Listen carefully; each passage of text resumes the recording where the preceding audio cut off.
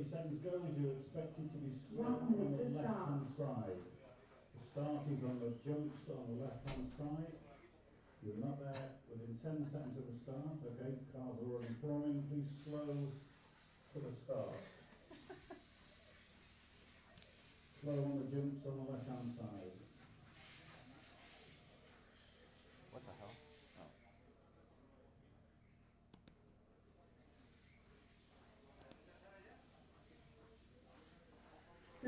Welcome, race fans, once again to Valladolid, Spain, in the heart of Castilla y León.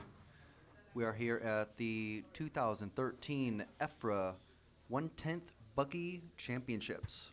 Today is the start of qualifying for the two-wheel drive class. We've got about 100 racers here from all across Europe, from Portugal, Great Britain, all the way over to Russia. And we're just starting Group 9, which is the fourth, we're going to see the last four of Control Practice 1, the last four groups of the first round of Control Practice, which doesn't actually count for anything, except for the fact that these guys had 7 practice runs yesterday, 7 goes to get used to the track and learn it. And they've all been reseeded and resorted last night, and now they're all running maybe with slightly different people today. So this is Control Practice 1, Control Practice 2. After Control Practice 2, the drivers will be resorted again into their qualifying heats, and they will run with those same qualifiers for 5 rounds, and that will determine who will be top qualifier and the top 10 for the A final, or the A final. So let's see, who have we got in Group 9? Now again, these are the number roughly 30th fastest to 40th fastest drivers. We've got Joaquim from Norway, Josep from Spain, Luca from Germany, Jorg Kutzinger from Austria, David Bustos from Spain, Sebastian Muir from France, Gareth Stanton from Great Britain, Fouad Elward from France, and Ben Jemison from Great Britain. And the fastest time that we've seen so far from these guys is 28.6. And this is the first round that we're going to start seeing several 28-second laps. And the way these guys are being sorted for qualifying is the fastest 2 lap times that they do. So it's not based on the total number of laps that they do and the times that they do. I kind of misunderstood that yesterday, so it's been explained to us that it is the fastest 2 lap times that count. And like I said, this round of qualifying doesn't really count for much, except to maybe drive with the same level of driver that they're going to be probably paired with during the qualifying rounds. So we've got 2 rounds of controlled practice.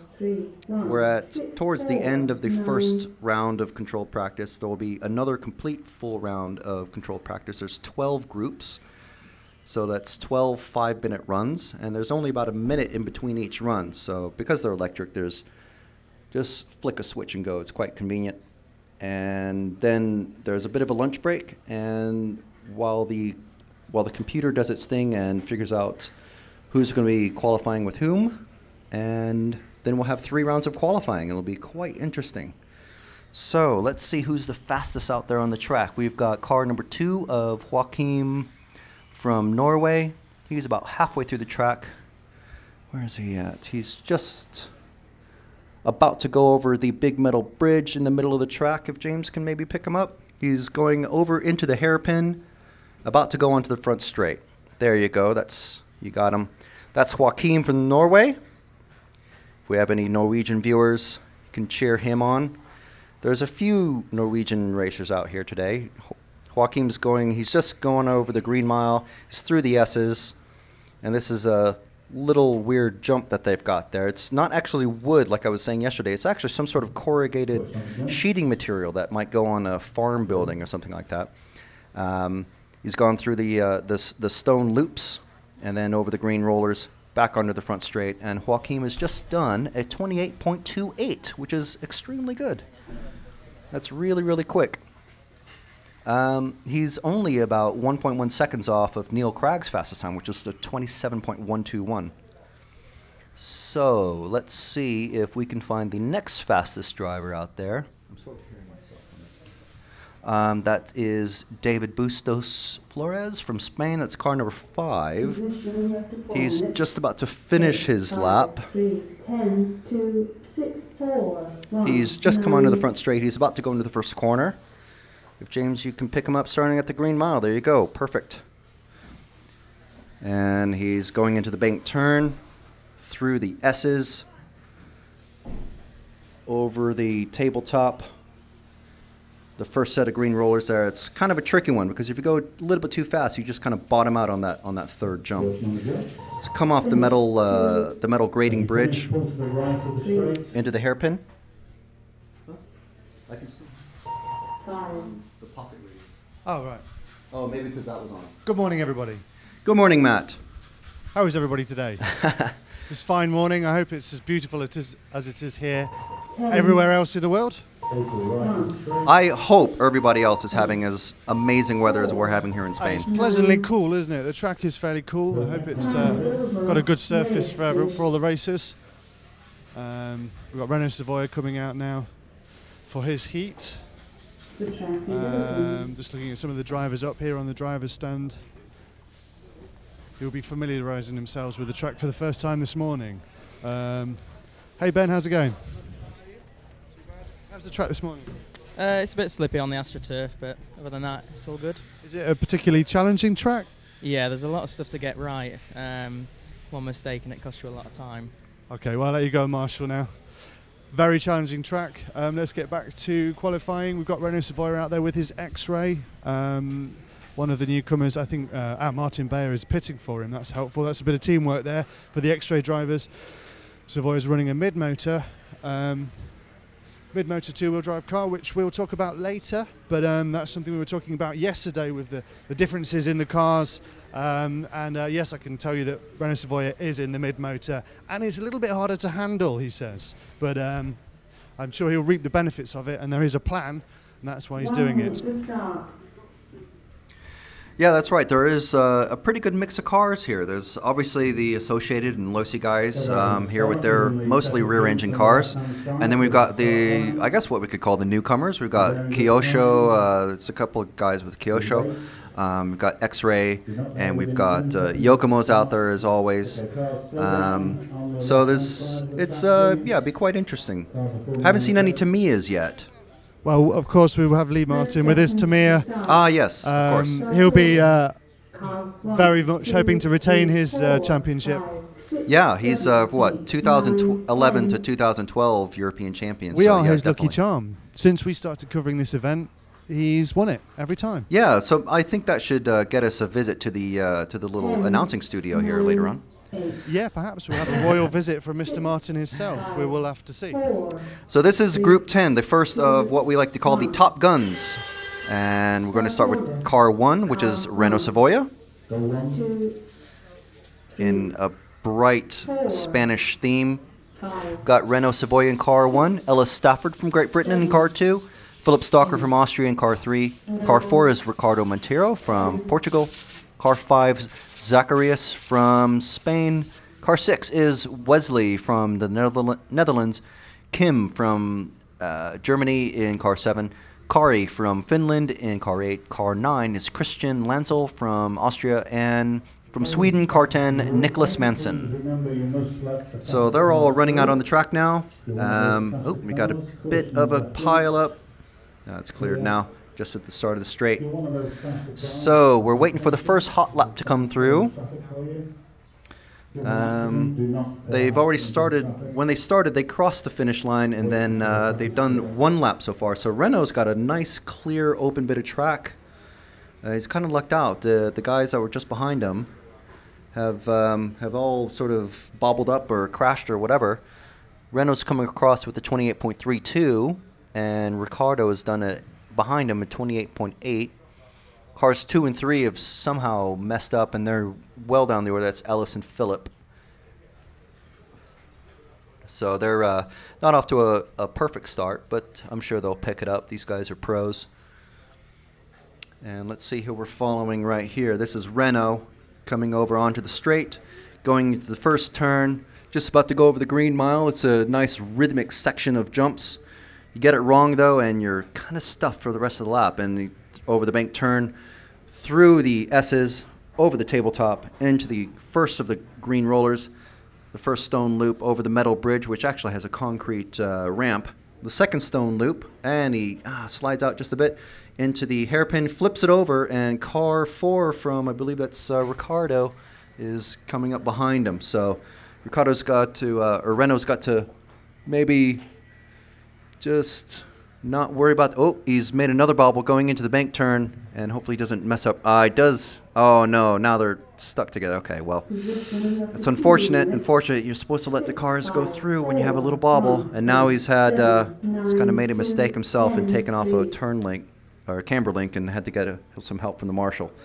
So let's see who is going to be fastest now. Right now it's Wesley from the Netherlands. He's got a 28.0, which is very fast for this group. And just behind him is Zacharias from Great Britain. Nope, sorry, he's moved down. As I was reading the line, it's Ellis from Great Britain, 28.3. And the reason why we're going on about the fastest laps is that the 2 fastest laps from these from the qualifying is what is most important about, or from the controlled practice is what's most important about getting your seating in the qualifiers. So let's see. We've got Gerd from Durango just in front of us. One of our show sponsors this weekend. And they're all running Proline tires, who also happen to be Proline rear tires, I should say, who also happen to be one of our show sponsors. And of course, we're powered by Durango. If you want to see the live timing as you're watching this, and welcome to all of you who are watching. There's plenty of you out there. Thank you very much. We are on. Well, I've got a screen open here for the live timing results. It's myrcm.ch. And I believe we are the only event that's happening right now. So you can just go to myrcm.ch, click through onto the events, find the live timing, and if you click under rankings list, click the practice link, and that will tell you who's got the best 2 lap times at the moment. And right now, I believe Neil Cragg is at the top of the heap after 7 rounds of open practice yesterday. So this is the first of 2 rounds of control practice. This round doesn't really count for a whole lot. It's more about yesterday's 7 rounds of practice. Got everybody used to the track. Of course, the locals have a little bit extra knowledge, but you know that's to be expected. They've had 7 rounds of running, and they've been resorted and reseeded last night, and now they're all running with a different group of guys. Based on their times, and now, well, the second round of controlled practice is what's going to count towards where they start in their qualifying heats. And there are 5 heats of qualifying. There's 3 heats today after a lunch break. We're going to finish up the first round of controlled practice in about 10 or 12 minutes, and then we're going to have another round of control practice and a bit of a lunch break, and we'll go into 3 rounds of qualifying with 2 more rounds tomorrow. So after that round, we've got Zacharias with a 27.42, amazingly fast time. We've got Ellis with a 27.8, Wesley, Kim from Germany, Nicholas from Sweden, Ricardo from Portugal, Renault Savoia finished 7th overall, it looks like, 28.372 is his fastest lap. Kari from Finland, Christian Lanzo from Austria, and Philip Stocker from Austria, rounding out the top, that last group. The next 2 groups Well, the next group is going to be the even faster guys, and then the final group will be including people like Lee Martin, Neil Cragg, and lots of current and former European champions in this class. So, just waiting for the live timing screen to refresh. It's taken a little bit. The Wi-Fi, I'm sure, is pretty packed up. Let's see here. If you're late, 10 seconds before the race starts, you will of course start from the back. Hopefully everybody can hear me okay. 1.5 minutes yet. I assume Matt is wandering around. Hopefully he hasn't been trying to talk this whole time. If anybody has any questions, feel free to pop them onto the YouTube channel, and we'll answer you guys as quickly as we can. If you want to know about a particular racer that you know has made the trip out here to Valladolid, Spain, we'll be happy to do our best to let you know. Okay, slow on the left-hand side of the track. Cars are forming for the start. All right, so Group 11, we have got former European champion Hupo Honigel from Austria, Darren Bloomfield from Great Britain, Paul Bradby from Great Britain, Antoine Rossetti from France, Christophe from Sweden, Carlos Pineda from Spain, John Spencer from Great Britain, Yanni Hovey from Finland, Stefan Pfeifhofer from Austria, and Martin Bayer from the Czech Republic.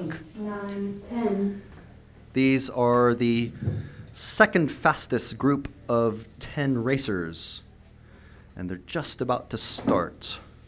10, 9, 8, 7, So we see Alfonso, I believe he's the president of the club. He's certainly the main man that we've been talking to this week so far.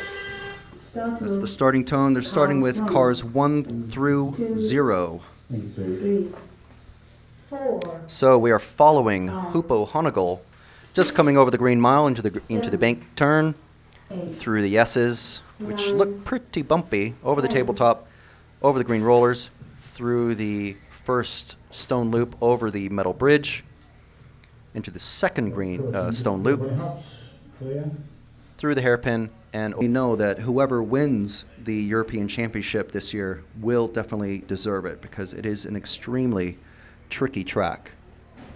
So let's see who's still out in first. Is Hupo. He's got a 27.250. Darren has moved into a solid second with 27.871. Carlos from Spain is 28.0. Christoph Svensson from Sweden, 28.571. Now, it's a bit tricky for us here in the commentary box, because the actual race software is sorting everybody by the laps and lap time, lap and overall time that they're doing, but the qualifying is being sorted by the best, the 2 fastest lap times that they're doing. So apologies if I have to change who's doing what at any particular time. So let's see who we're following here. Just coming over the rollers, that's car 5. That is Christopher from Sweden. At the moment, he's in 4th place, so he's actually improved a bit on his starting position, which is always what you want to do. And we have a group of school children out here with extremely bright shirts out in the bleachers. So, wow, that's not. Hopefully, that's not distracting at all. Going over the rollers for the drivers. I wouldn't want to have a yellow car jumping over those rollers. So we've got Hupo, Darren, Carlos, Stefan, Christopher, Paul Bradby, Yanni from Finland, Antoine Rossetti from France, Martin Bayer, and John Spencer in order. They've got about 40 seconds left in this qualifying run. Oops, someone's just tanked it. And there you can see a nice wide view of the track. It's really, it's quite a nice track, I think. And like I said, extremely tricky. We've had excellent weather so far. We had a bit of a rain shower yesterday, nice fat drops of rain. Everybody had to rush to get their electronics off the track. But luckily it was after the controlled practice was done, and we're hoping that the qualifying will not be affected by any rain showers. So we're just finishing up. If you finish, you still going round, stay offline. Pupo has, I believe he's already come through, so he's got yet another lap to do. His fastest lap, well, he didn't improve on that 27.2. Darren moved up. He stays in second, 27.63. 27.91 for Carlos. Paul Bradbury does a 27.89. So the next group of drivers to come out will be the fastest 10 guys that we've got here so far this week. We've got about 100 guys in two-wheel drive, and they have been split into 12 groups. Those 12 groups ran 7 times yesterday, and they're running twice more today in controlled practice. Yesterday was free practice.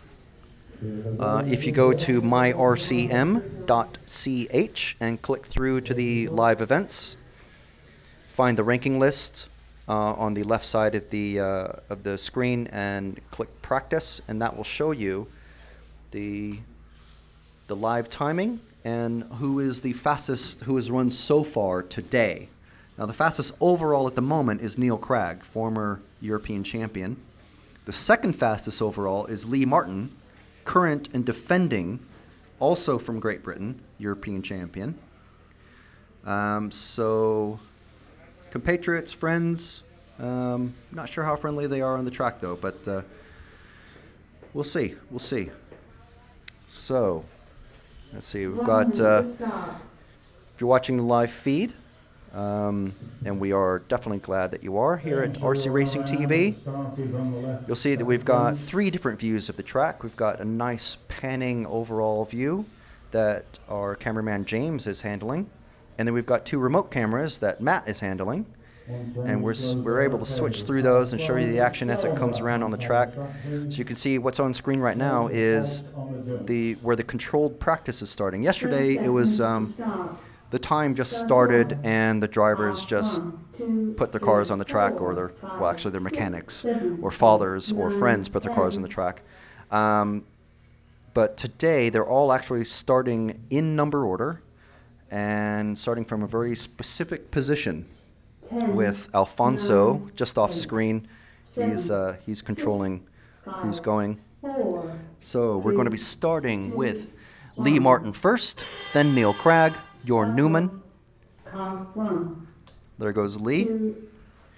Neil Cragg not far behind. Jorn just behind him now. That's Tom. David Ronefalk. Renee from France. Austria. Martin Creel from Austria. Car 8 is Oliver Schultz. Patrick Hoffer from Switzerland, and Miguel Matias from Portugal. So let's see who we are following. These are the lead British drivers. That is Lee out in front. Sorry, Neil out in front. Lee following. Jorn Newman not far behind them. Let's see, that is car number 1 bouncing himself over the. Oh, yeah, had a flip. So that lets Neil get past. Lee is actually ranked after the free practice. He's ranked first, so he's got the car number 1 on his car. Neil is ahead of him on the track now, but he's car number 2. Of course, if you have a bit of a bobble, you're not meant to pull out in front of anybody. That happened to Renault Savoia in the last two qualifying heats ago, and he had a turnbuckle link pop off his car, and he lost a bunch of time. So he started out as car 1. He finished, I believe, in 6th or 7th place, which is not great for the confidence, but I'm sure he can pull through. He's a pretty confident guy. So we've got the 2 Brits out into the bank corners, coming through the S's. Of course, as we were told yesterday by Carlos, this round actually doesn't count for anything in the standings. It's the second round of controlled practice, which determines your seating in the finals. Neil has a bit of a bobble going into the turn, into the hairpin, and that lets Lee get a couple of car lengths closer to him. Going over the green mile, a big section of rhythm jumps. Bit of a bobble again from Neil in the S's. And these guys are probably going to put on a nice little display for us. So, if you can pick them up at the hairpin, James, the second green roller at just coming onto the start of the straight. There you go. Just widen out a bit. Yeah, just keep them both in shot, and there they go over the green mile, into the bank corners, through the S's. And of course, neither want to give up anything on the other, because this is all for top qualifier, or well, top place in the qualifiers. Yeah, yeah.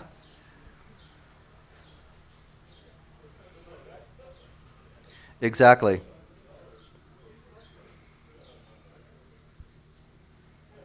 No, definitely not. But you know, they're racers. They don't want to give an inch.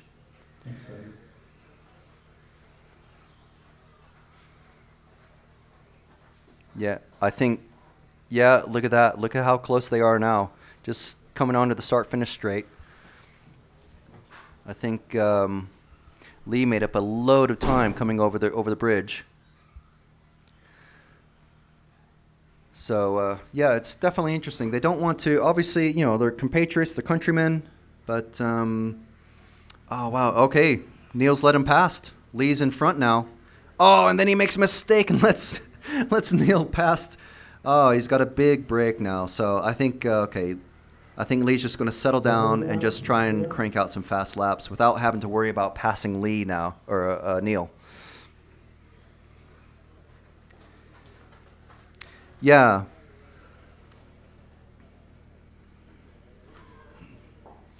Yeah, I think this is because they're so close together, especially, you know, these guys at the top. You know, these are the top 10 fastest guys out of 100 or so racers that are here. We can definitely get a good look. And if it's giving one of these guys trouble, it's going to give everybody trouble, really. You know, any particular section of the track.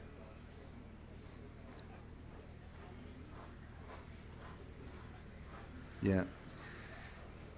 I've just noticed Lee making another gigantic mistake going over the green mile. He ended up, he started his crash about halfway through the green set of rollers that on the far end of the track, and then he ended up upside down in the bank corner.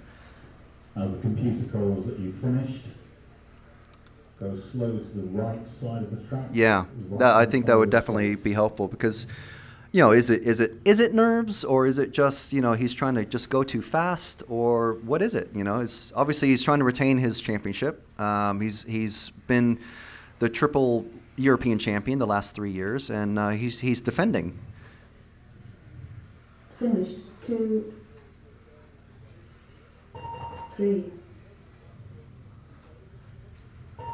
7, 9, 1, 5. That is true, yeah. Yeah, they finished their lap. They finished their time. Lee actually did finish on top on the, well, yeah, he finished on top 27.074, which is the new fastest lap time. So he did manage to crank in some good laps in there. Are you able to get a word with him?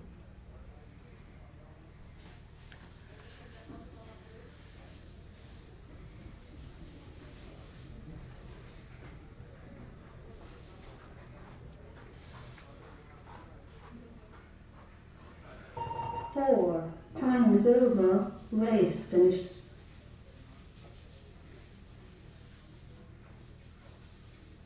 The track is open.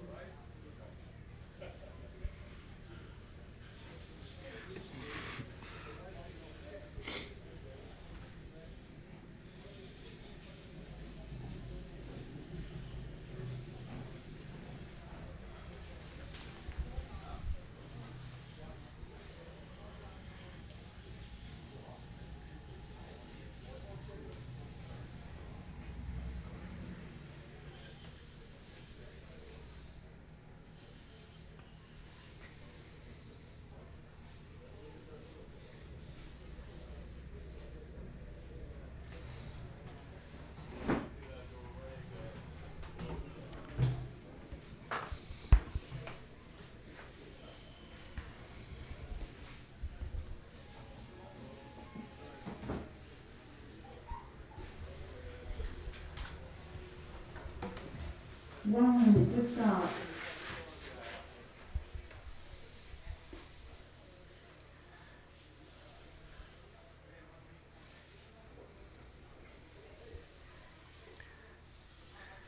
Yeah, yeah, it was interesting to see them, pretty much racing each other. But in the end, Lee realized, well, okay, I'll make a mistake, but I'll come back and set the fastest lap time of the entire week so far. And just loading up the live timing on myrcm.ch, Lee does have the fastest lap time. He knocked down Neil Cragg, who I noticed, he checked out the timing screen in the pit area below me, literally just almost within touching distance, and a little bit of a wry smile as he saw that Lee had pipped him for the... Daniel from Sweden, Jonathan and Oscar from Spain, Joel from Spain, and Francisco and Arturo also from Spain, Pedro from Spain, and Manolis from Greece. Hey, there's our friend Manolis. Yes. So Matt's going to turn his mic on and then reply. But yeah, our friend, perennial RCTV favorite Manolis. I'm sure Matt will be happy to catch up with him and see how his car's coming along. Hello. Hello. Hello. Hi. Hi, yes. Yeah. People can't hear me. No, who can't hear you? I can hear you just fine. But other people can't hear me, so that's making me sad. So I'm going to try and fix that now. Okay. Matt's going to try and work some magic with the magic black boxes that are arrayed on the desk in front of him. While I tell you how Manolis is going on in this race. Now, we just saw Lee Martin do a 27.074. That's the time that everybody's going to be shooting for in this round, which is the second round of controlled practice. Yesterday, there were 7 rounds of free practice. And 27.074, that's really, really fast. That's a full, well, it's almost a full second faster than Neil's fastest lap time from yesterday, which was 27.1 something. Of course, it's not on the screen anymore because it's been wiped out by Lee's time. So I'm sure they'll be back in their pits having a bit of a conversation when this race is done. Oh, of course, the fastest guys out there are turn marshaling right now as we watch these guys come along. Let's see who we're following here coming over the tabletop. This is car number 2 of Joel from Spain. He's recently done a 33.134. His fastest lap time so far has been a 31.0. He's coming over the rollers at the start of the straight, and let's see who we're going to pick up. Let's try and find car number 6. It's Oscar from Spain. He's probably this big bunch of guys that's coming over the bridge through the hairpin. Can't quite see the numbers on the first car. Yep, coming down the straight into the first turn, just about to start the green mile, as we call it, the long rolling set of jumps. And Oscar's coming through the S's. Have we picked him up? Is that the pink car? Yes. Over the roller, through the first stone loop, up the concrete ramp, over the metal bridge, down the metal bridge, through the second stone loop, through the hairpin. He's coming up on someone slower. That's Manolis, car 9, doing a wheelie down the straight. Amazing. He's got plenty of power in that car, obviously. But I don't know. A wheelie down the straight, not the fastest way to get around the track. So we've got Oscar from Spain out in front in this qualifying. Not qualifying. Controlled practice. Going through the second stone loop, through the hairpin, over the rollers in front of the very brightly lit crowd. How does this sound? Oh my goodness. Very loud to you, I guess? Oh geez. It's fine for me. Okay, so we had nothing for a while, and then we had too much, and now hopefully we'll have just enough. Yeah, it's too hot, too cold, and yeah. Baby Bear's bowl of porridge. I just need to mention that the stream is dropping out every now and again. we're going to sort that out. And stick with us. If the buffering happens for a long time, what you can do is pause your player within YouTube or whatever site it's embedded in, and then press play again, and you'll catch up right up to date again. So try that. Sorry if it's frustrating, but we have the limitations of the internet upload we have here, so we're working with that. But fairly smooth other than that. Good opportunity to thank Proline. We're here because of the Durango DEX 210, and we're powered by Dual Sky. Thank you to EFRA.ws. You can also check us out on rcracing.tv. We're on Facebook. You can't like us, but you can join us. Awesome. I've joined. Have you? I have joined, yes. Excellent. Have all of you listening and watching joined? I'm sure they have. Get over there. Now we heard you, Matt. Thanks, Roy. Yes, little loud. Still a little loud? Sorry about that. It's nice to have that instant feedback, isn't it? X-Ray B9 UK. We can't lip read. We can't lip read. Well, I was talking to Lee Martin, obviously, and that was a shame that you couldn't hear what he was saying. He was basically just saying, it's tough. He's not, well, you can confirm this, Frank.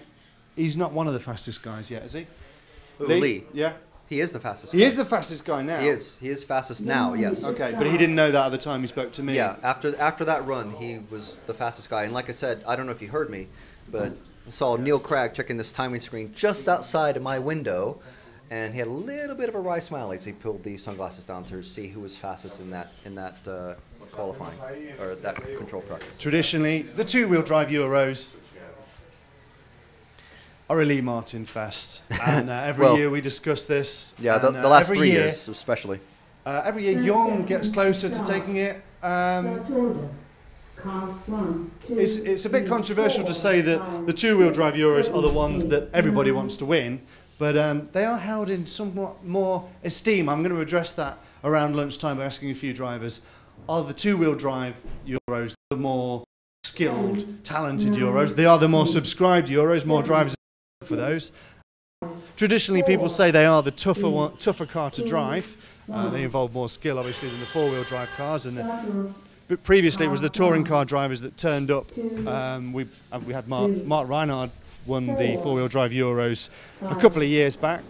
But now, obviously, we're swamped with Nitro 1/8 buggy drivers. So anything could happen. Perhaps David Ronnefeldt could do the hat trick. Maybe he could do the double.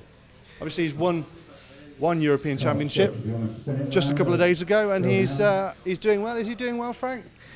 Yeah, Ronnefeldt he's not at the top. Let me see. Well, no, he's 18th fastest at the moment.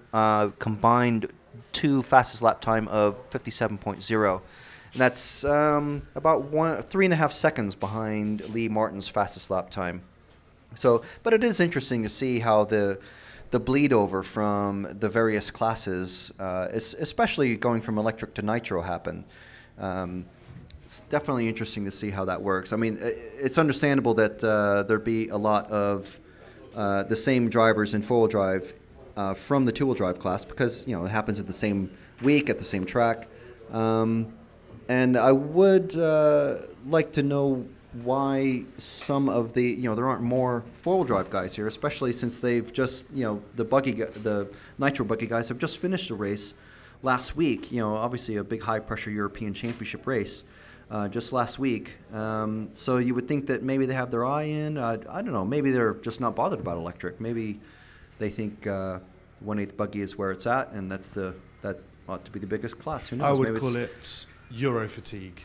It could be. I mean, 2 weeks in a row. You know, three championships in 2 weeks. I was feeling it. I'll be honest. I was feeling a little bit of Euro fatigue this time yesterday, but now I'm just feeling Euro excitement, Euro intrepidation and joy. But always the two-wheel drive Euros. I don't know why, but it seems that the two-wheel drive Euros run first, and then the four-wheel drive Euros. So I think what's going to happen is two-wheel drive Euros will happen, and then we'll wave off into the distance a handful of drivers who aren't going to be sticking around for the second event. Yeah, we were told yesterday there's close to 100 drivers in the two-wheel drive category and about 90 in the four-wheel drive.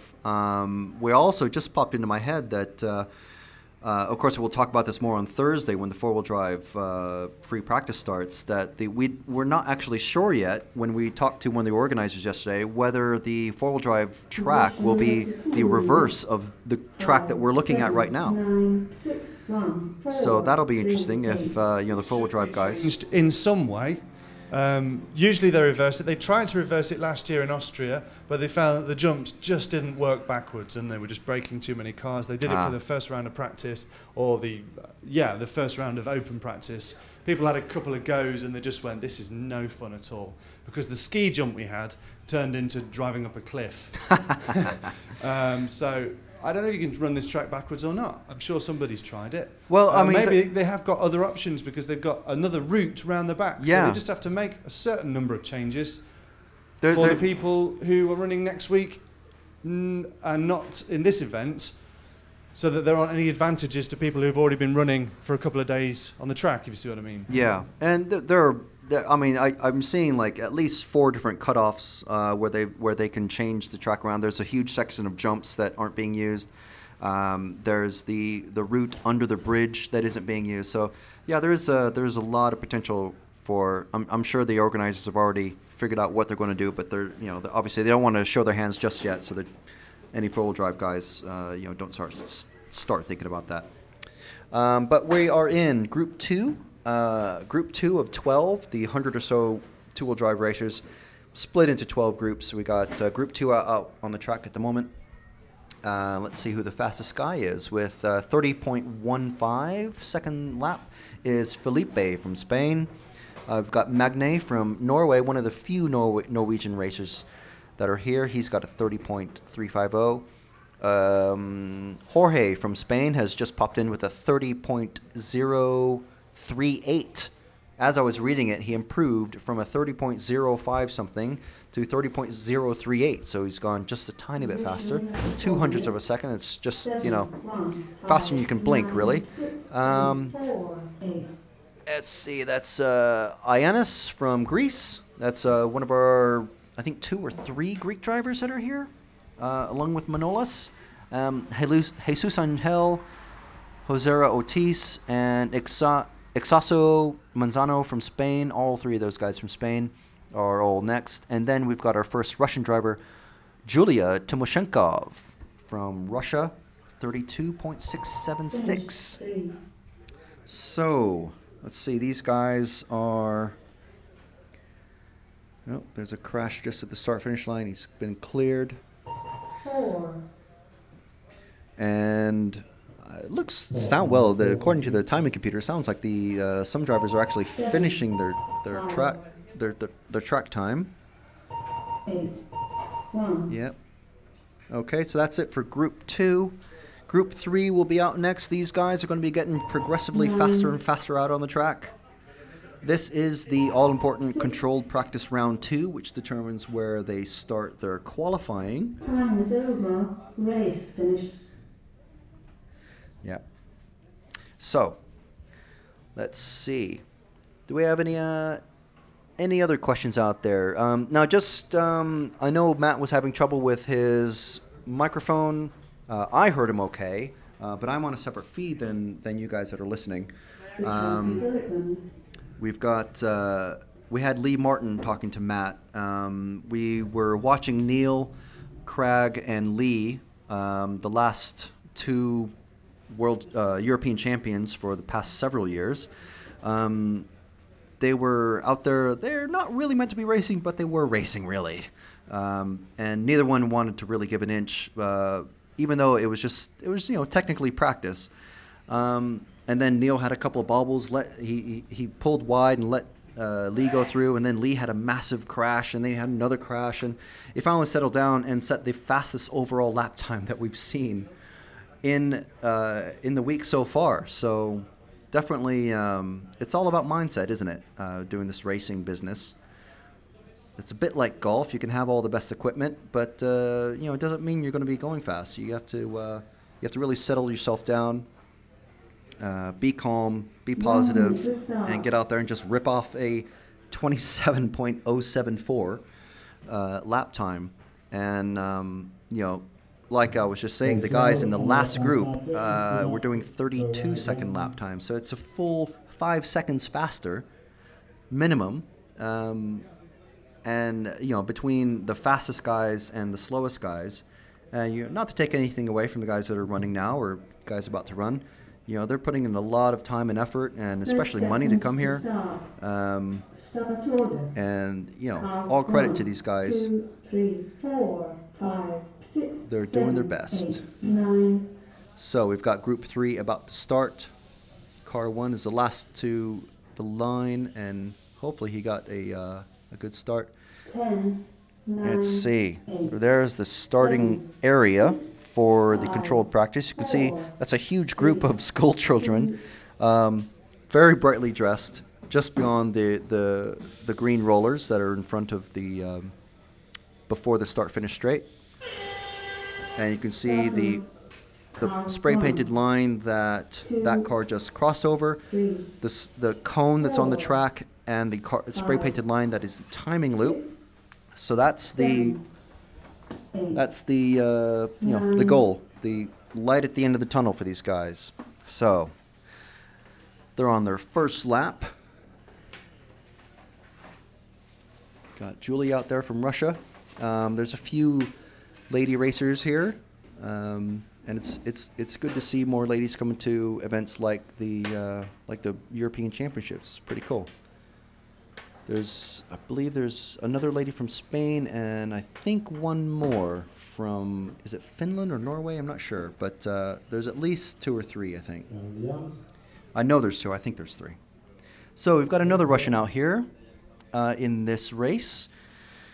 Roman Larkin from Russia, and he's popped in already with a 30.2, which is a pretty good time.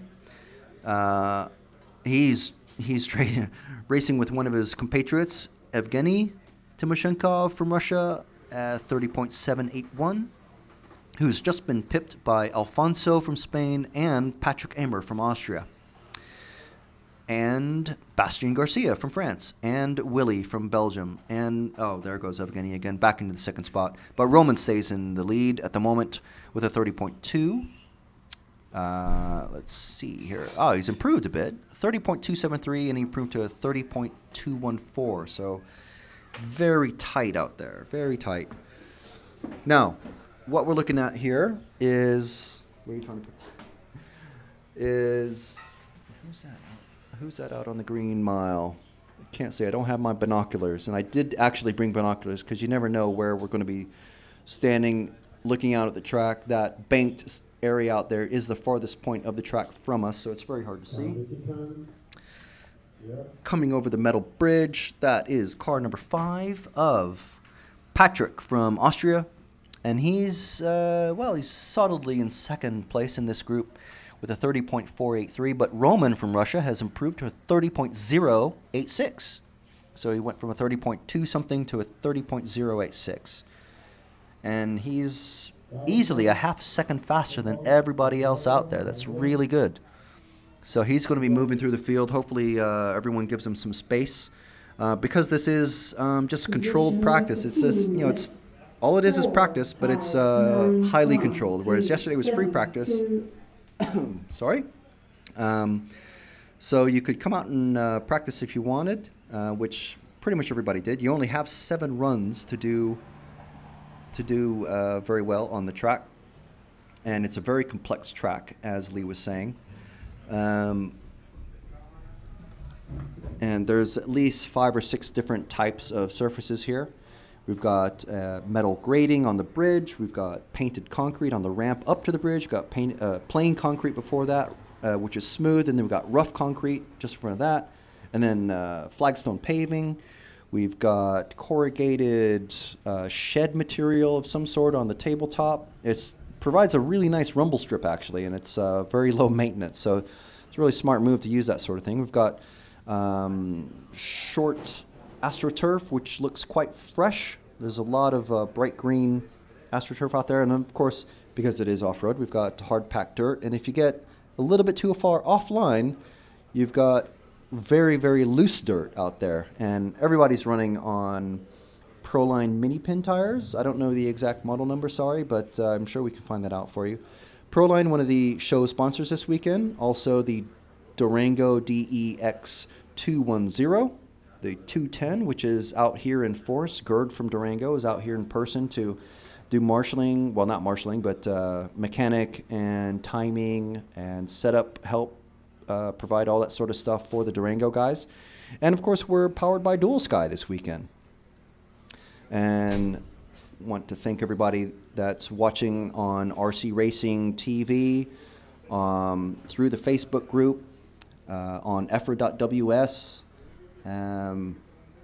Anyone who's following us on Twitter, it's at RC Racing TV. 4, 5, 9, 1, And 3, let's see 7, who we've got 2, here. This is car number 3 of Alfonso from Spain. I'm not sure if he's one of the locals or not. We did have some people asking before about some of the technical, what car choices some of the drivers are using, whether it's rear engine or mid-engine. I can tell you, we do have some of the proper local club guys pitting in the room next to us, and they're all running rear-engine cars. So I think maybe there's something there. 4, But then, of course, the pro guys might show up and all win with mid-engine. You never know. This is that's what the championships are for. They're all for running the latest, newest, hottest stuff. 3, So Roman has stayed in front. He's popped in. Oh, wow. Group 3 with a 29-second lap time. So Roman's done a 29.4. We've got Patrick with a 30.187. Alfonso with a 30.5. Evgeny with a 30.7. Kai from Sweden with a 30.1. 30.5 and a 30.4 for Bastian and Willie. And Aguirre unfortunately didn't run. So we need to find out what's happening with, I'm sure it's one of our Greek friends. He's out there. Well, he's not out there. We just need to find out what's happening with him. I do see an X6 out there. I think that's the first one I've seen. And we've got Group 4 just about to go on track. And like I was saying before, these guys are going to be getting progressively faster and faster as the controlled practice goes on. This is controlled practice 2. We finished the first round of controlled practice about 20 minutes ago. Yesterday there were 7 rounds of free practice. And before that, some of the guys, such as Lee Martin and probably Neil Cragg and but all the proper pro guys, they were out here for the warm-up race. And things have been quite improved from the warm-up race. One of the EFRA representatives was telling us yesterday that 1 minute to start. there was very long AstroTurf. Some of the jumps many of the jumps were reprofiled. They brought in a lot of extra dirt, got a digger in here and dug up the track a bit and made a lot of improvements, and the drivers really seem to like it. And it's a very complex track. It's a very tricky track. I know that, from my days of running off-road, this is worlds beyond what I used to run on, which was just muddy, claggy, nasty dirt. But it is good to see that the European tracks haven't succumbed to what some of the American tracks have, which is what they used to do anyway, which is just very high bite blue groove dirt.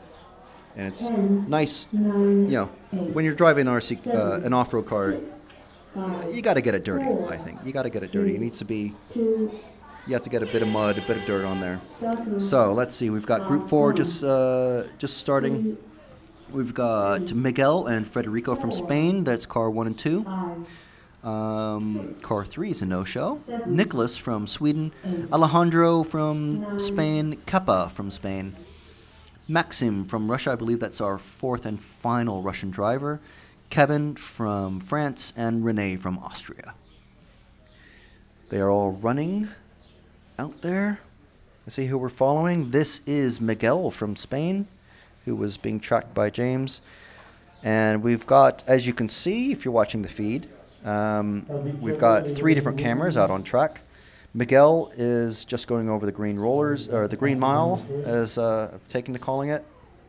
I don't know if that's going to stick, if the locals are actually going to call it that, but I mean, look at it. It's a really long, just series of jumps, all covered in green astroturf. It's what else are you going to call it?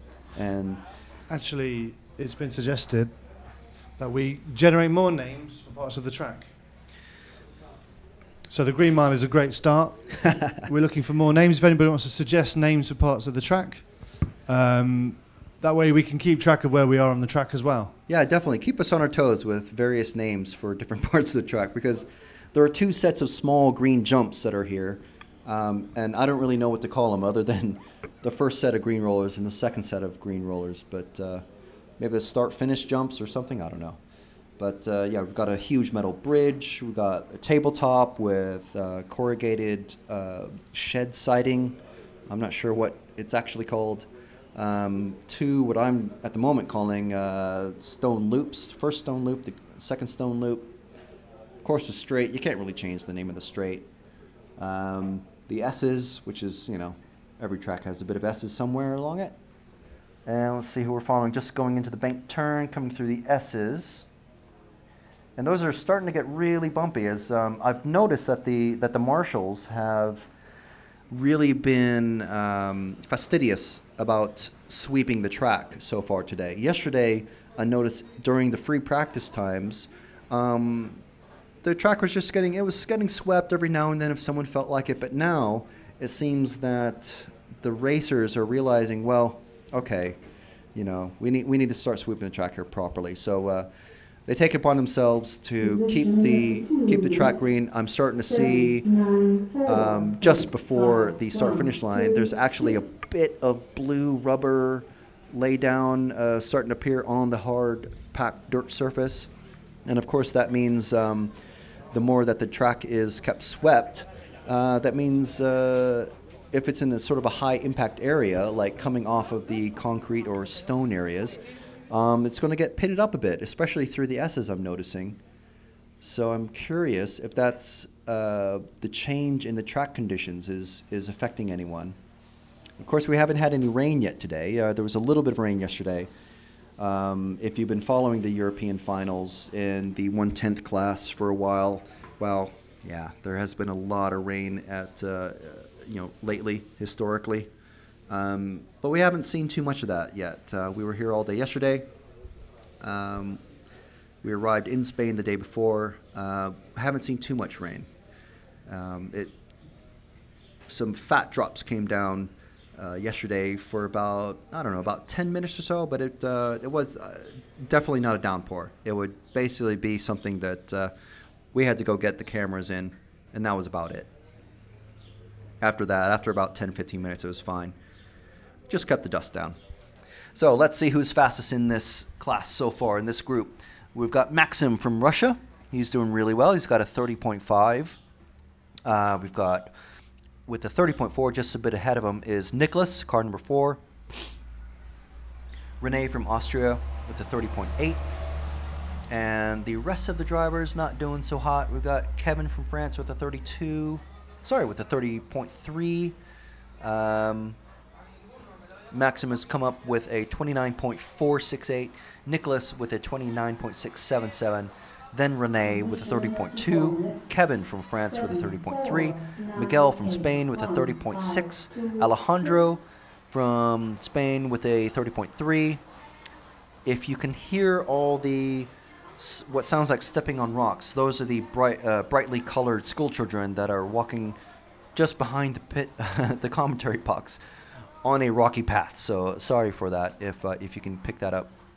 But we've got Federico and Kepa, both from Spain, have seemed to have dropped off. They pulled off the track. Kepa pulled off quite early. They both have quite high lap times, so hopefully they can make it to the qualifying. I'm sure they will. Well, let's see here. Nicholas is just finished. Miguel's from Spain started in car 1, which meant in this group he was the fastest, but after this actual run, he's finished in 6th place.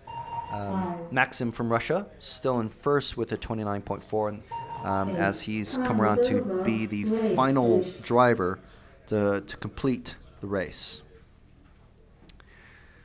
All right, so that was Group 4. Group 5 is starting in 2 minutes. I gotta love these computerized timing screens. They're absolutely fantastic because you just get loads of information. You know exactly when your time is going to start down to the minute, and you can. It's quite a lot different from ye olde days of racing for myself, when you just didn't really know when to start your battery pack charging. You just kind of charged it and just left it and hoped that it would finish charging by the end. And just gonna have a little bit of refreshment. Ooh, nice big bounce on the start finish jumps.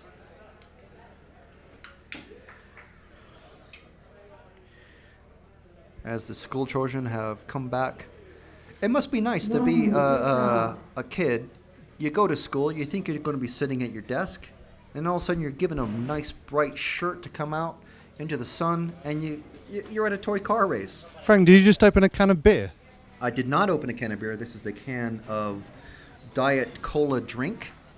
I'm not sure if we're allowed to say brand names. It sounded like it's a bit early for that, isn't it? It definitely is. It definitely is. I think at the end of the day, definitely, I think we will have earned an adult beverage of some sort. Yeah, like a sherry, or perhaps a shandy.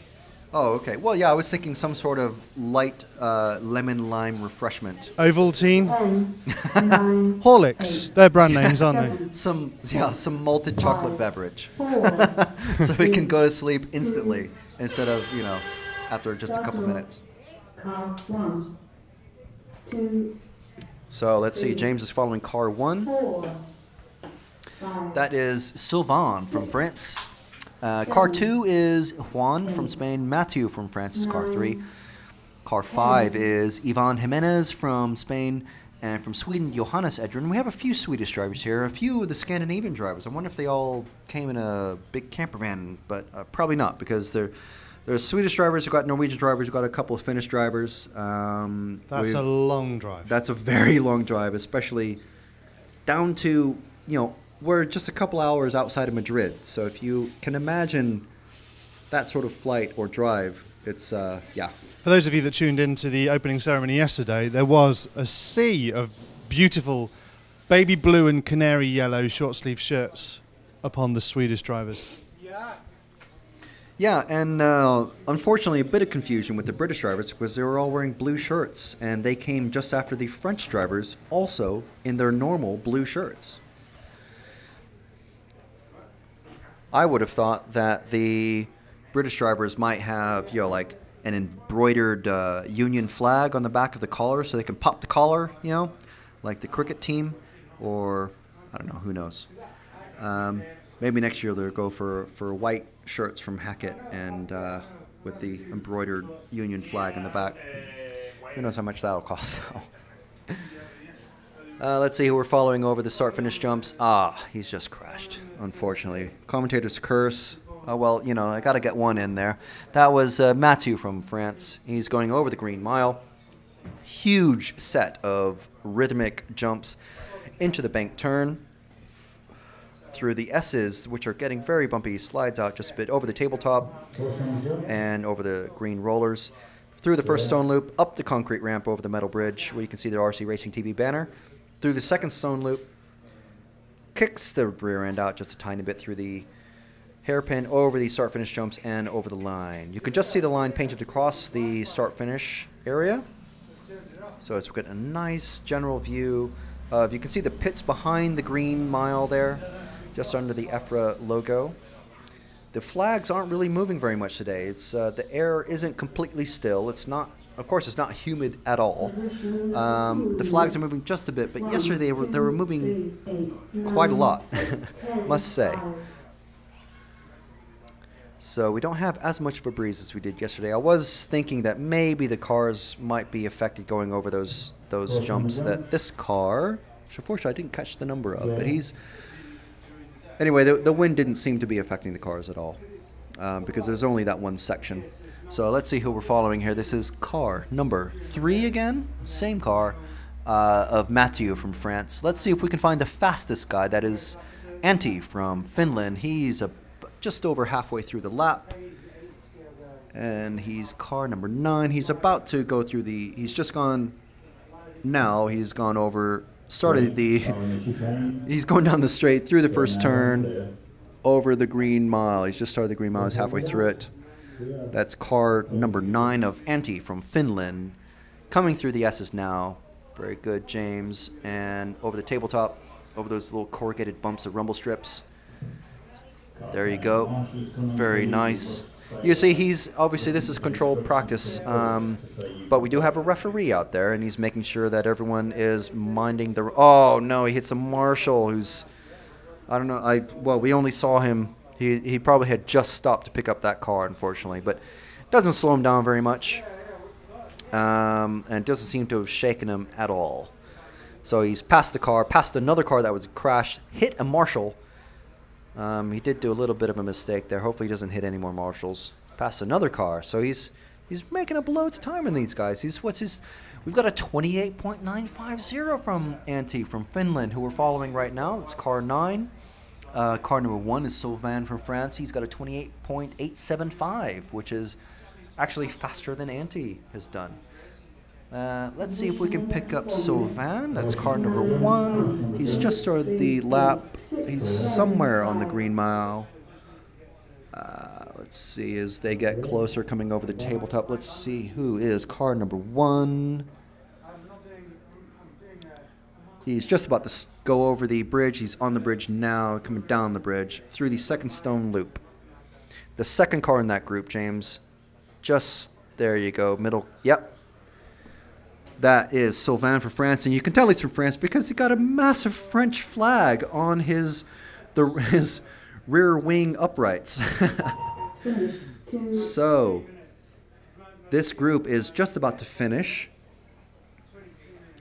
as Sylvain is coming through the first stone loop, up the concrete ramp over the metal bridge. That's a metal mesh bridge, which has got to be so tricky to drive on. I can't imagine driving on this track. Over the start-finish jumps and across the line. Bit of a wheelie, finishing in style. And let's see, he did end up with the fastest lap time, 28.875. Antti with a 28.950. Juan with a 29.0. Mathieu from France with a 29.6. Sven from Austria with a 29.5. Johannes from Sweden with a 29.13. Brian Preddy, and I missed the last driver. So that was Group 5. Group 6 is out in less than 2 minutes. And this is Alejandro from Spain, Paco from France, Luis Fernandez from Spain, Felix from Spain, Mark Baumler from Switzerland, Sammy from Finland, Nicholas Roos from Norway, Clemente from Spain, and Ludovic from France.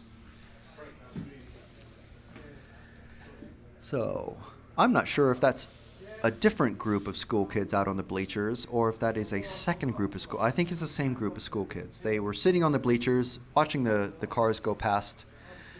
And we see, well, I can see Alfonso, the head man of the club, talking to the school kids. And basically, just a bit of history about the club. It's actually quite cool. The local province of Valladolid, the local council has given them the land, has given the club all this land for flying planes, flying helicopters. They have tether plane, they have a circular tether plane area, and of course the RC off-road track. And the club started back in the early 80s with a sort of a school outreach program. And there's a picture here that I'm looking at right now. There's 6 kids and the president of the club back in the early 80s teaching kids about RC cars, about how to be mechanics. And I can tell you, after being at many of these sorts of races, there's all sorts of things you can learn from RC cars. Obviously, if you're a regular RC car racer, there's sportsmanship, mechanics. Obviously, there's hand-eye coordination and how to tune a car and that sort of thing. But You learn, more important things. So it's quite cool that Alfonso is talking to the school kids, telling them how I presume he's telling about how the race is working, what it takes to be an RC car driver, and just showing these kids what, they might think, oh, yeah, toy car, yeah, I've seen these things in movies or TV shows, and they're just a bit of fun. They always got run over by a car, but, here you go. Here's something a bit more serious. This is a European Championships. So, let's see. We've got, everybody's out on their first hot lap. We've already got car number 2 getting past car number 1. Car number 1 of Alejandro got a bit squirrely in the bank turn and let car number 2 get past. Car number 2, that is Paco from France. Paco's come in with the first of the fastest lap times. Quickly pipped by car number 4, Felix, with the 29.4. Then we've got Nicholas from Norway with 29.7. And of course, these guys will just get faster and faster as the practice times go on. So this is group 6. We've got 12 groups. So we're just about halfway through. We saw our first 28-second lap time, I believe, 2 groups ago. In the last group, I think we saw 2 28-second lap times, and I'm sure we'll start to see maybe 2 or even 3 or 4 28-second lap times in this group. So while we're waiting for the first laps to get settled down, these drivers just to get their eye in on the track and get used to the traction conditions and everything, and stop crashing. You guys, number 1 and 2. Let's just take a moment to talk about our sponsors. Just mention them. We're on, of course, we're on RC Racing TV. You can find us on Facebook, got Twitter at RC Racing TV. We've got the website, rcracing.tv. We've got the website, the blog, constantly updated every day. All sorts of RC news.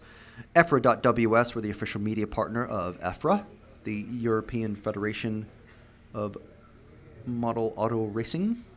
And this weekend we are brought to you by Proline, who have supplied the spec rear tire for this two-wheel drive European Championships.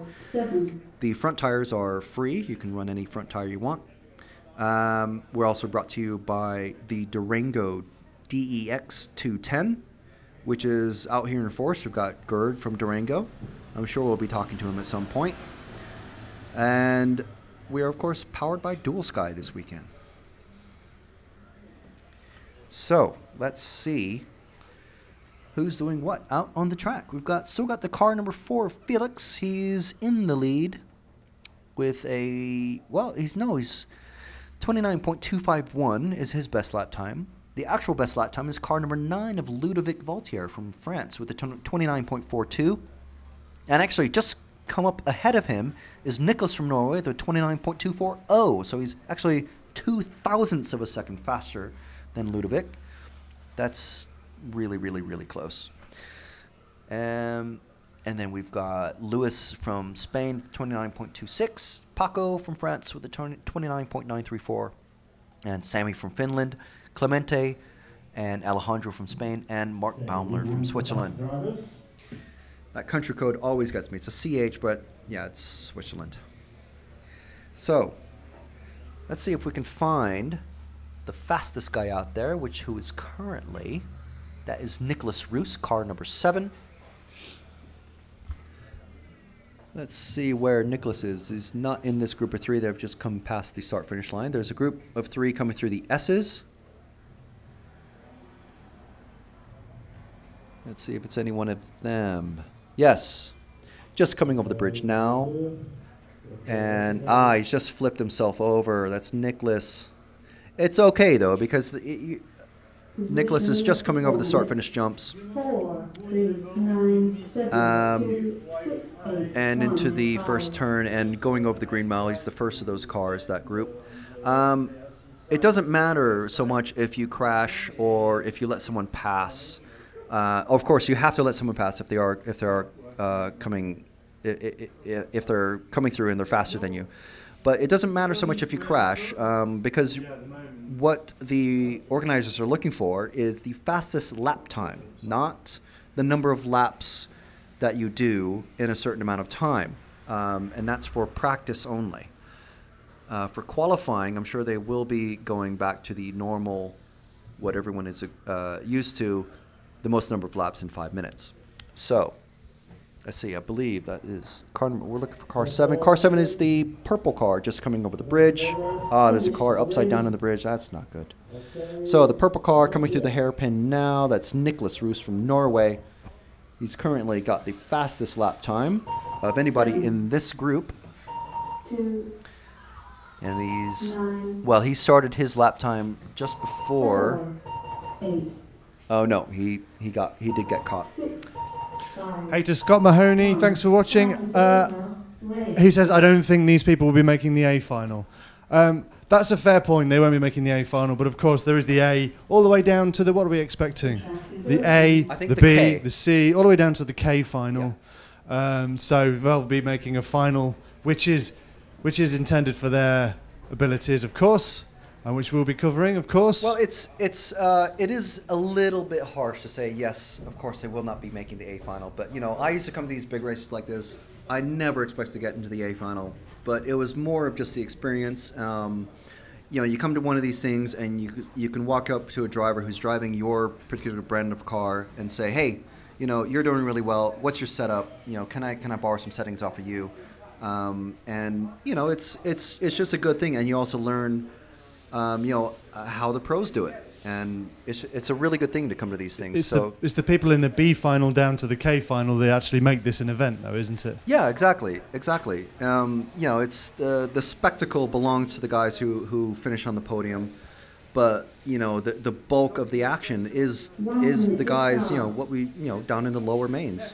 What's interesting, of course, is that this isn't Christmas tree finals. There is no bumping up. Over in the nitro sections, people can qualify very badly, and in theory they can make the final. They can make the main final. They can go all the way. They can drive all day. We've seen it happen many times. We've seen people qualify awfully, and we've seen them qualify and race from the 5:12 final all the way up to the main final.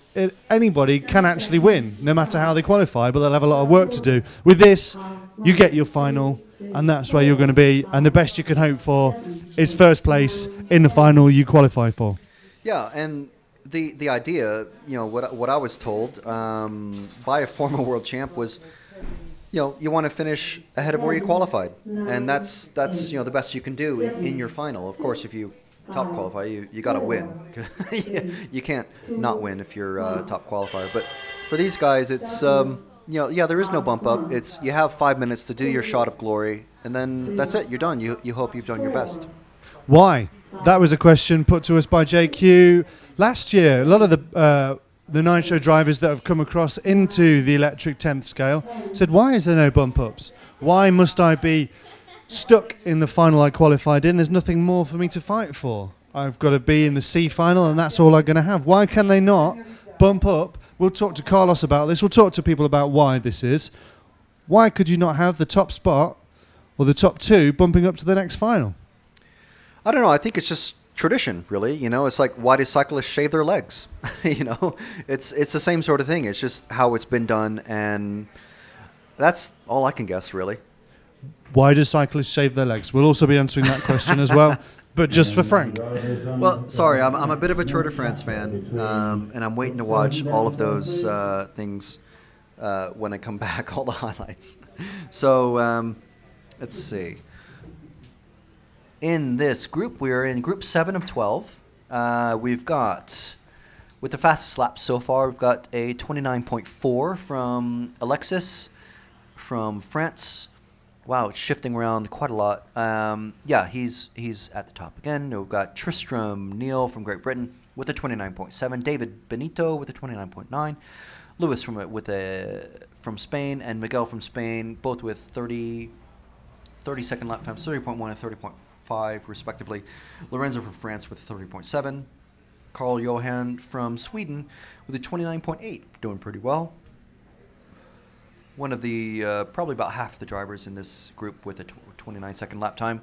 What they're shooting for, of course, is what Lee Martin has, which is a 27.074, which just this morning, earlier in the Control Practice 1, this is Control Practice 2 that you're watching right now.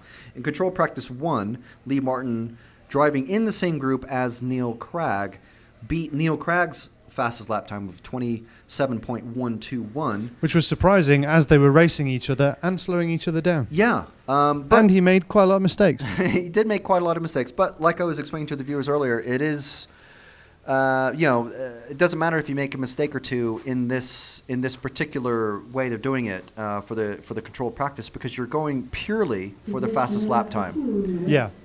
You're not worried about how many laps that you're doing in 5 minutes and how many over seconds. You're just going straight just for the fastest lap time, and that's it. So it's do or die.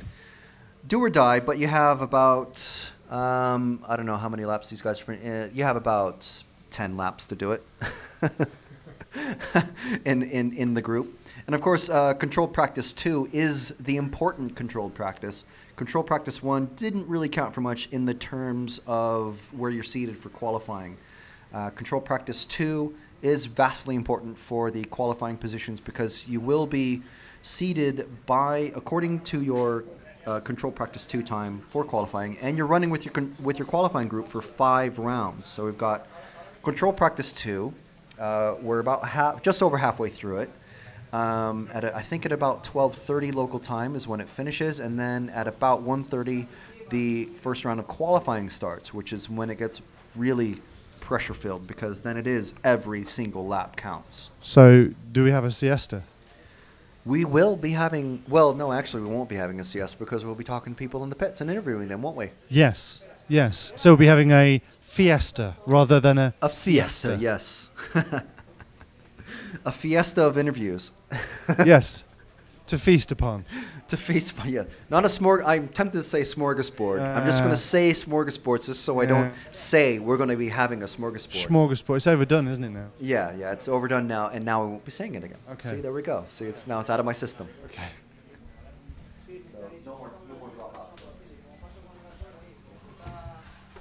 So, let's see who we are. If anybody has any comments, questions on the YouTube channel, please drop us a line, and we'll be happy to answer any questions you got. Yeah, and just a reminder, we do have the full live timing on myrcm.ch.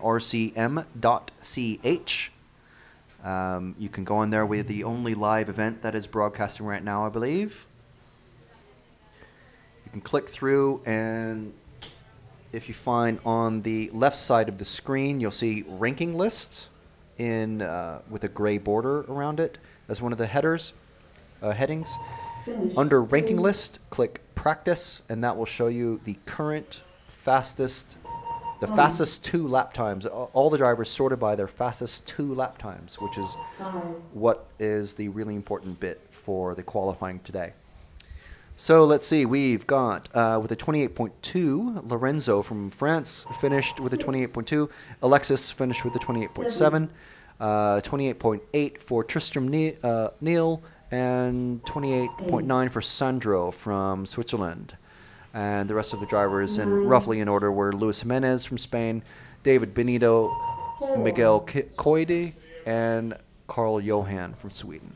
Hey to Kevin from RC Area. Thank you so much for embedding the feed. That means a lot to us. If you're a fan of RC Area, go and check out RC Area. You can watch our feed on RC Area now, as well as on YouTube, as well as on EFRA.ws, as well as on rcracing.tv. Thank you, Kevin, for being with us. Yeah, it's excellent to spread the word. Get more people watching live RC racing. Hopefully, they're doing their work. If you're at work or at school, hopefully you're doing that stuff as well while at least listening to us. It's good to hear. Are you checking that people are doing their work now, Frank? I just want to make sure that people are responsible while listening, while listening to us, and not only watching videos while at work. So this is, our coverage is so potent, it has a disclaimer similar to that of alcohol. Please consume our coverage responsibly.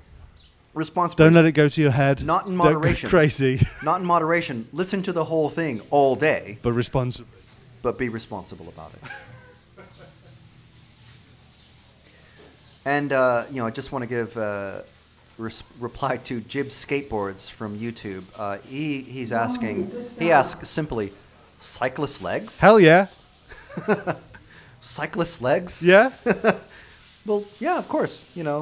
Well, I guess Cyclist legs. skateboarders don't shave their legs though.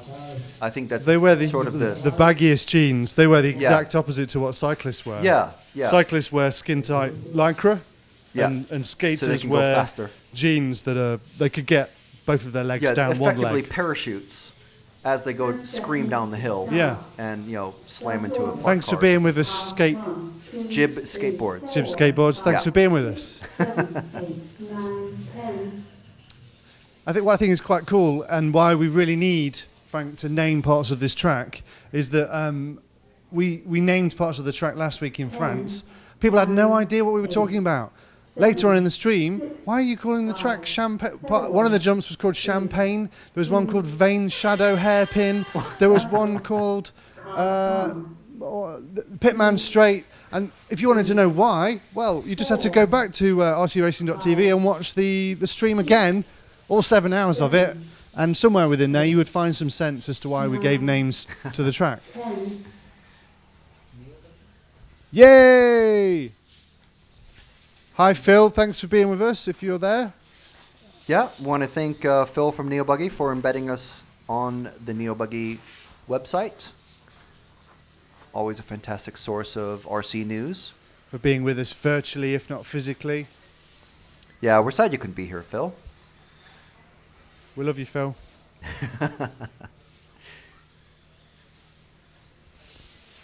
So let's see who's doing fast. We've got the first hot laps coming through in Group 8.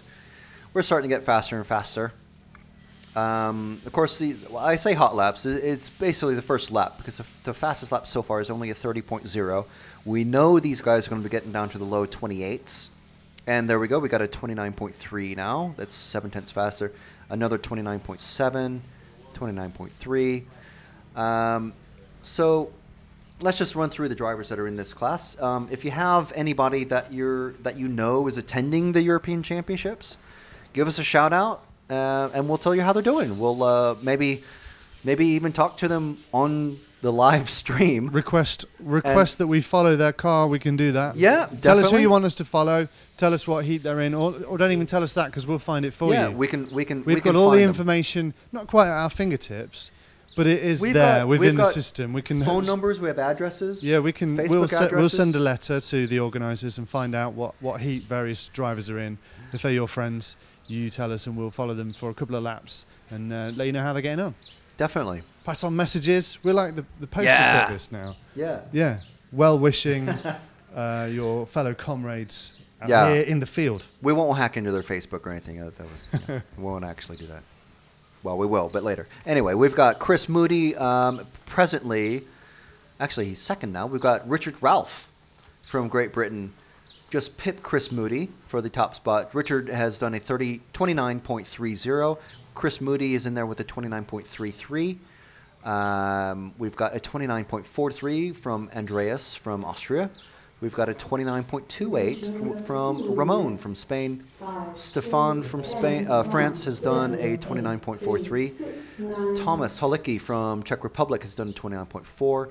Peter Forster from Switzerland is 29.7. Jose from Spain, 29.3. And Tommy from Finland with a 29.3. I've always liked that spelling of Tommy, like Tommy Mäkinen, T-O-M-I. And I think Tommy Mäkinen actually, world famous rally driver, T-O-M-M-I. So it's, yeah, very interesting. Fancy. Euro. Right, so haven't seen any rain clouds on the horizon yet down here in Valladolid, Spain. I'll give you weather updates. Yeah, I'll give you a you're weather outside, report. so I'm here behind bars, literally, and you can let me know. I can see that the sun has come out from behind the clouds. There were a little bit of clouds, but now it's definitely bright sunshine. It's a lovely hazy sunshine. It's lovely. Yeah, It's just not, the- it's not like blinding sunshine. It's just hazy, Good. lazy. It's beautiful. We've got the first of our 28-second laps have just come through. Sorry about that. Peter Forster has done a 28.9, another 28.9 from Ramon, Chris Moody with a 28.8, Richard Ralph with a 29.3, and another 28.9 from Stefan. And no one else has done a 28-second laps. So at the moment, the fastest driver that we've got out there is, I believe, Chris Moody. He's car number 5. Let's see if James can pick him up. See who are these guys coming across now.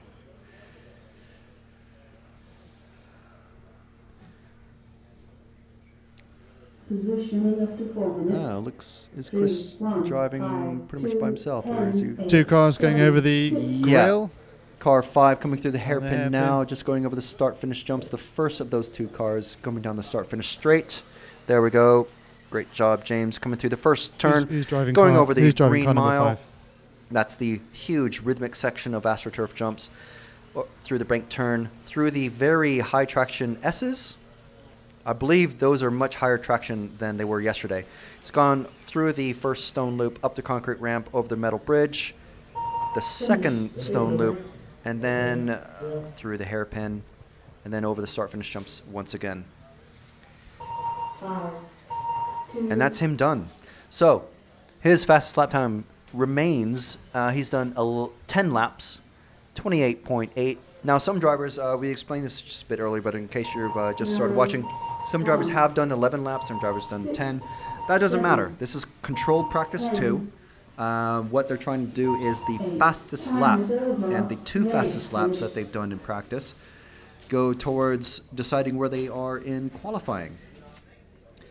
And then qualifying is where we're going to start looking at how many laps they do in 5 minutes. So that's probably what you're used to in your club racing. Everybody's out there now. Group 9, we're starting to get into the really fast guys now. We've got an upside down car in the green mile. Okay, he's back. So now you can see someone sweeping out the first turn. We did mention earlier that the drivers are being more fastidious. They're being more discerning about the sort of traction that they want to get through from the track. So there's a lot more sweeping going on today. And so it's a lot more higher traction. I've seen a couple cars go on bicycle through the S's, that means it's pretty high traction, 1 minute to start. or just getting a bit rutted up. And between groups of racers, there's about a 2-minute break, and then 5 minutes of racing. Okay, on the left, cars are on the start line. And they're all out there. Slow them down. We're actually missing one. Gareth hasn't crossed the start-finish line yet.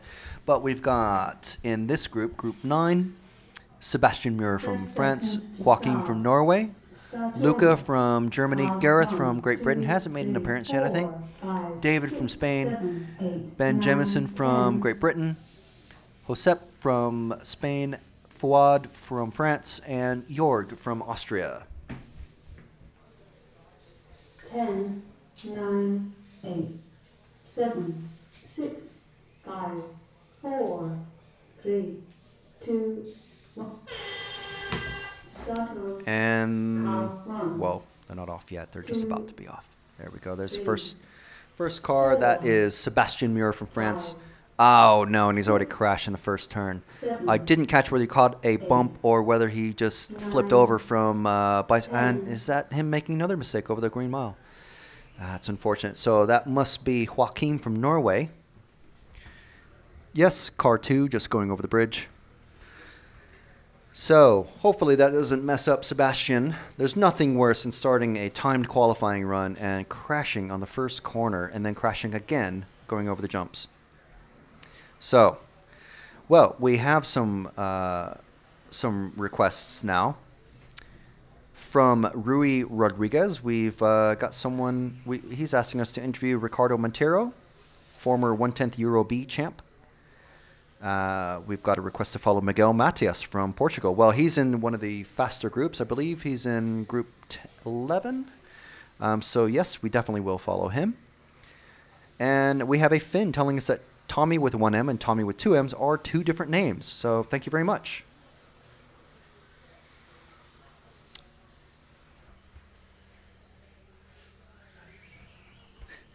And let's see, are we following? Yes, we are still following Joachim from Norway. Just going over the bridge. Let's see what his lap time is. 28.0. Very good. So we're almost in the 27s. Almost in the 27s. We know that we're going to get into the 27s with group 12. This is group 9. So there's, what's that, about 20, 30 more fast guys to go ahead of these guys. So we're going to start seeing probably, I would guesstimate, almost all of these guys are going to have 28-second lap times as their fastest lap time. We've already got all of them in the 29s. Only we've got Josep with the 28.052. Sorry about that. It was Josep is the fastest. Joachim is got a 29.175. Ben Jemison with a 28.4. Let's see if we can pick up car number 8, Josep.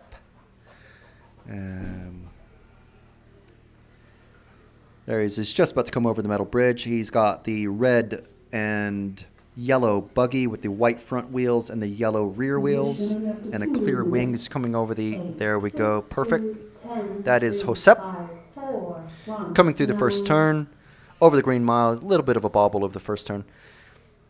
Hopefully he's not trying to race the car in front of him because, like we were saying, these guys, they just want to do a fast lap time. That's all they need. He's got a bit of a bobble. So, well, I suppose he doesn't really need to let the car behind him go because they're just, as long as it doesn't obstruct him. However, Frank, there is one thing that's going on here. They're practicing, and they're also practicing racing. They're looking at the different corners and thinking, where am I going to get past? Where is it safe to get that, brake that little bit later, or to go that extra bit wider, or try and get up the inside where it's not quite so dangerous and I'm not going to flip, or I'm not going to foul the other person and have to wait for them anyway. They're actually practicing racing as well as practicing for qualifying.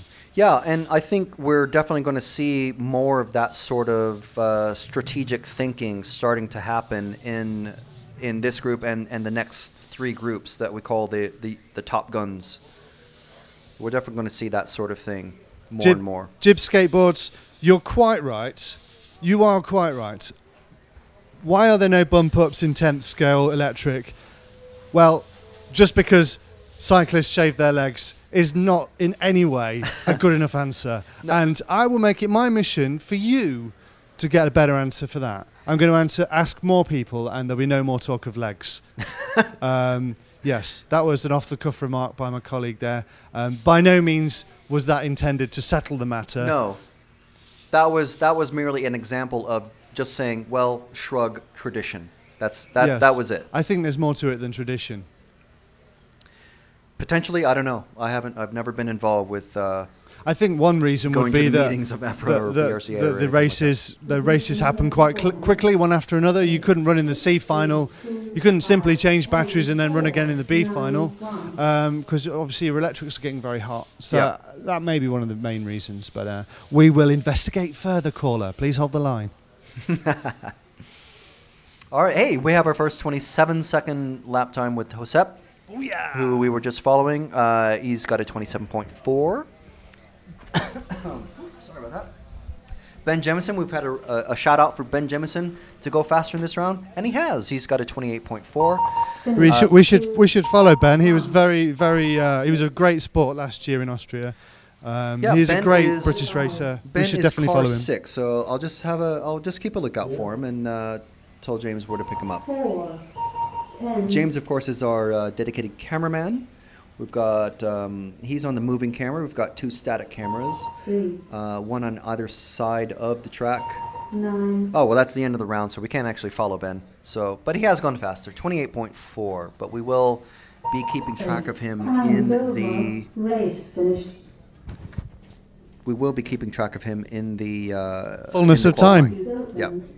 Yeah. Well, I was just sorry about that. I was a bit distracted because Lee Martin, who is our top qualifier, he's standing directly in front of me with his rear engine Tamiya buggy. There you go. So, those of you who are wondering, rear engine, mid engine, front engine, no engine. Lee, The top guy. Very, very has got a quickly. rear engine. Here Rear we go. motor, not mid motor. Yeah, rear motor. Some drivers going with mid motor, not you. No, I haven't even tried it, to be fair. Jorn tried it and went back to his rear motor. I think it's similar lap times, but rear motor's a little easier to drive. And you're much faster now as well. Are you happy that you've taken the fastest lap off Neil? Yeah, at the moment it really doesn't mean much. Fastest lap means nothing if you can't do 5 minutes, but hopefully we'll be able to do 5 minutes pretty fast. As well as practicing the track, are you practicing racing? Are you looking for areas where you can overtake and where you can pass easily? I haven't yet, because overtaking's a lot about quick thinking. I mean, if someone goes a little wide, you go through. You tend not to set too many people up in. Do a dress rehearsal for overtake. No, I think that's a little bit more touring car, because off-road's a lot more variable. Sometimes when people get a little bit sideways, you just have to go for it, so you can't be thinking about it too much. But Thank you very much. Cheers, thanks. There It's you go. an interesting insight into the mind of how you set up a pass. You just wait for him to make a mistake, and it's 30 seconds to start. quite interesting to hear that sort of thing. It's not choreographed. Not at all, not at all. 4, 5, 6, 7. I didn't catch the car number, but on one of the practice laps that the drivers are doing just now, a wheel came off, which is definitely not the way you want to start your final controlled practice run. 9, So in this group, the first of the Top Guns, 4, we've got Renault Savoia, car 1. Obviously a top nitro racer. We've got Ellis Stafford in car 2. Philip Stocker, Ricardo Montero from Spain, Portugal, sorry. Zacharias from Spain. Wesley from the Netherlands. Kim from Germany. Kari from Finland. Christian from Austria. Nicholas 10, Manson from Sweden.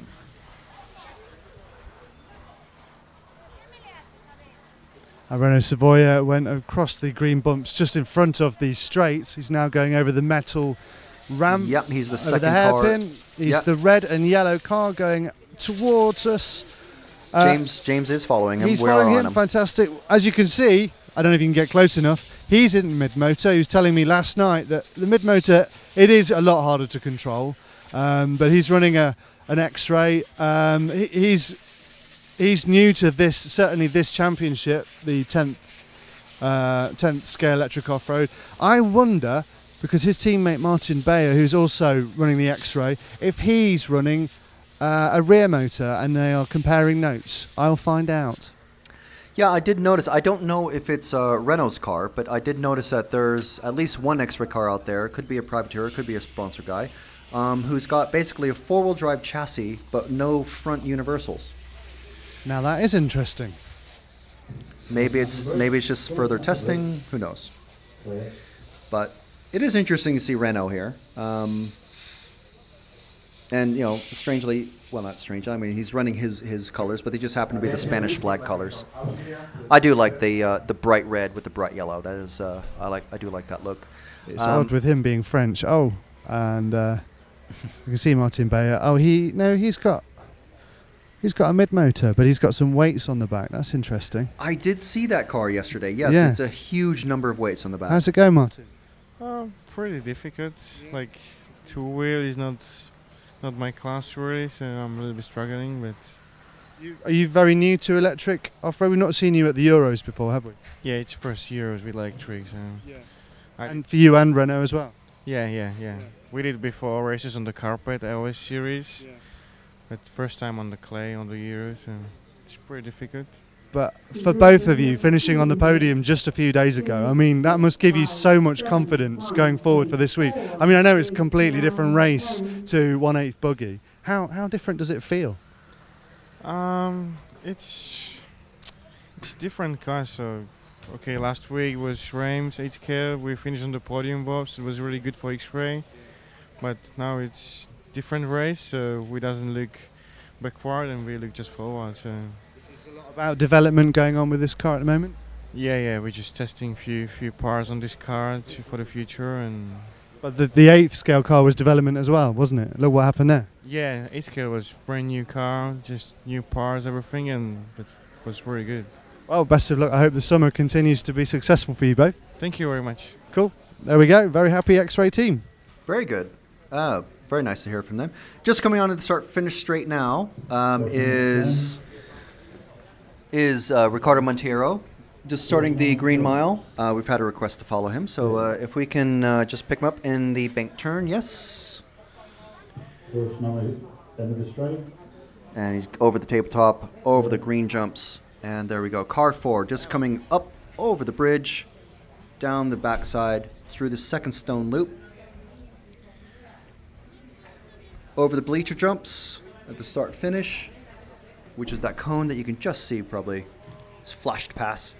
And again into the green mile. Now, yeah, he bobbled a bit going over that first jump. That first jump is kind of like a 1/2 or 1/3, maybe even throttle jump, just to get you over it and get you onto the bottom lip of the sort of the trough of the big jump, because you don't want to hit the big jump halfway up it. It's a very rhythmic section, that. And of course it's sort of fresh, or at least cleaned, very nicely maintained AstroTurf. Chucks you out onto a bank turn, which is high traction hard packed dirt, and then that takes you into the very high traction S's.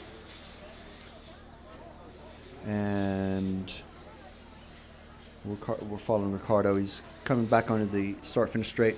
Of course, it's hard packed dirt going there. It's hard packed, but there's a lot of loose dust, but it's kind of brushing to the side, and also the marshals, in between every heat, they are brushing the track, just brushing the dust to the edge, basically. But it is grooving up. Probably from when you pan down the straight, and as you come towards the green mile, this corner here, from above it looks like it's grooving up nicely, but from where I'm standing, right on this corner, there is quite a lot of texture in there, almost crater-like, you might say. So that must be odd for the drivers who are looking at it from above, and you can't quite see the depth of the track and how much the undulations, if you like, of the track. So they'll be learning that as well, no doubt. Renault Savoy also with a lot of weights on the back there. Wow. So they've got the motor in the middle. It changes the whole system of the car, doesn't it? The whole weight, the way it goes over the jumps and everything. And then they have the option of putting various numbers of weights. Right. Yeah. So they effectively just moving the center of gravity just further and further back. Yes, indeed. So let's see if we can bring up the live timing results on. If you're interested, you can check them out. And we are. Viewers of rcracing.tv, viewers of EFRA.ws, they always want to know about the timing. The timing is everything, isn't it? Definitely. Especially in comedy. Or commentary. myrcm.ch. That's where you want to go. Open up another tab in your web browser. myrcm.ch. And we're most likely the only live streaming timing that is happening on that website. Just click through, and on the left-hand side, you'll see a heading for ranking list in gray. And underneath that, there's free practice and practice. We're on practice right now. Officially, it's called controlled practice, but it's just practice on the website. And we've got Group 11, which is the second to last group that is running in controlled practice. And they're going to be starting their run in about 30 seconds. So the lap times are just under 30 seconds, so they can get in another practice lap if they want. They're all starting to stop now. 9, 10. Be very interesting to see Hupo Honegal. Yeah, previous European champion. Yes. In this class. Yes. From quite a while back. Obviously, Lee has monopolized the last 3 years. Neil for a few years before him. 3, 2. So Hupo will be the first off the line. car 1. And he just wants a nice straight run at the start-finish line, and he's off. Going over the green mile, coming into the bank turn, very high traction there, very bumpy and high grip. S's coming over the tabletop, whoop-de-whoops, and whoop, he's flipped it already. Well, like we were saying, it doesn't really matter so much because they're going for a fastest lap time in this run. Oh, and car 2 of Darren Bloomfield has just flipped it in front of him. So we've got Darren and Hupo. Oh, Darren's given Hupo a bit of room. I don't know if that was on purpose or not. Hupo cutting it. Yeah, they're all cutting it really close on those barriers through the S's. Coming over the metal bridge through the second stone loop, and they're both going to go through the hairpin. There's quite a good dip there. I wonder if that unsettles the car at all. Coming off the second stone loop just before the hairpin, because it's obviously a very tight left-hand turn. Following Hupo, going through the S's. Darren, well, several car lengths behind. I think Darren's probably just given some space so that they're not trying to race. If you heard the conversation before that we had with Lee Martin, he was saying that, well, there isn't really, it's not like touring car where you have to try and practice for a pass. You kind of just, if you see an opening, you just go for it. So that is Hupo Honigel, former European champion. Darren Bloomfield. Oh, big crash. Hopefully nothing broke. He's off again. That's good. If you're marshal number 9, what I see is that you end up doing the most work. Now that green section there, by no means looks like the trickiest section. But I've just sat here quietly looking at the last, I don't know, quite a few laps, and most of the problems are happening right in front of the driver's stand, just after the straight. You know, they've got a very clear view. They're going across, but it seems that is foxing them for some reason. Yeah, well, position 9 and position 6, I think, are the two busiest, potentially. Yeah. Position 7 is a little bit, if someone just gets it, maybe turns the wheel a bit too much coming down off the metal bridge. But yeah, definitely position 9's quite busy. And I'm not sure if he's facing the correct way or not, but I know he had to cover for Marshal 4, who didn't even see a car that was upside down right next to him just a couple minutes ago. So let's see, in time order, we've got 3 drivers in the 27-second range. We've got Christopher from Sweden. He's got a 27.7. 27.76 from Hupo. Darren Bloomfield has got a 27.9. Carlos from Spain has got a 28.1. Paul Bradby from Great Britain, 28.3. And 29, well, we've got a 28.6 from Martin Bayer from Czech Republic. And, they're moving around a bit. And 29.3 for John Spencer and Stefan from Austria. Moving around again, 29.4. Antoine Rossetti with a 30.0. So definitely, he's quite a ways back, unfortunately, right now. Antoine Rossetti made the podium when we were in Pau in France. In front of his home crowd. They were very pleased to see him doing very well, so I'm sure he'll put that together, and we'll see him, well, at least make one of the higher finals, and of course he'll be hoping for a lot more. Yeah, maybe he just hasn't been running two-wheel drive for a while, and you know, a lot of these guys, you know, we were talking earlier about the sort of the bleed over, the overflow of drivers who are running 1/8 nitro buggy, and you know, maybe they want to try 1/8 electric for a while, or but it all depends. You know, maybe they have their preferred class, and then they just try other classes just to sort of stay on top of the game. And it looks like all the very brightly clothed school kids have left, so it's hopefully that they weren't providing any sort of distraction to the drivers going over the start-finish jumps. Let's see if we can follow the fastest guy on track, who at the moment is number 5, Christopher from Sweden.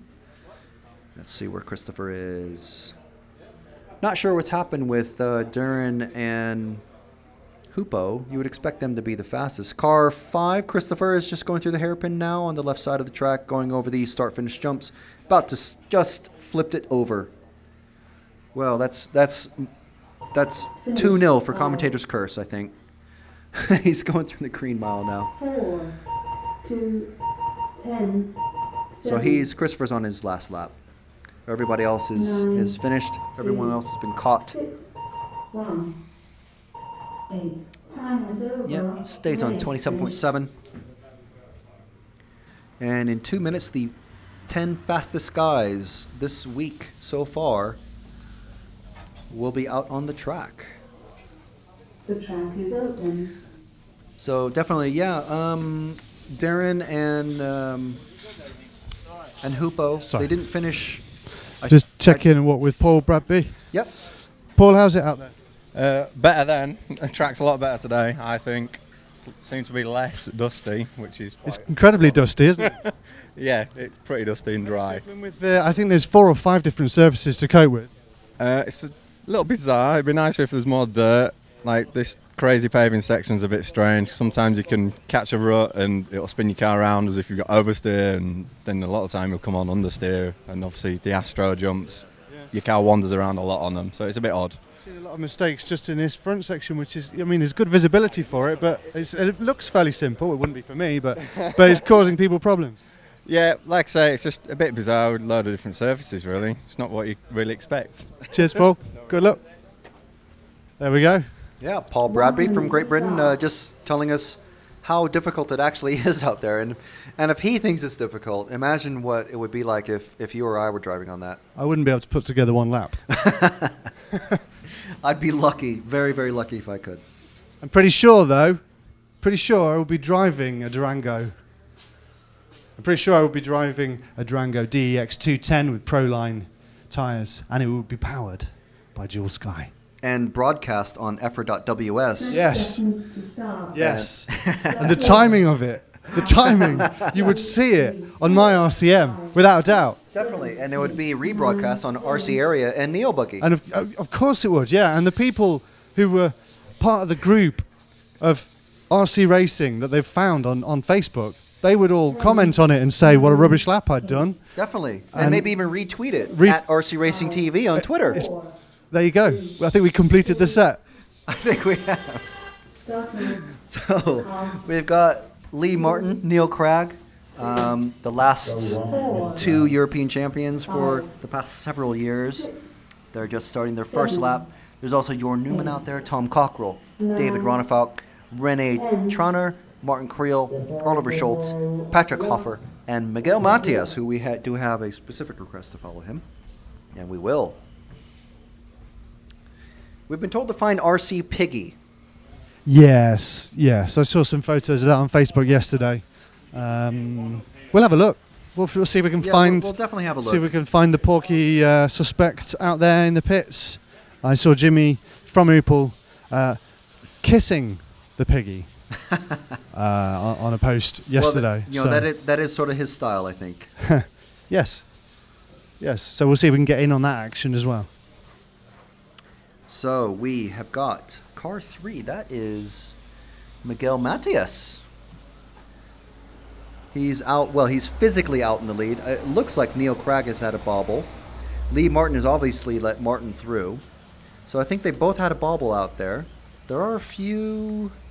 I'm not sure if the AstroTurf is. Well, Paul Bradby was saying that the AstroTurf makes the car wander a bit. Let's pick up Miguel, who's out. So just coming over the second stone loop, and he's into the hairpin now, over the start-finish jumps, and about to start his 3rd lap, I believe. Yes. Sorry, I'm sorry. That's Jorn Newman, car 3. He's done a 27.69, 27.3 for Neil. Lee has done a 27.196. Definitely the fastest out there at the moment. So let's find Lee out on the track. He's car 1. Don't. Going down the straight. Over the green mile. Going away from us, that's Miguel, car number 10. Miguel, car 10, okay, yeah. Into the bank corner, through the S's. Specific requests now being honoured. Over the tabletop. The corrugated iron, blue and white. It's not iron, it's some sort of like sheet, compressed paper. Really? Fabric-y sort of thing, yeah. How is it so battered? Because cars, the cars don't touch it. You see them go, occasionally they do. I suppose that's from the 1/8 buggies. But it looks like it gets touched, but the cars generally, they don't touch it. They just do that whole jump in one. They hit the up, they go from the up to the down ramp. Right.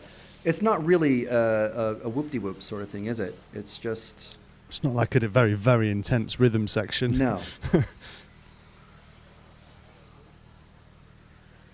So how's Miguel doing? Car 10, he's just coming through the hairpin now. Miguel is, he's doing okay. He's about halfway, speed-wise, in normal, traditional lap timing. He's in position 6. He's done a 28.185. There are 5 drivers ahead of him who've done 27-second laps, though. But he is in the top tier of, he's in the final group, which is the fastest group. So, it's not too shabby, I would say.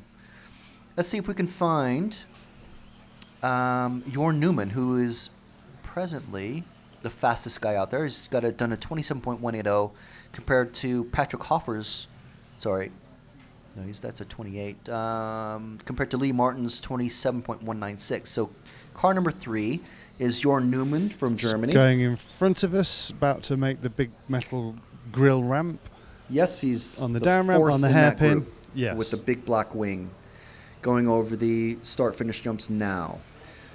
Down the straight, and that is Jorn Newman from Germany. And there's a group of 3 very quick guys ahead of him. 7, 10, 6, one lets him through.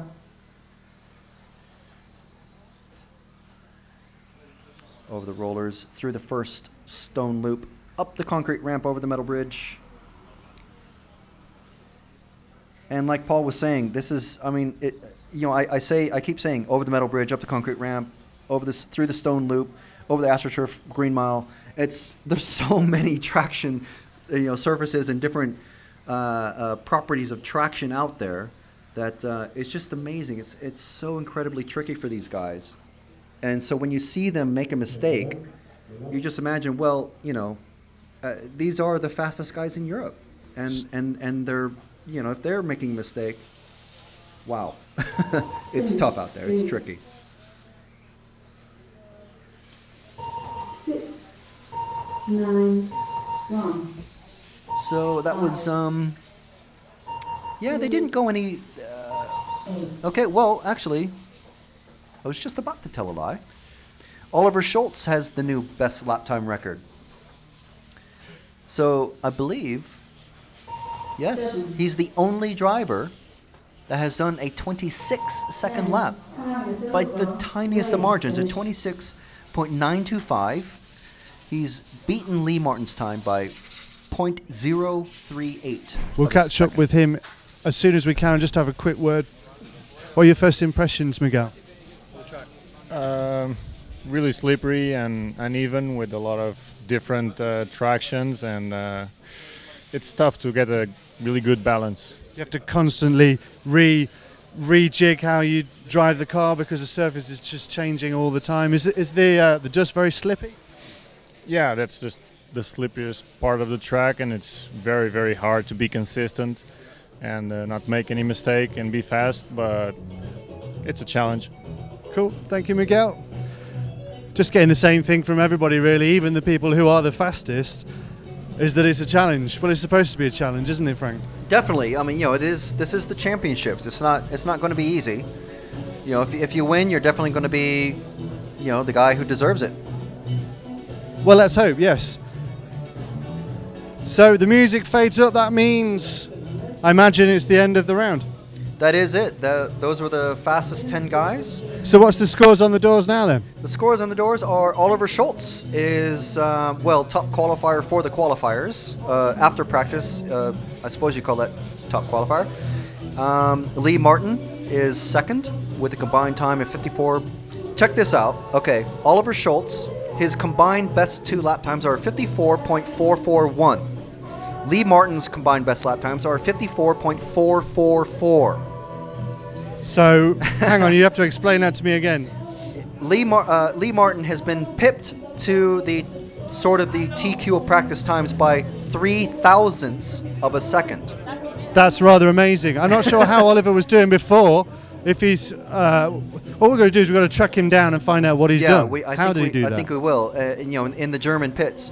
So we've got Oliver Schultz, Lee Martin, Jorn Neumann, Neil Cragg in 4th, Hupo Honigel in 5th, Zacharias from Spain, Zacharias Nilsson from Spain, Darren Bloomfield, David Ronefalk, Ellis Stafford, Josep Martinez from Spain, and that is the entire top 10. What's next, Frank? What's next is a bit of a lunch break. We're going to be tracking down some drivers. We're going to go try to catch them on camera and find out how they're setting up their cars. Maybe take some questions from the public and see if we can track down your favorite drivers. And my favorite drivers? Our favorite drivers. Everyone's favorite drivers. Everyone's favorite drivers. They're all my favorite drivers. What's coming up after lunch then? What does this progress into? Yeah, the first round of qualifying starts local time at exactly 1 o'clock. That's Central European time. So we've just finished. That's about 44 minutes away. Okay. And then we've got 3 rounds of qualifying. The first round starts at 1 o'clock. Second round starts at 2:46. The third round starts at 4:32 and finishes at 6 p.m. So, enjoy the music for a few minutes. Bear with us while we try to reposition ourselves a little bit and see if we can make our way over to the pits, have a word with a few drivers, prevent them from having their dinner, and prevent ourselves from having our dinner. What are we doing? I know, this is crazy. But we do need to find out from the drivers, get their side of this. So just bear with us. We'll be back very shortly. And before we sign off, of course, I must thank once more, again, I can't thank enough Proline. I can't thank enough Durango, the DEX210. There's a few of them out on track. And we're powered by Dual Sky. We're on EFRA.ws. We are on rcracing.tv. We're on YouTube. You can find us all over the place on Facebook. Join the group. There's plenty of chats going on there. There's plenty of views being expressed, I hope. And Twitter, go to Twitter and look for @RC Racing. We'll see you shortly.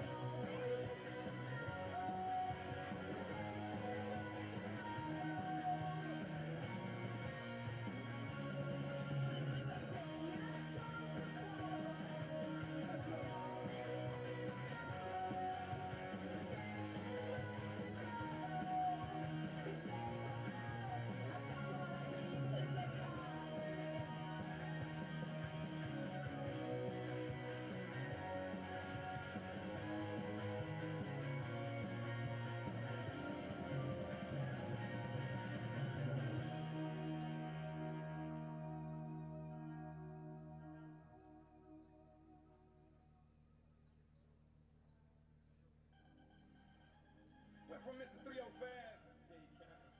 To Mr. Worldwide, all around the world. Now, we're international. So international. International. So international. You can't catch me, boy. Can't catch me, boy. I'm overseas at about 100 G for show. Don't test me, boy. Don't test me, boy. Cause I rap with the best for show. 305 to the death of me. Cremate my body, let the ocean have what's left of me. But for now, forget about that. Blow the whistle, baby, you the referee.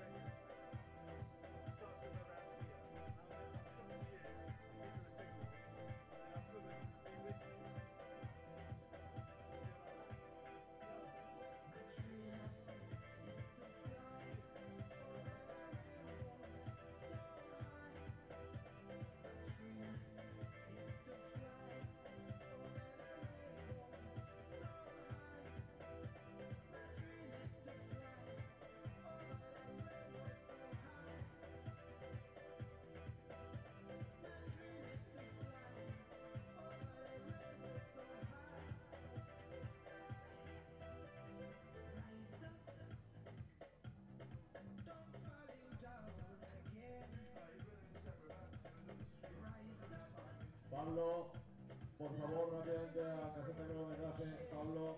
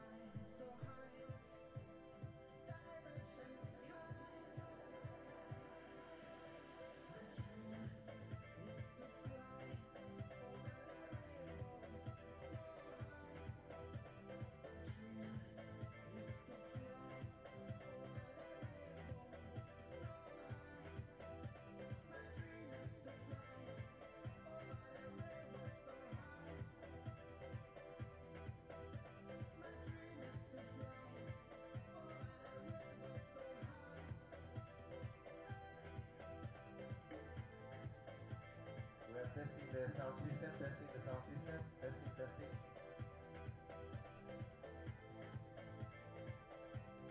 Ok, lanzo ahora por el equipo.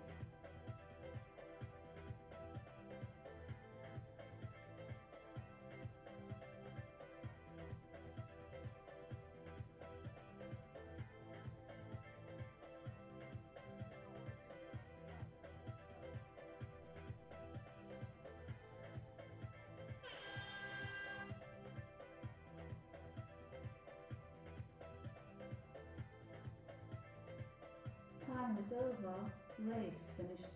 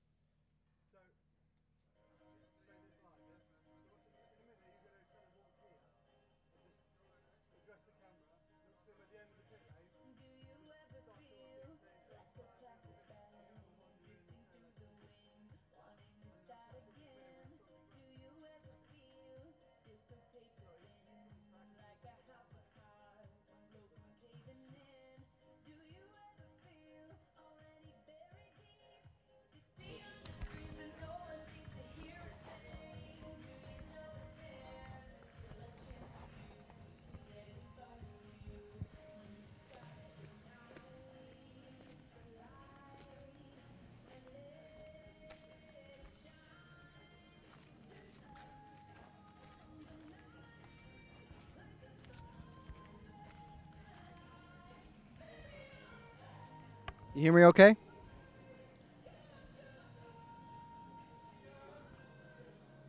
We're live.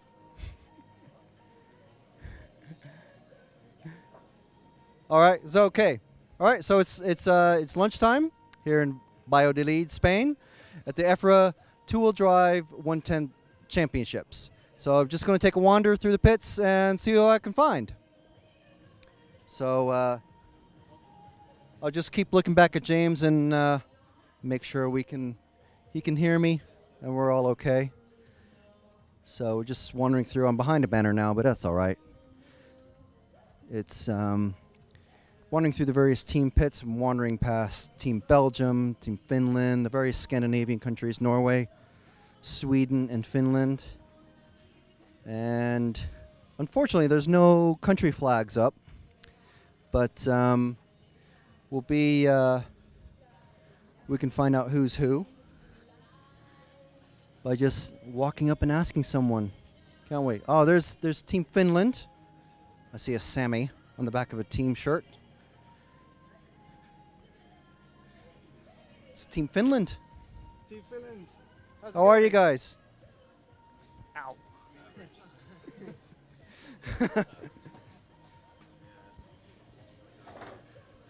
So you're not sure? Yes, we are just trying to find speed somehow. Trying to find those valuable laps out there. Are there any tracks like this in Finland? Do you like the track? No. Surface. We don't have this much. Yes. You don't like multi-surface? All our tracks are just clay. Yeah, it's got everything. Usually our indoor tracks are on concrete and there's no turf basically nowhere, and especially not painted metal or anything. So it's a lot slipperier than what you're used to.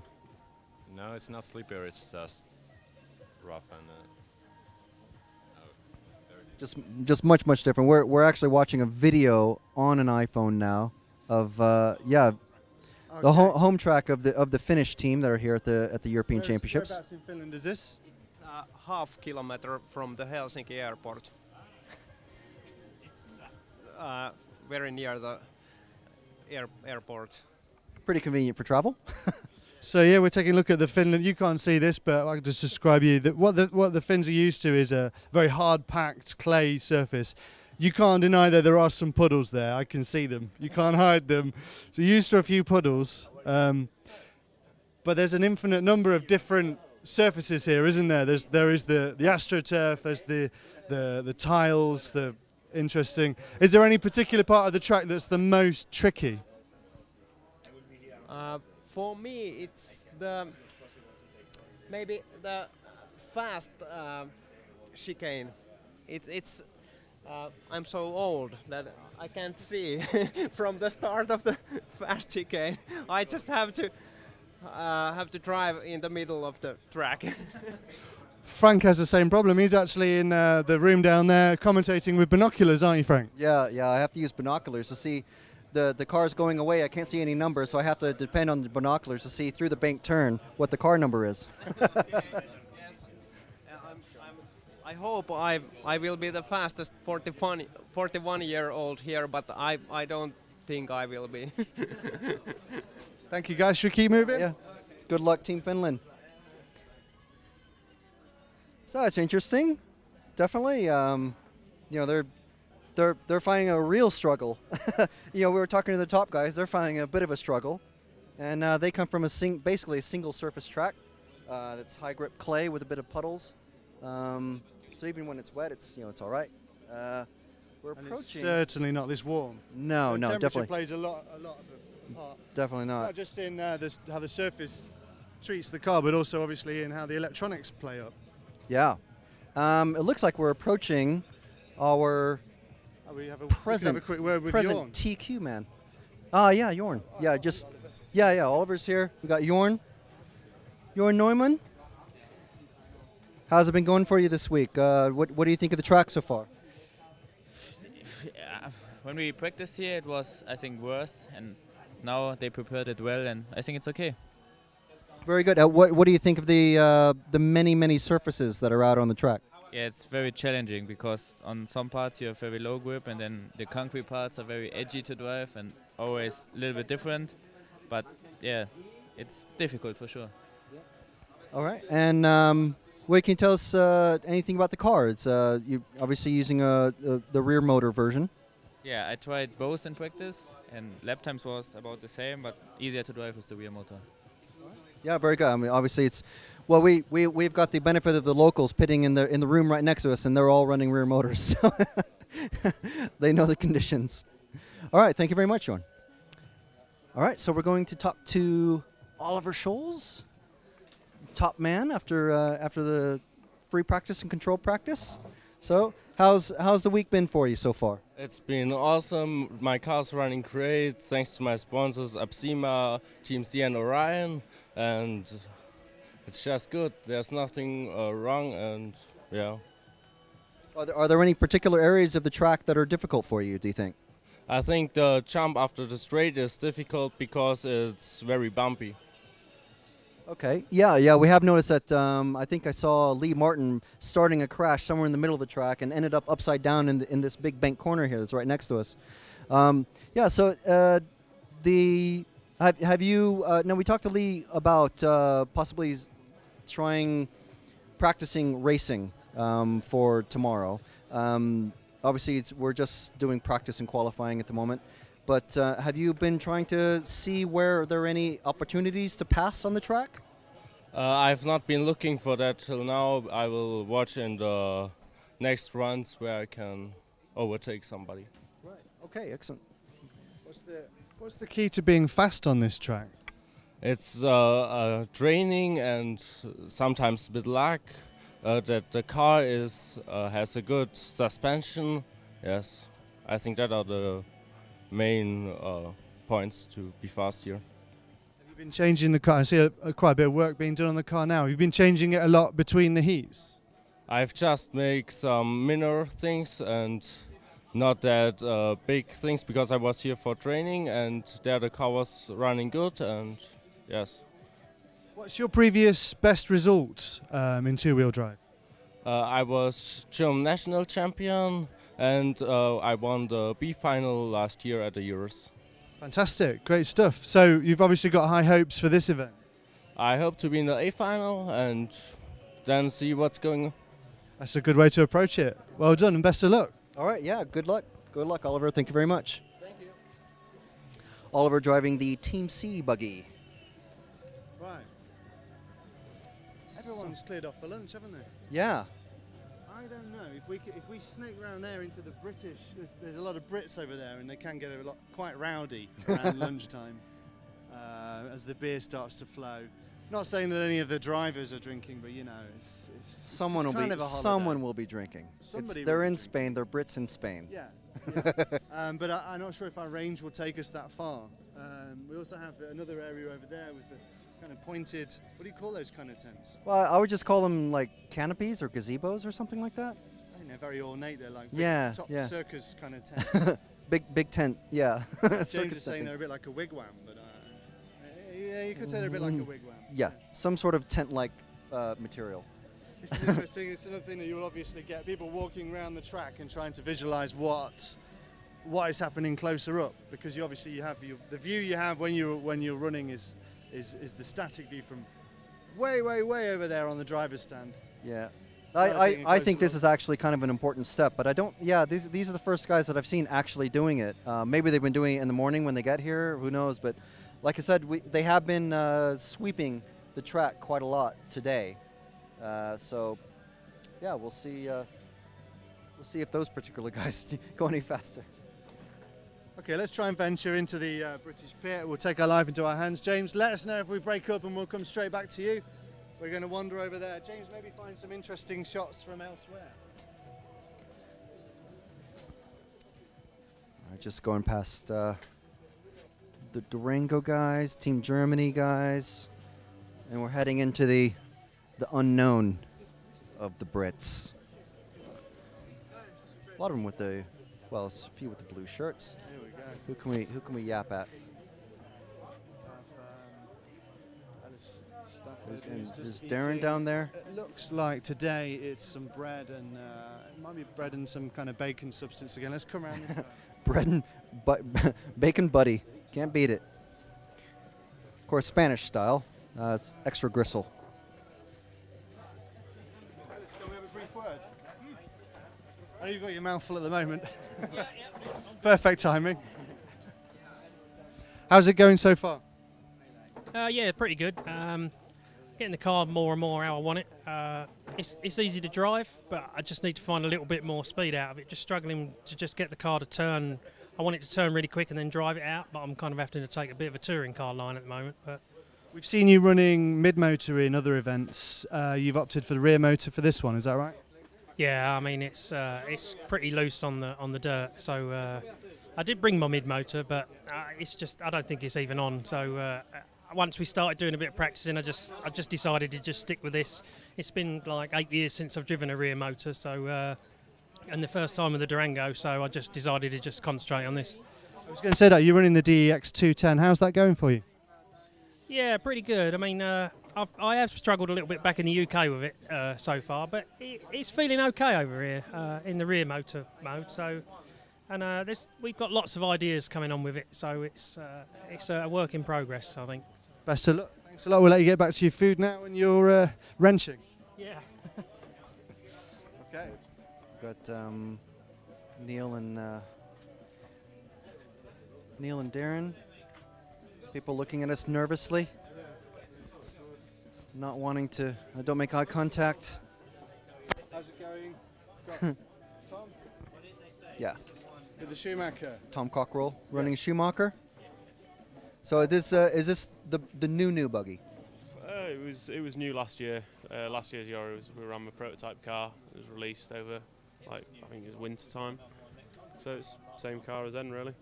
Got a couple of new parts, but generally it's a standard kit. How's it been coping with the 6 or 7 different types of surfaces that are out there? It's okay. Yesterday it started off pretty bad, but got it pretty good towards the end. First run today was good. Second run I broke it, so it's consistent over 5 minutes. I've not quite got the 1 lap pace, but qualifying's 5 minutes, so we'll see.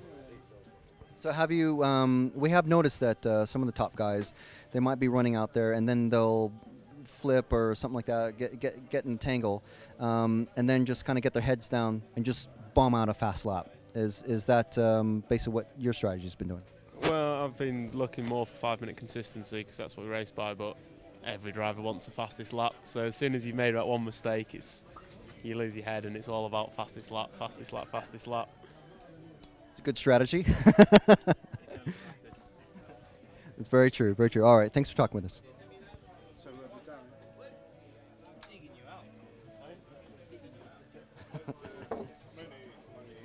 All right, gonna work our way in here past some tight spacing.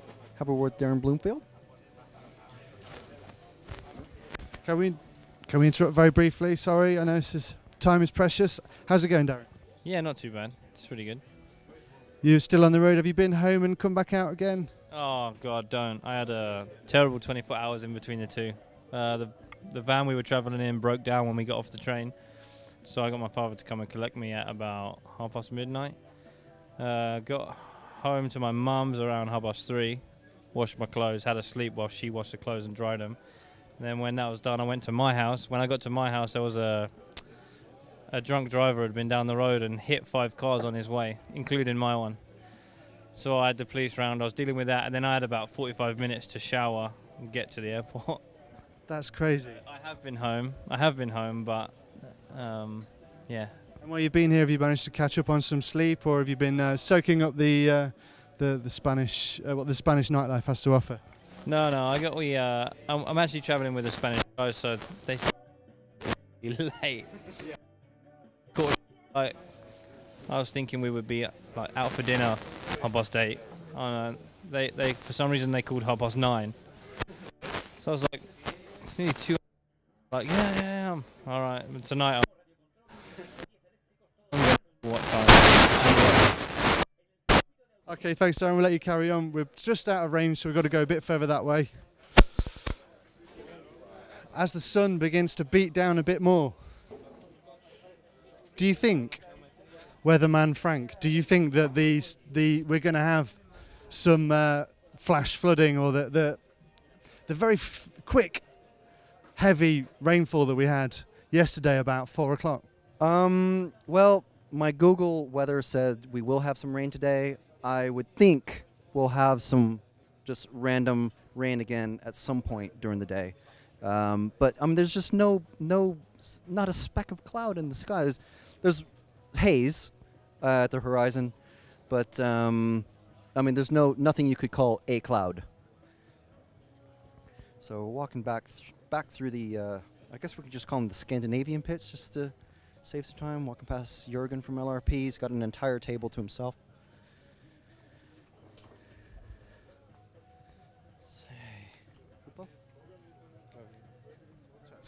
Yeah.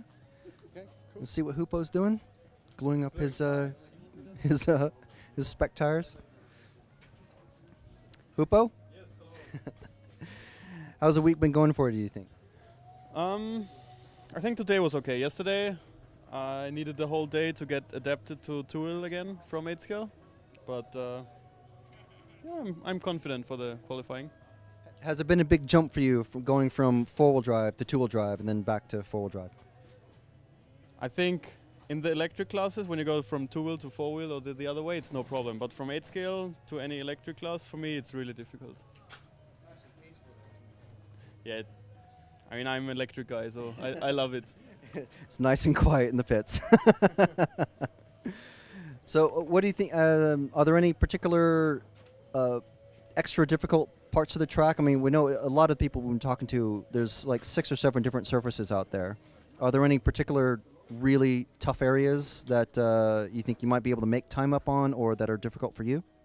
I would say the whole track is pretty difficult because you actually have to push really hard, but then the track just catches you all of a sudden. I mean, the stones I think are just too big for 10 scale because you don't see the stones and they just catch you and hit the wheel, and then you just spin out with it and you don't know why. So I think the whole track is pretty difficult. And did you do any experimentation with mid-motor configuration? I was here for testing. I tested mid-motor. It was okay, but for me it was too hard to drive. We did almost same lap times, but it was just harder. Okay, so you're just going with the slightly easier consistency of the two-wheel drive, of the rear motor package. Yeah, it's still on dirt or on slippery surfaces. Rear motor is just better. Excellent. All right. Thank you very much, Hoopo. Good luck in your racing. Should we have a little stroll out on the track? Yeah. Let's have our own little track walk and see what some of these other drivers are. So, well, all the drivers have to contend with. All right. So we're just coming on to the end of the straight at the first corner. So you can see where people have been sweeping away. There's sort of like layers of clay, that like layers of paint on a really old building or old car or something like that, and it's just been picked away by the tires as they've been coming through here at high speed. Coming up on the there are some big stones here, aren't there? There are some huge loose stones, aren't there? Yeah, I mean, we just sort of like kicking them out of the way because I guess the drivers want a nice clean track. It has to be off-road. There's got to be some bumps and jumps, but you don't want to be taken out by a rogue stone just out of bad luck. It's interesting, the off-camber, how this slightly twists both ways when it goes away from the drivers. It's a kind of an optical illusion. You walk along to this far, it's pretty much a straight, the Green Mile. It's bumpy, but it's kind of level in its bumps. Yeah, the jumps are level, and then they start to sort of like dip down on the left side, and then dip down on the right side, and then they dip down again. There is kind of like not a ditch, but this is like a subsidence, sort of. However, you can see that a lot of buggies, I think, are using this to launch themselves into that turn. Potentially, let's pay a bit more attention in the next round. Yeah, definitely. It's well, it's it's quite an eye opener doing this, doing a track walk like this, and you can see where these like random sort of lines where they must have had like a ground tamping device. I don't know what they're called, but to compact the ground. And then so this is interesting. I didn't realize that this was actually stone here, and then really rough concrete. Yeah, this is like if you get somebody in to do your driveway, don't pay them. Yeah, this is terrible. But not terrible as a track, but as a driveway, this is awful. These kind of slate kind of pieces that are kind of, it's almost like, it's not cobbles, is it? Yeah, I've been calling them, I'm used to calling them flagstone, but that's kind of an American term, I think. No, this is. Well, yeah, I see the flagstone as being square. James has it right. It's crazy paving. Yeah, I have heard someone call it that. Yeah, and the crazy paving area, definitely. I mean, wow. And then look, I mean, even the concrete is actually breaking up here under my foot. Whether that's just like really just old clay or I don't know what that is. And then this is going to be a several part track walk because I think we have to get out the track soon so that the cars can come out. Yeah, so because qualifying is actually going to start at some point during the day. We're going to have lunch. But yeah, and so we're it's not wood. You can actually lift that up. It's some sort of flexible side sheeting sort of thing for outbuildings. Let me just grab a quick word with David.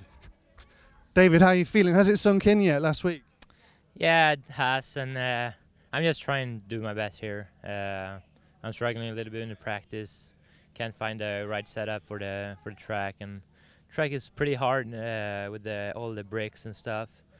It's kind of edgy all the time, so I just trying to do my best in the qualification and find the setups for the finals. Last year you had the 10th event before the 8th event, and almost it was kind of like a warm-up or a practice maybe for some of the drivers. But this year, would you say you're tired or a bit worn out after the 1/8 Euros?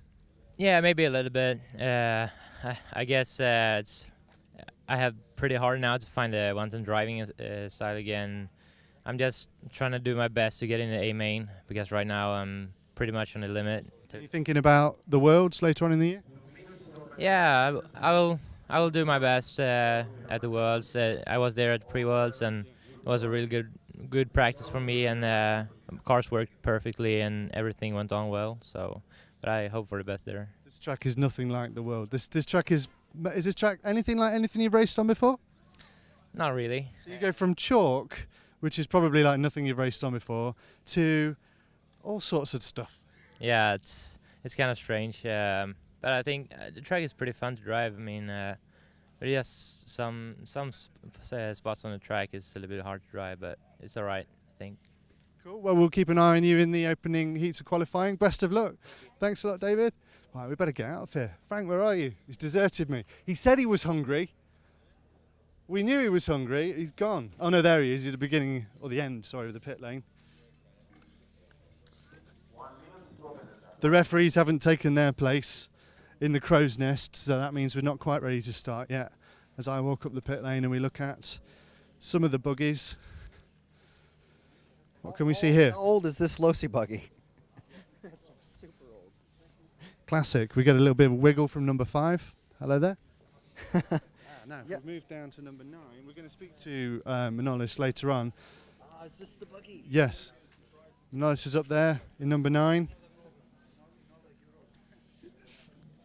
What's special about it, says James. What's special about it is that this is not an Associated. This is not a Durango. This is not a Schumacher. This is... Manolis made this. And he's racing this. And we'll speak to him. How you doing? We'll speak to Manolis later on. Best of luck. Come on, we better get out of here. We're causing a distraction. Right, we're going to go back to qualifying. Or we're going to begin qualifying very soon. Stay where you are. Don't go anywhere. Thank you to Durango. Thank you to Proline. We're powered by Dual Sky. You can watch us on EFRA.ws. You probably already are. I don't know why I'm telling you that. You're probably already watching us on Neo Buggy or on RC Area. Live timing on my RCM. Bad microphone skills happening here. Yes, like I say, EFRA.ws. rcracing.tv. Find us on Facebook. Twitter at rcracing.tv. And if you fancy ordering us any food, please send it to our cage, which is just in there. You can't see it, but it's just in there. The cage via Valladolid, Spain. Yes. Okay. We'll be back with you shortly.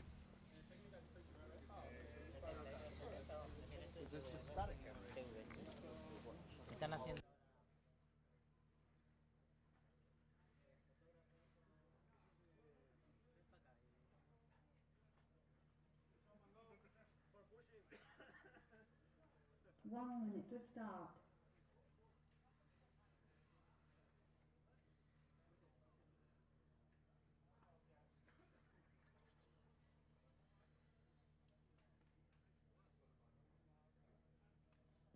Okay, slowly to the line.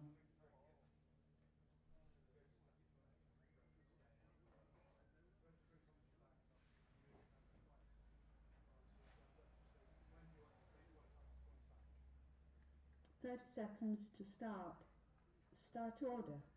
Count 6, 2, 1, 3, 4, 5, 7, 9, 8.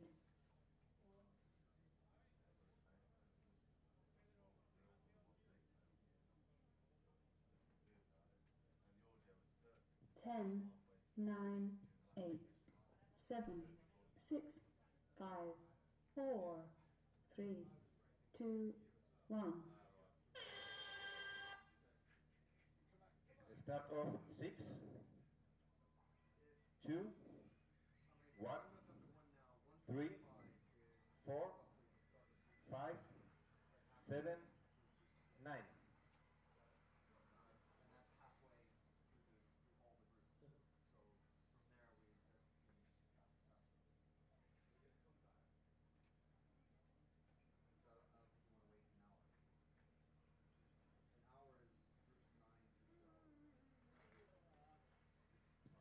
Okay, qualifying proper.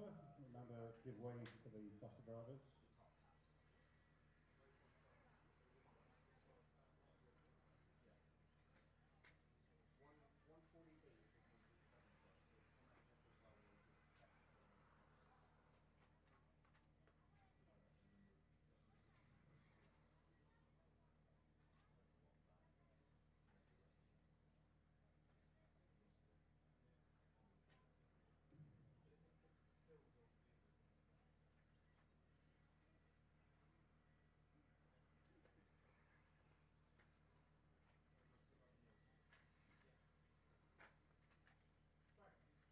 Caution on the left jumps. Clear.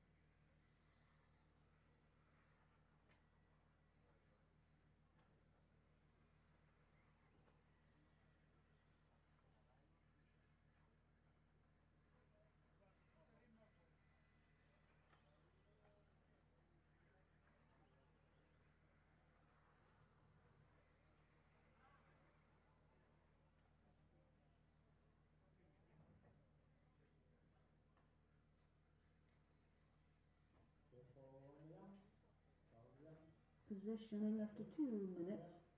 6, 1, 7, 4, 5, 2, 9, 3.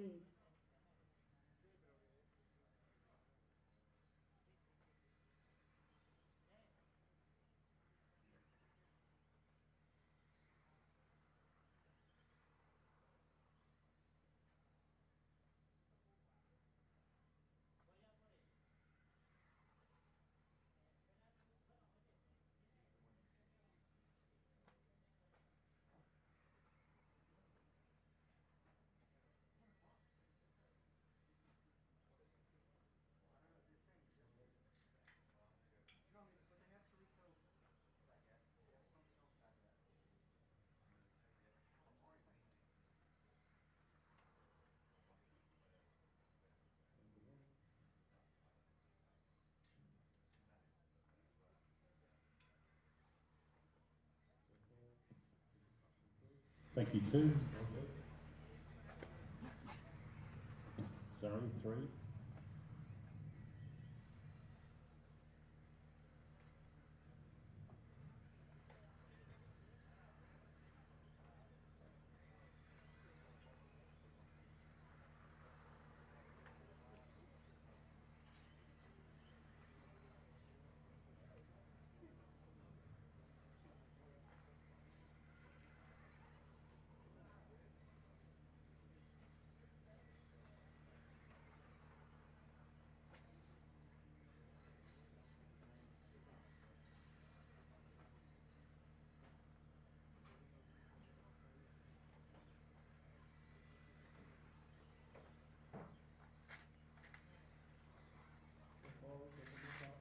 EFRA jumps.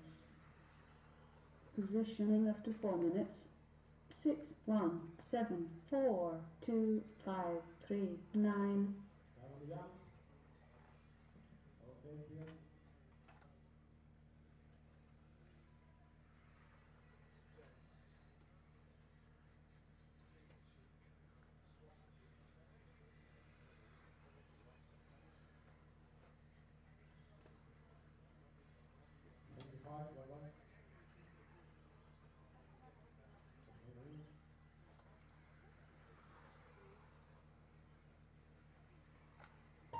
Finished.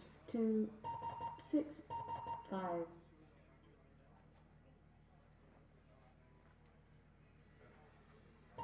3.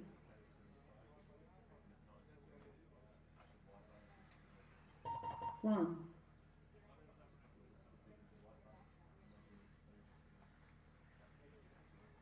4.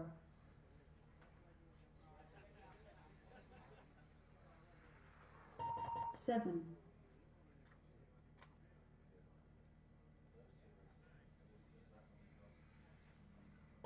9. Time is over. Race finished. Thank you, drivers. The track is open.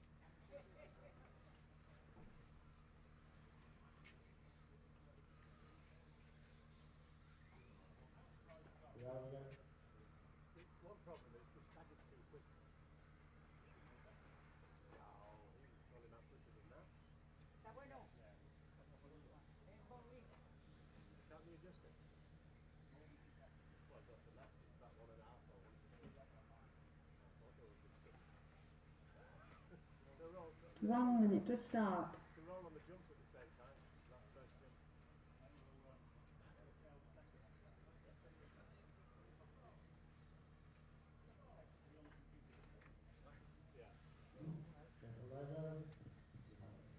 Car, the top line.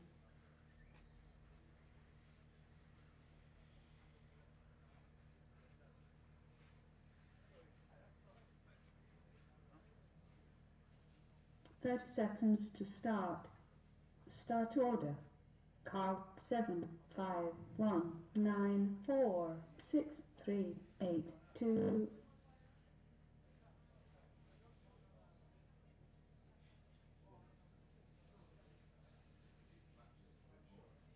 10, 9, 8, 7, 6, 5, 4, 3, 2, 1.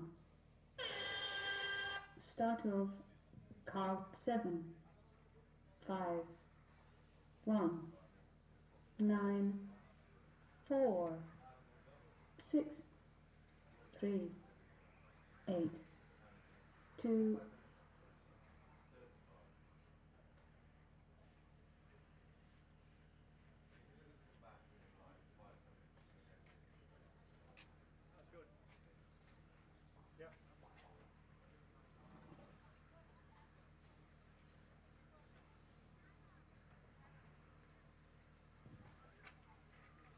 1.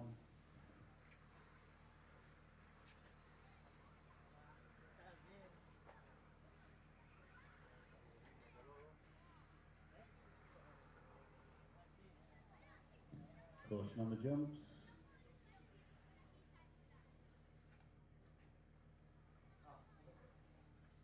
Clear.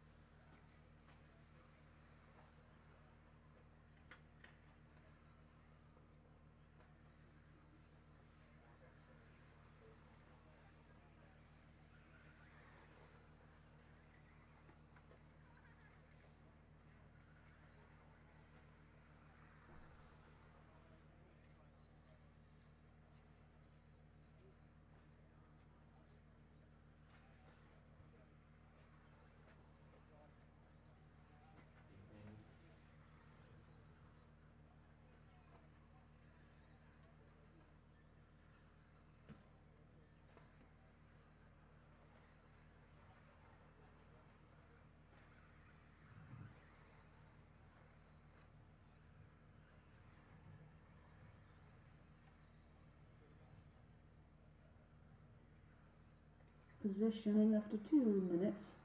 5, 7, 8, 4, 9, 6, 1, 3.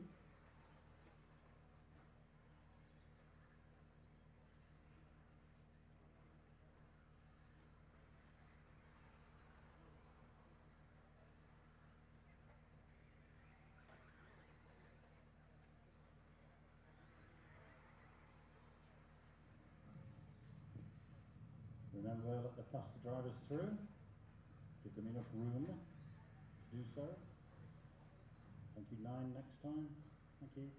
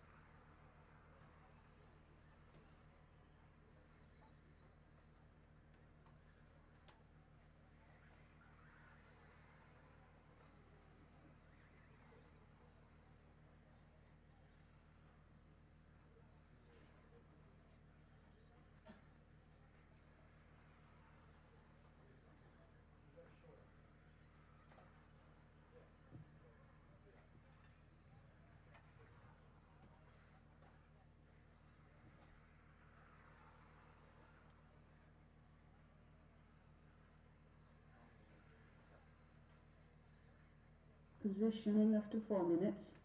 5, 4, 7, 9, 6, 8, 1, 3.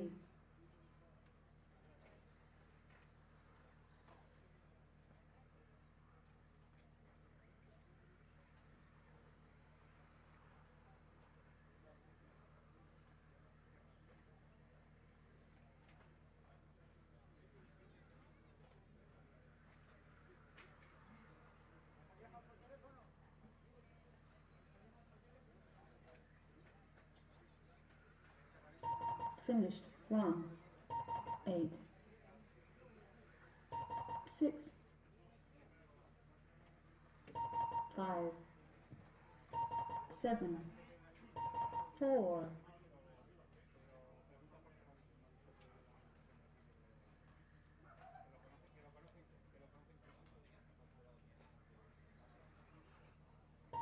9, 3. Time is over. Race finished.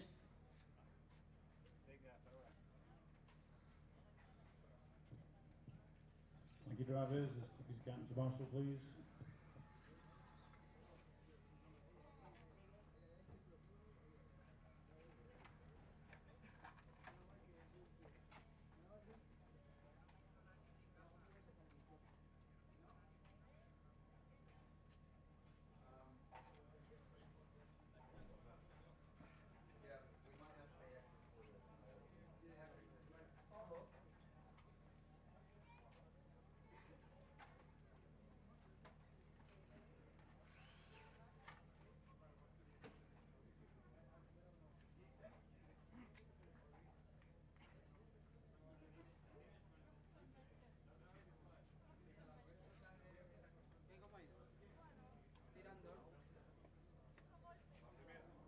The track is open.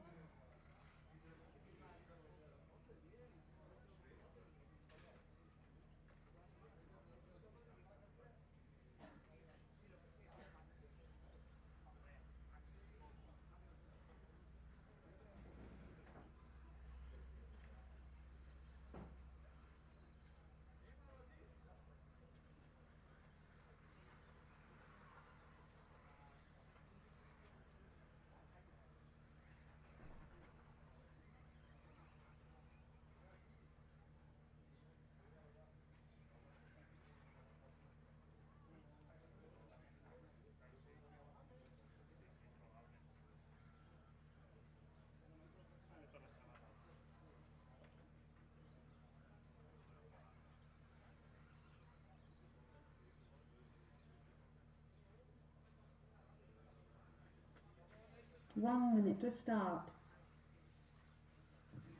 Slow on the left, cars formed on the start line.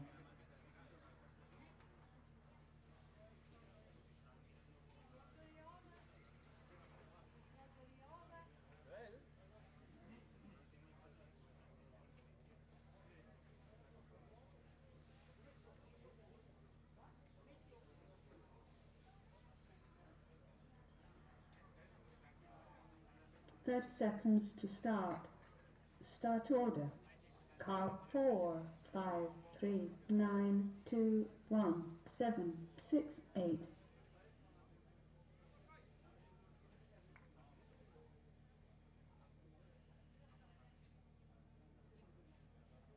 Ten, 9, 8, 7, 6, 5, 4, 3, 2, 1.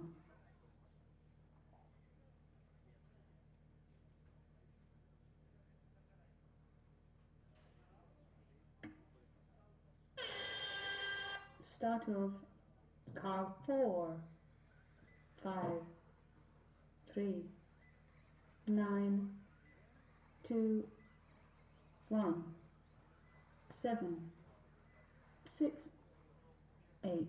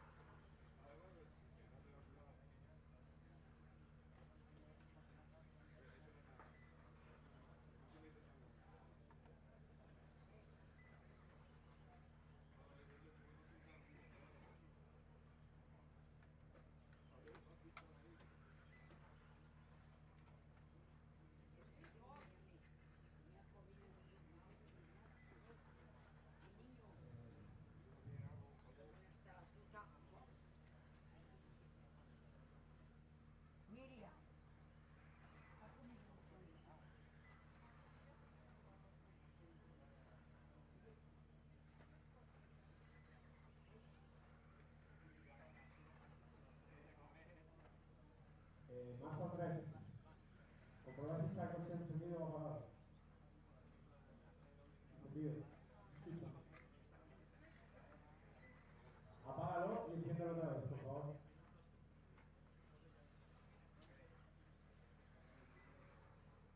Caution on a jump.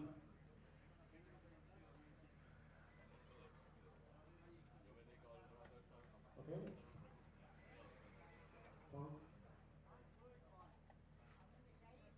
Thank you. Gracias.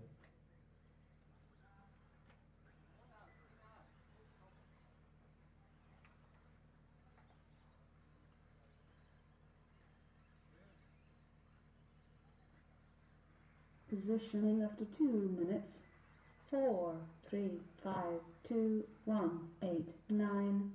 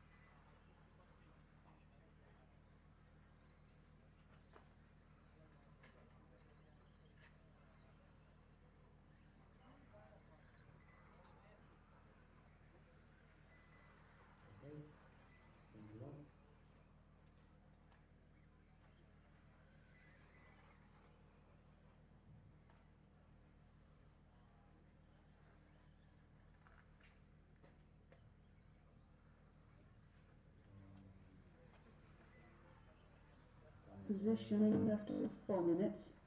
4, 3, 5, 2, 8, 1, 9.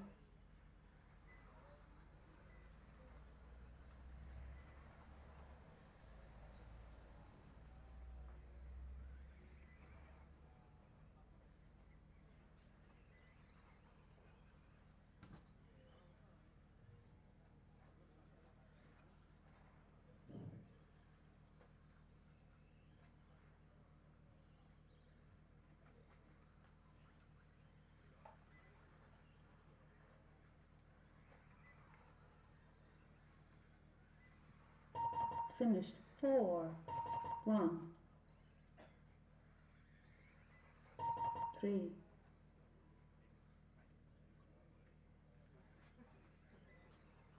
9.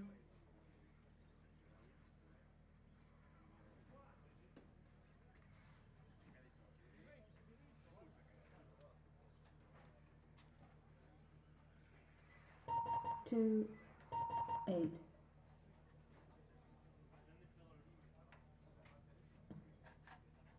Race is over. Time is over. Race finished.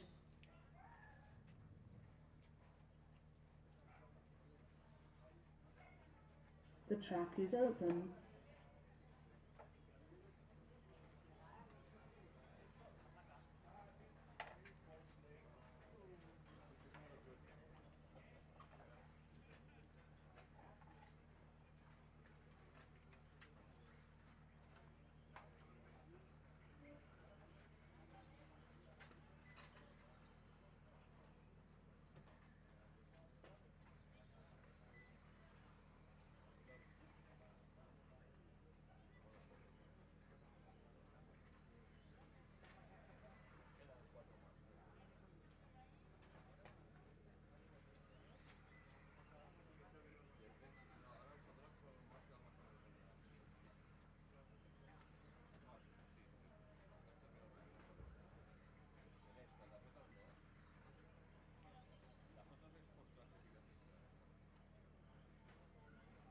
1 minute to start.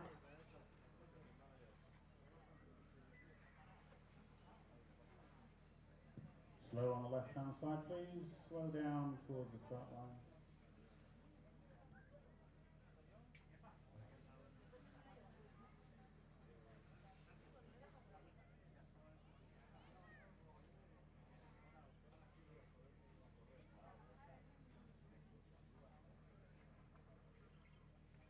Thirty seconds to start.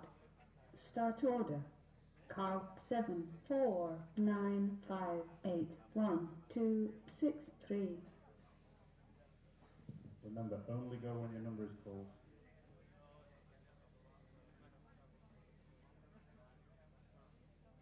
Ten, 9, 8, 7, 6, 5, 4, 3, 2, 1.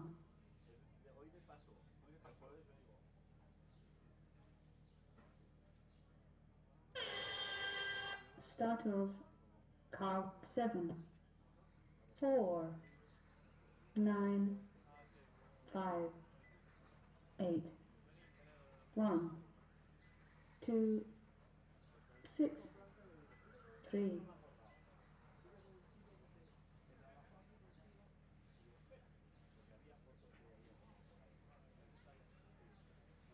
Push on the jumps.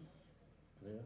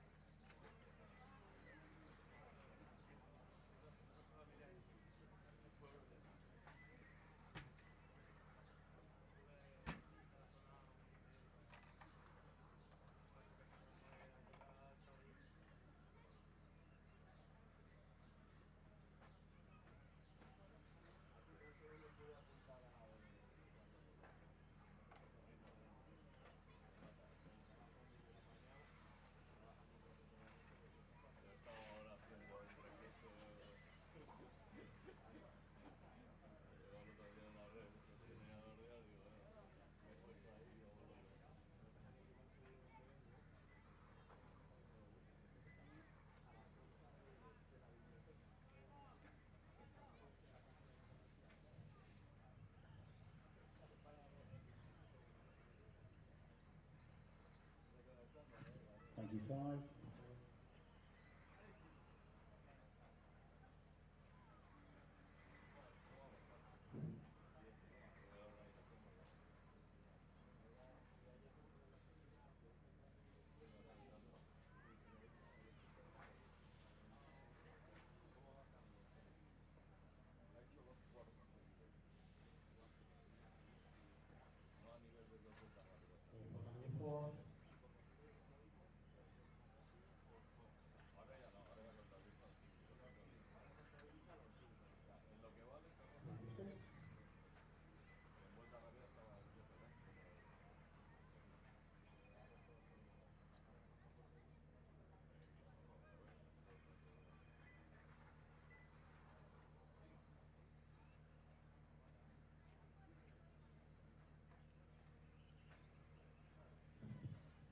Thank you, 5. Position after 2 minutes. 7, 4, 5, 8, 6, 1, 2.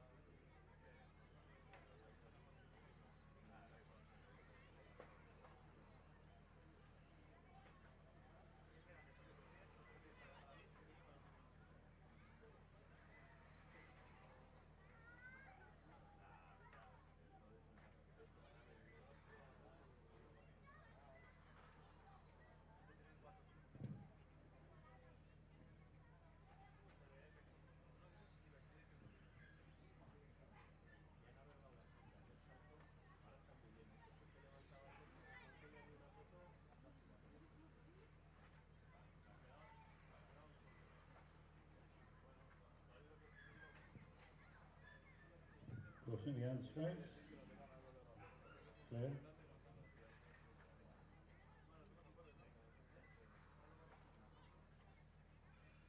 Positioning after 4 minutes. 7, 9, 4, 8, 1, 6, 5, 2.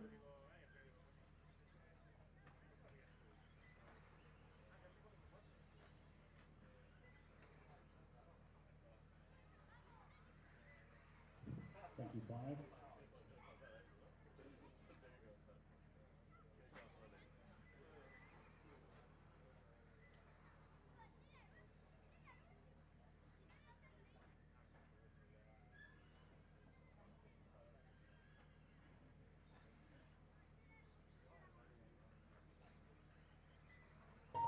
Finished.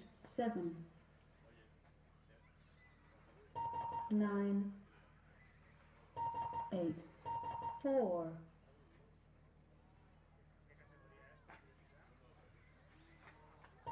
1, 5. Pushing on straight. Take care, drivers. You had actually finished by then. Marshall 7. Bruno. 6. Bruno. Time is over. Race finished.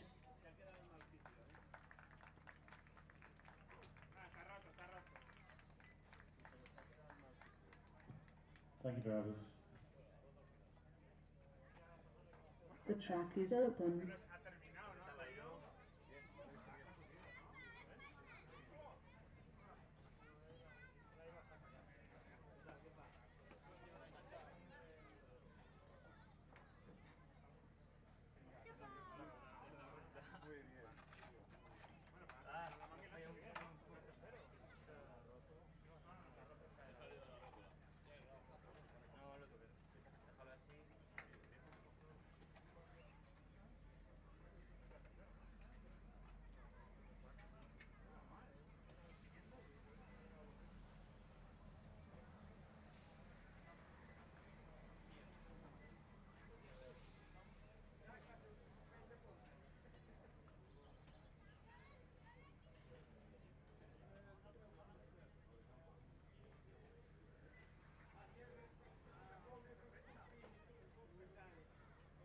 One minute to start.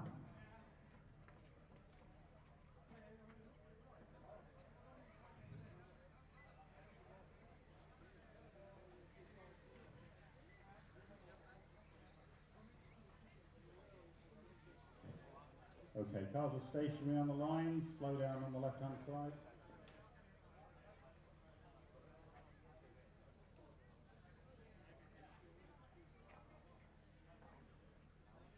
Seconds to start. Start order. Car 9, 1, 2, 3, 8, 6, 10, 5, 4, 7. Okay, only go when your number is called. Do not move before. 10, 9, 8, 7, 6, 5, 4, 3, 2, 1. Start of car 9, Car 9, 1, jump start. 2, 3, 8, 6, 10, 5, 4, 7.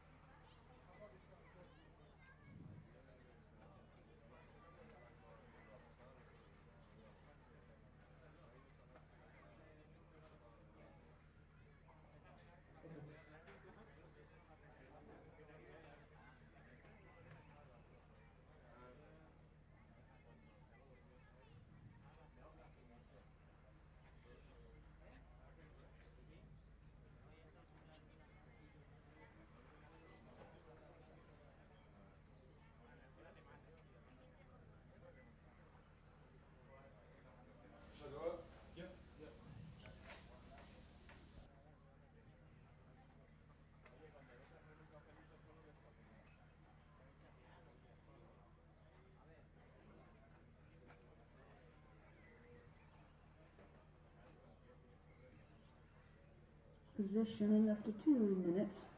1, 9, 3, 2, 10, 8.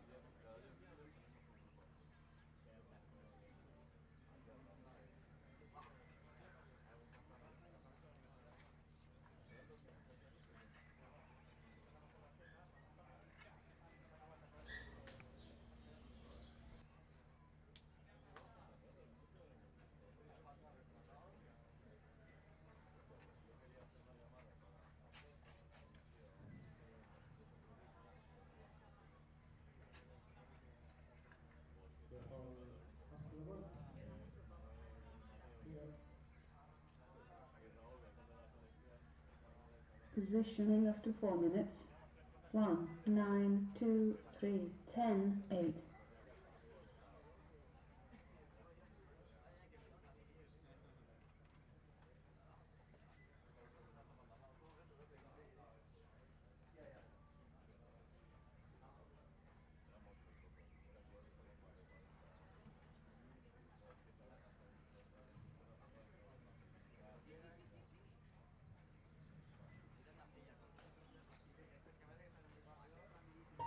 Finished. 9.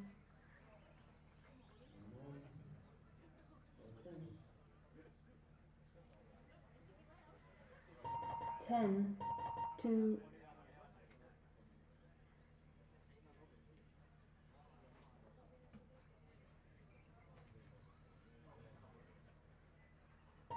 3, 1.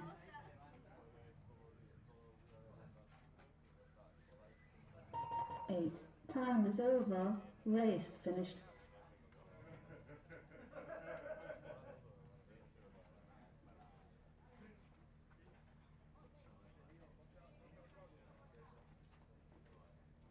The track is open.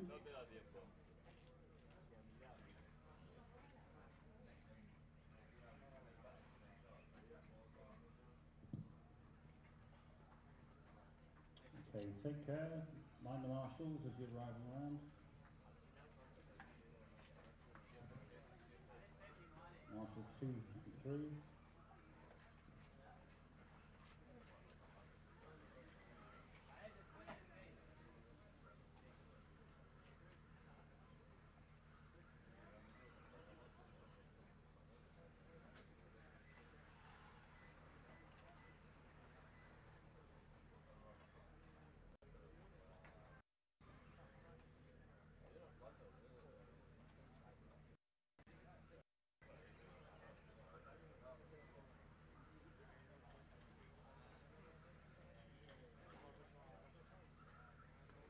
One minute to start.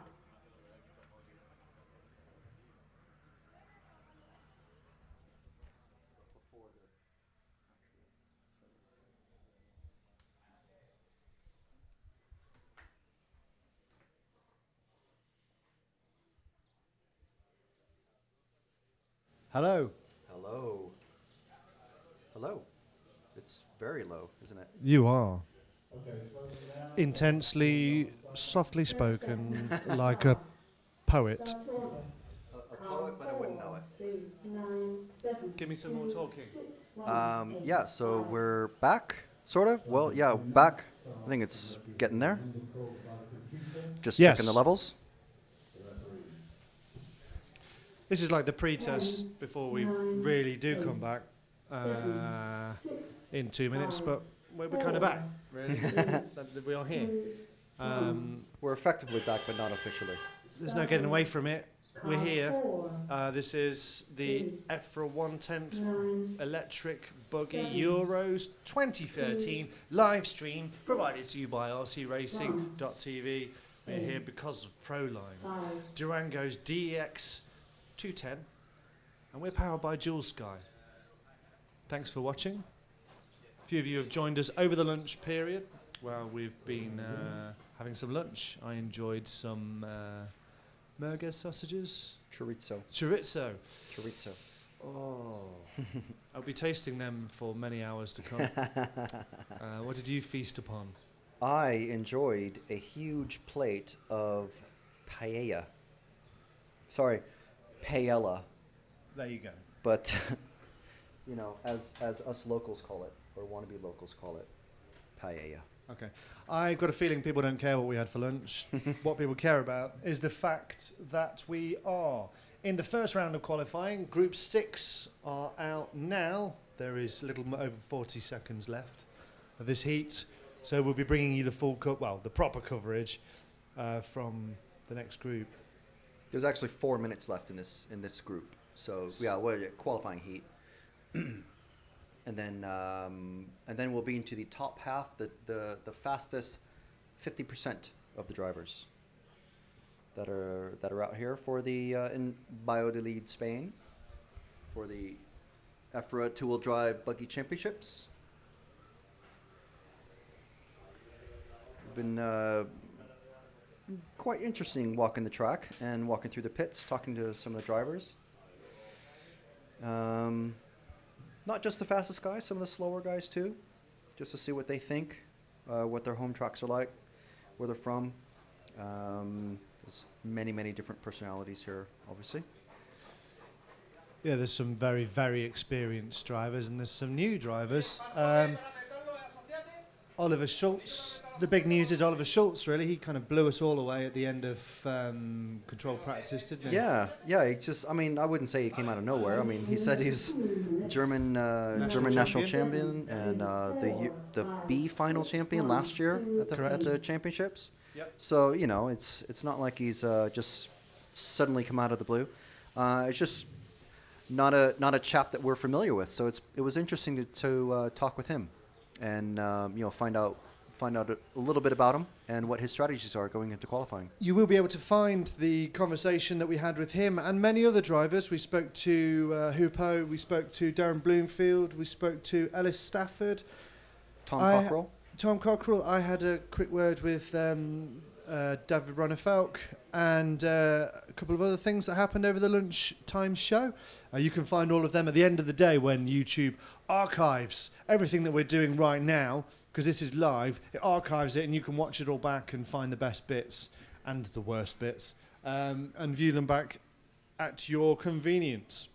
I will change the graphic to show the right round of qualifying, as it does already. Yes, good, okay. How many laps do we expect people will be achieving? I think in these sort of the mid-range guys, I think we're going to be getting 9 and 10 laps. I think the faster guys will be doing 11, and depending on track conditions, may be able to squeeze out 12 laps. As we say that, we see the Green Mile taking its toll again on some of the drivers. We see the marshals, if you're in position 9 or I think 7 or 6, you will be busy because and 4, yes, you'll be busy because we're finding the spots where the drivers of all abilities are finding very, very challenging, from Jon Neumann right the way down to the new youngsters who are taking part are all finding very challenging, and the main problem is, well, not problem, but the main challenge is, as a dog barks in the background, the multitude magnificent number of different surfaces. Yeah, I think I mean, when we did our track walk, we actually found out something about the. You know, we weren't able to do this yesterday, but we found there's extra paving that we didn't even know about in the S's in the chicane. That make it even tougher on the drivers. You can only imagine there's painted concrete, smooth concrete. There it is. Really, you can really see it rough now. concrete. James is zooming in upon it now. Crazy paving that we're being zoomed in on. In the UK, we call that crazy paving because it's like somebody has got some thick chunks of slate, they've laid some cement, and they've literally thrown them down however they fall. And it can look pretty when the rain's freshly fallen on it and the slate shines a little bit. But obviously, then again, it can get a little bit slippy. Very, especially for these guys when all the dust and dirt has been blown off it by the tires that are going on it. You know, yeah, it does get very slippy, and I can't imagine that it's easy. And well, I mean, even the top guys here, former European champions, have told us that it's very tricky and very difficult. It definitely keeps them on their toes. The track is open. As we're looking at car 8 of Alejandro Ayori. Group 7 making their way. Yeah, I'm actually the drivers counting. stand above our heads. We hear the rumble. Yeah, they're walking up and down. So they come off on one end, go up on the other end. It's very, very efficient and well organized here. I have just counted 9 different track surfaces. Different types of track surface. So it's not like you can tune for crazy paving or tune for really rough gravelly concrete or tune for painted concrete. It's just all different. And some of the drivers are telling us that no matter what they do, they can just get caught out by turning the wheel just a little bit different as they go through the same line that they did the lap before, or maybe there's an extra rock that's been kicked out in the racing line. We have heard that the rocks are maybe just a little bit too big for 1/10 scale. So it is a very challenging track. But like we were saying before, if you win here, if you even get on the podium or even the top 10, you know that you've definitely earned it because it is that difficult of a track, and the standard of racing is going to be that good, especially once we get into the top qualifying, the top heats of qualifying. So we're starting Group 7. There are 12 different groups. So we are just starting Group 7. This is the top half of the two-wheel drive standings. And these guys are, if you had joined us before for the controlled practice rounds, you'll see that the start is pretty much the same. It's what we call in the States IFMAR style qualifying, where you just go individually. You're racing against the clock. You're not racing against necessarily the other drivers on the track. If someone comes up faster behind you, just let them pass because it's faster for both of you. There's no point holding anyone up or trying to block. It just slows everybody down. So let's see who we've got in this heat. We have Lorenzo Crolla from France, Alexis from France, Tristan Hackel from Austria, Sandro Barmert from Switzerland, Tristram Neal from Great Britain, Luis Jimenez from Spain, David Benito Velasquez from Spain, Miguel Coida from Spain, and Carl Johan Svensson from Sweden. We didn't actually get around to talking to the Swedish drivers, but we did enjoy their, I don't want to say their national costume, or their national racing costume, but we did enjoy their very coordinated shirts yesterday during the drivers' presentation, the team presentation. So we are on the second hot lap. Following car 7, Tristan Hackel. All right. Austria. Yeah, let's see if we can find Tristram Neal from the UK. He's in car 1. And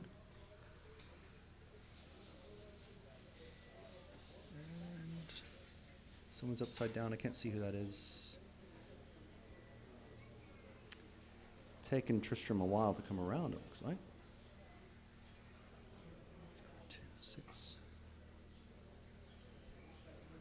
Well, where is Tristram? James has him. He's going down the end of the straight. Okay, on into the green mile. the second of those two cars. Right, okay, into the bake corner. Through the very tight chicane, which is crazy paved, and over the tabletop, over the rollers, around the first stone loop, up the concrete ramp, over the bridge, through the second stone loop, into the hairpin, and then over the start-finish jumps, which aren't actually start-finish. Start-finish is right there, where we just saw Tristram go past, where the cone is on the track. And Tristram he's rolled. Oh, no. As so many of them do. It's marshalled fairly quickly, but that won't help him, will him? That'll be no, a rather slow lap for him. At that time, he was on pace to do 10 laps in 5 minutes. There are two faster guys than him at the moment. They're on pace to do 11 laps in 5 minutes 24. The lap times are about hovering, for these guys, are right around the 30-second mark. The two fastest guys, Lorenzo and Alex, are doing 29-second laps. There are three guys doing 30-second laps. Everyone else is doing 31-second laps. So right around 30 seconds. The fastest guys will be doing lap times in about 28 seconds on average. The fastest lap time that we've seen so far is Oliver Schultz, who we mentioned earlier from Germany. He did a lap time in just a hair under 27 seconds, 26.925. The fastest lap time we've seen so far in this qualifying is with this heat is 29.542, which obviously is a couple seconds off that sort of fast lap pace. But now the guys they're not concentrating on doing a fast lap. They're concentrating on doing a 5 minute, a steady pace over the entire 5 minutes that they're racing.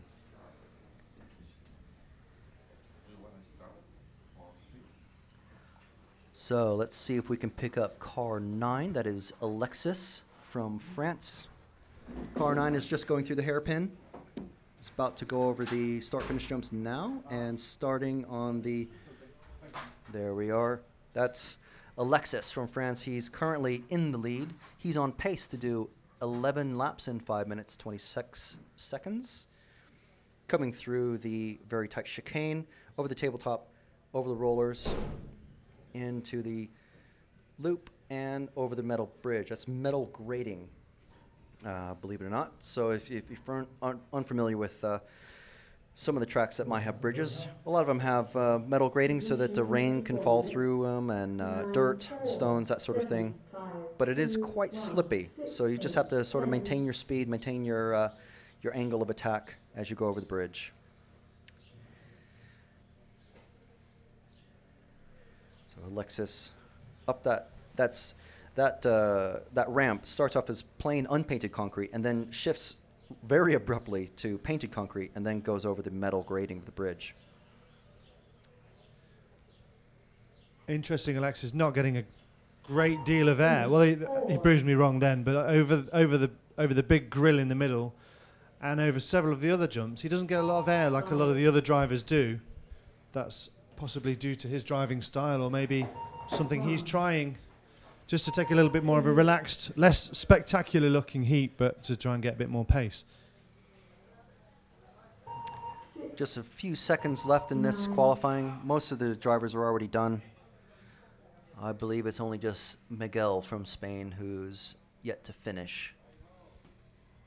There's just in the free practice and controlled practice, there were only about a minute between the heats.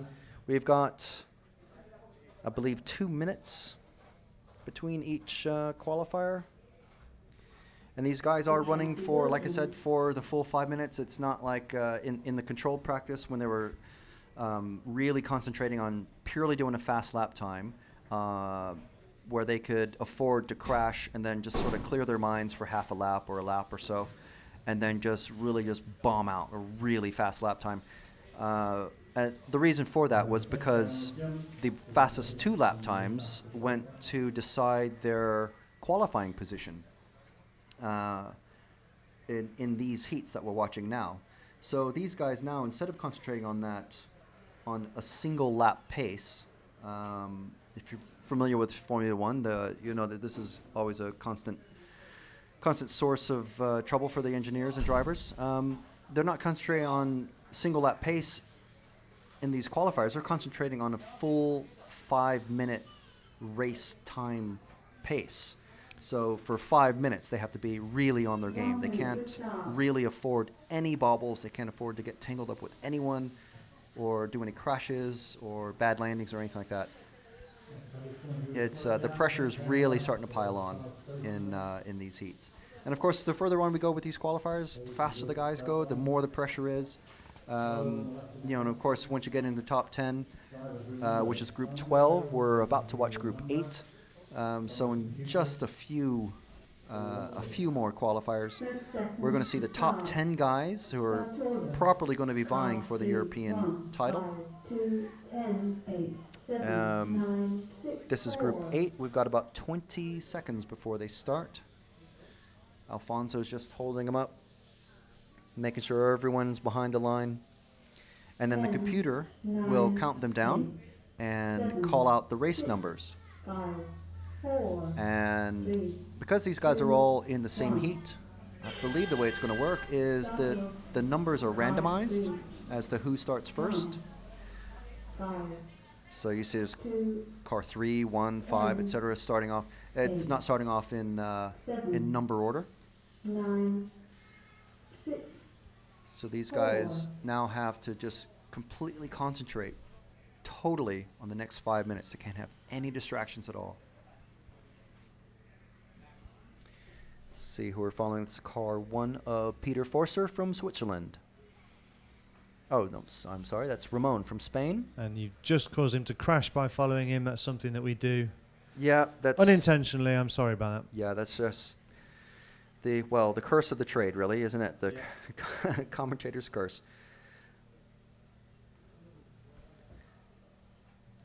So is that Roman? There's someone standing from Team Austria directly in my way of seeing. Okay, so car 3 is the red car. That is Peter Forster from Switzerland. Behind him is, he's just gone into the lead.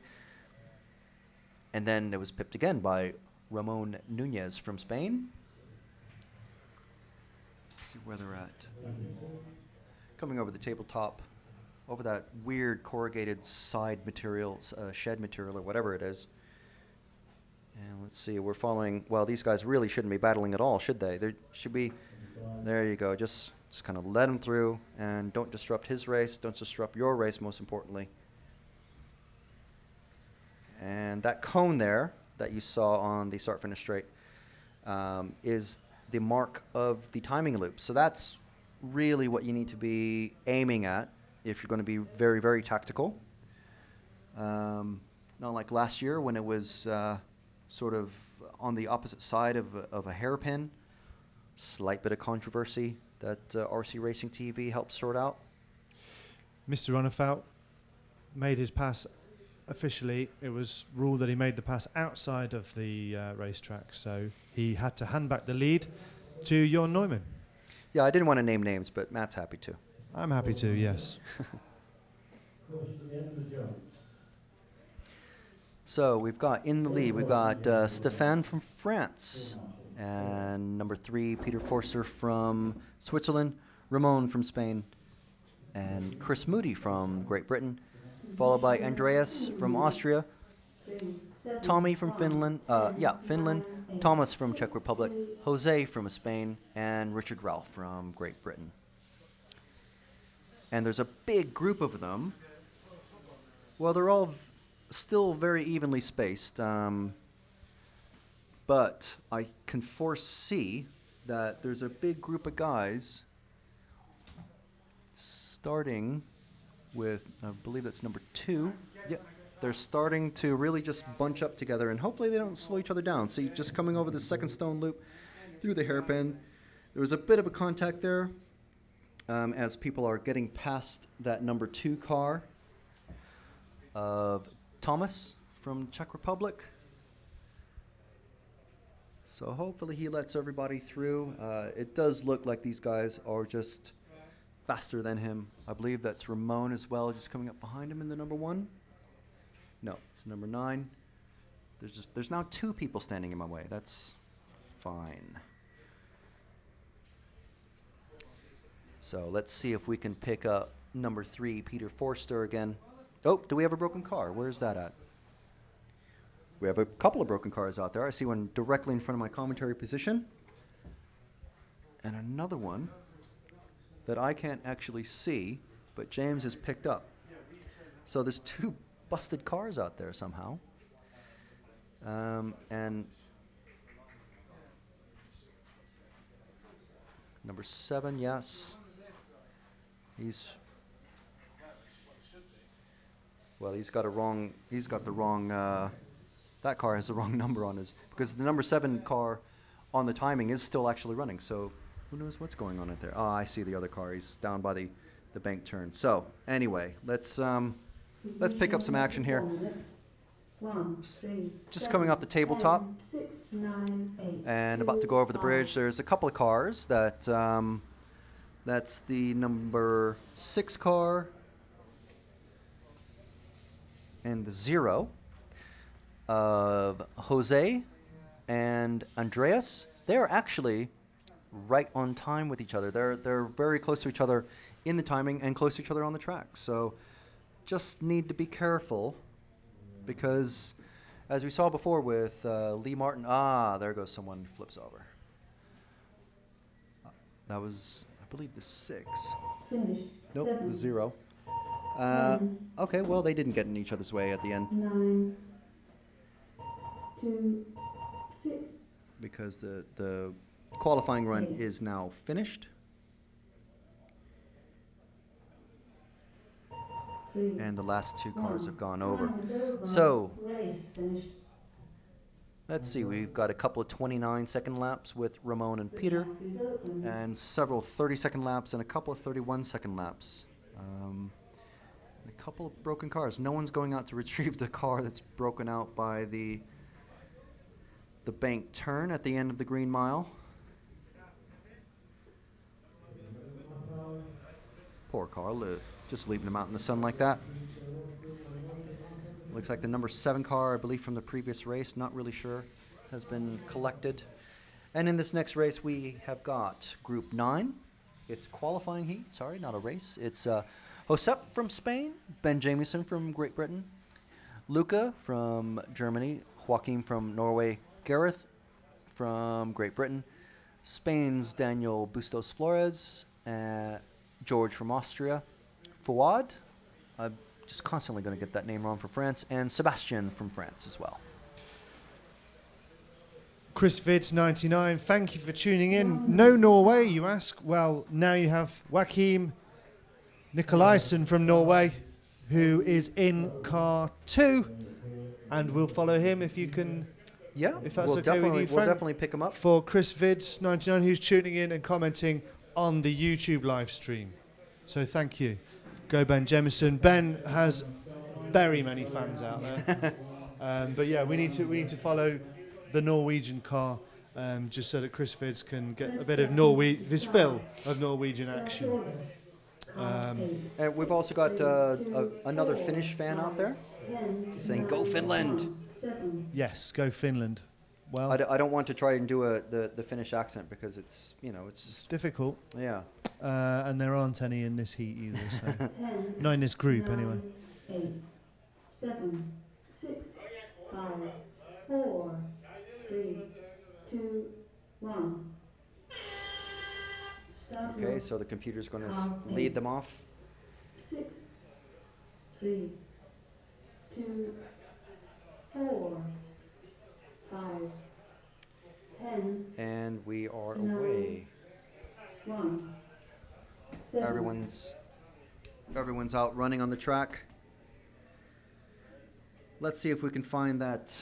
I believe it's number 2 car. No, yes, of Joaquim. Yep. Where is he at? Where are Looks you? like we Joaquim? might have him. Yes, just coming through the second stone loop, and he's getting a little bit tangled up with someone else out there.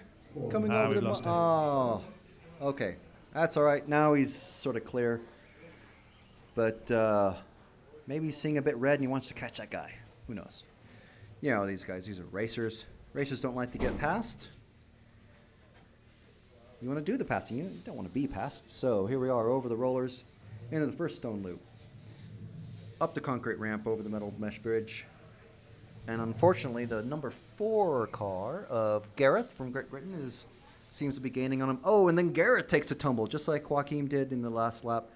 So that leaves Joaquim with a lot of clear track ahead of him, a lot of clear track behind him, so he can just click off some very quick laps here, hopefully with no distractions around him.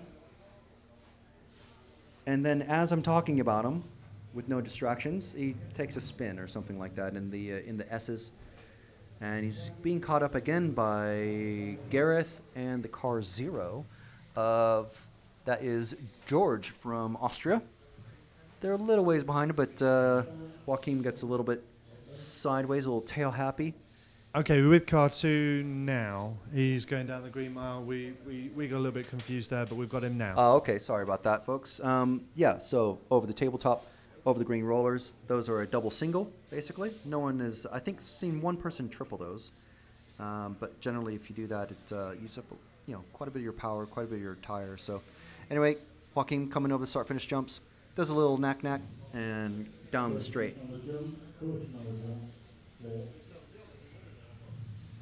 He does like to wiggle his tires a bit in the air. It's a little style thing. So, Joaquim from Norway going over the tabletop, over those little weird sort of they're not really whoop-de-whoops, they're just like, just a rough section, really.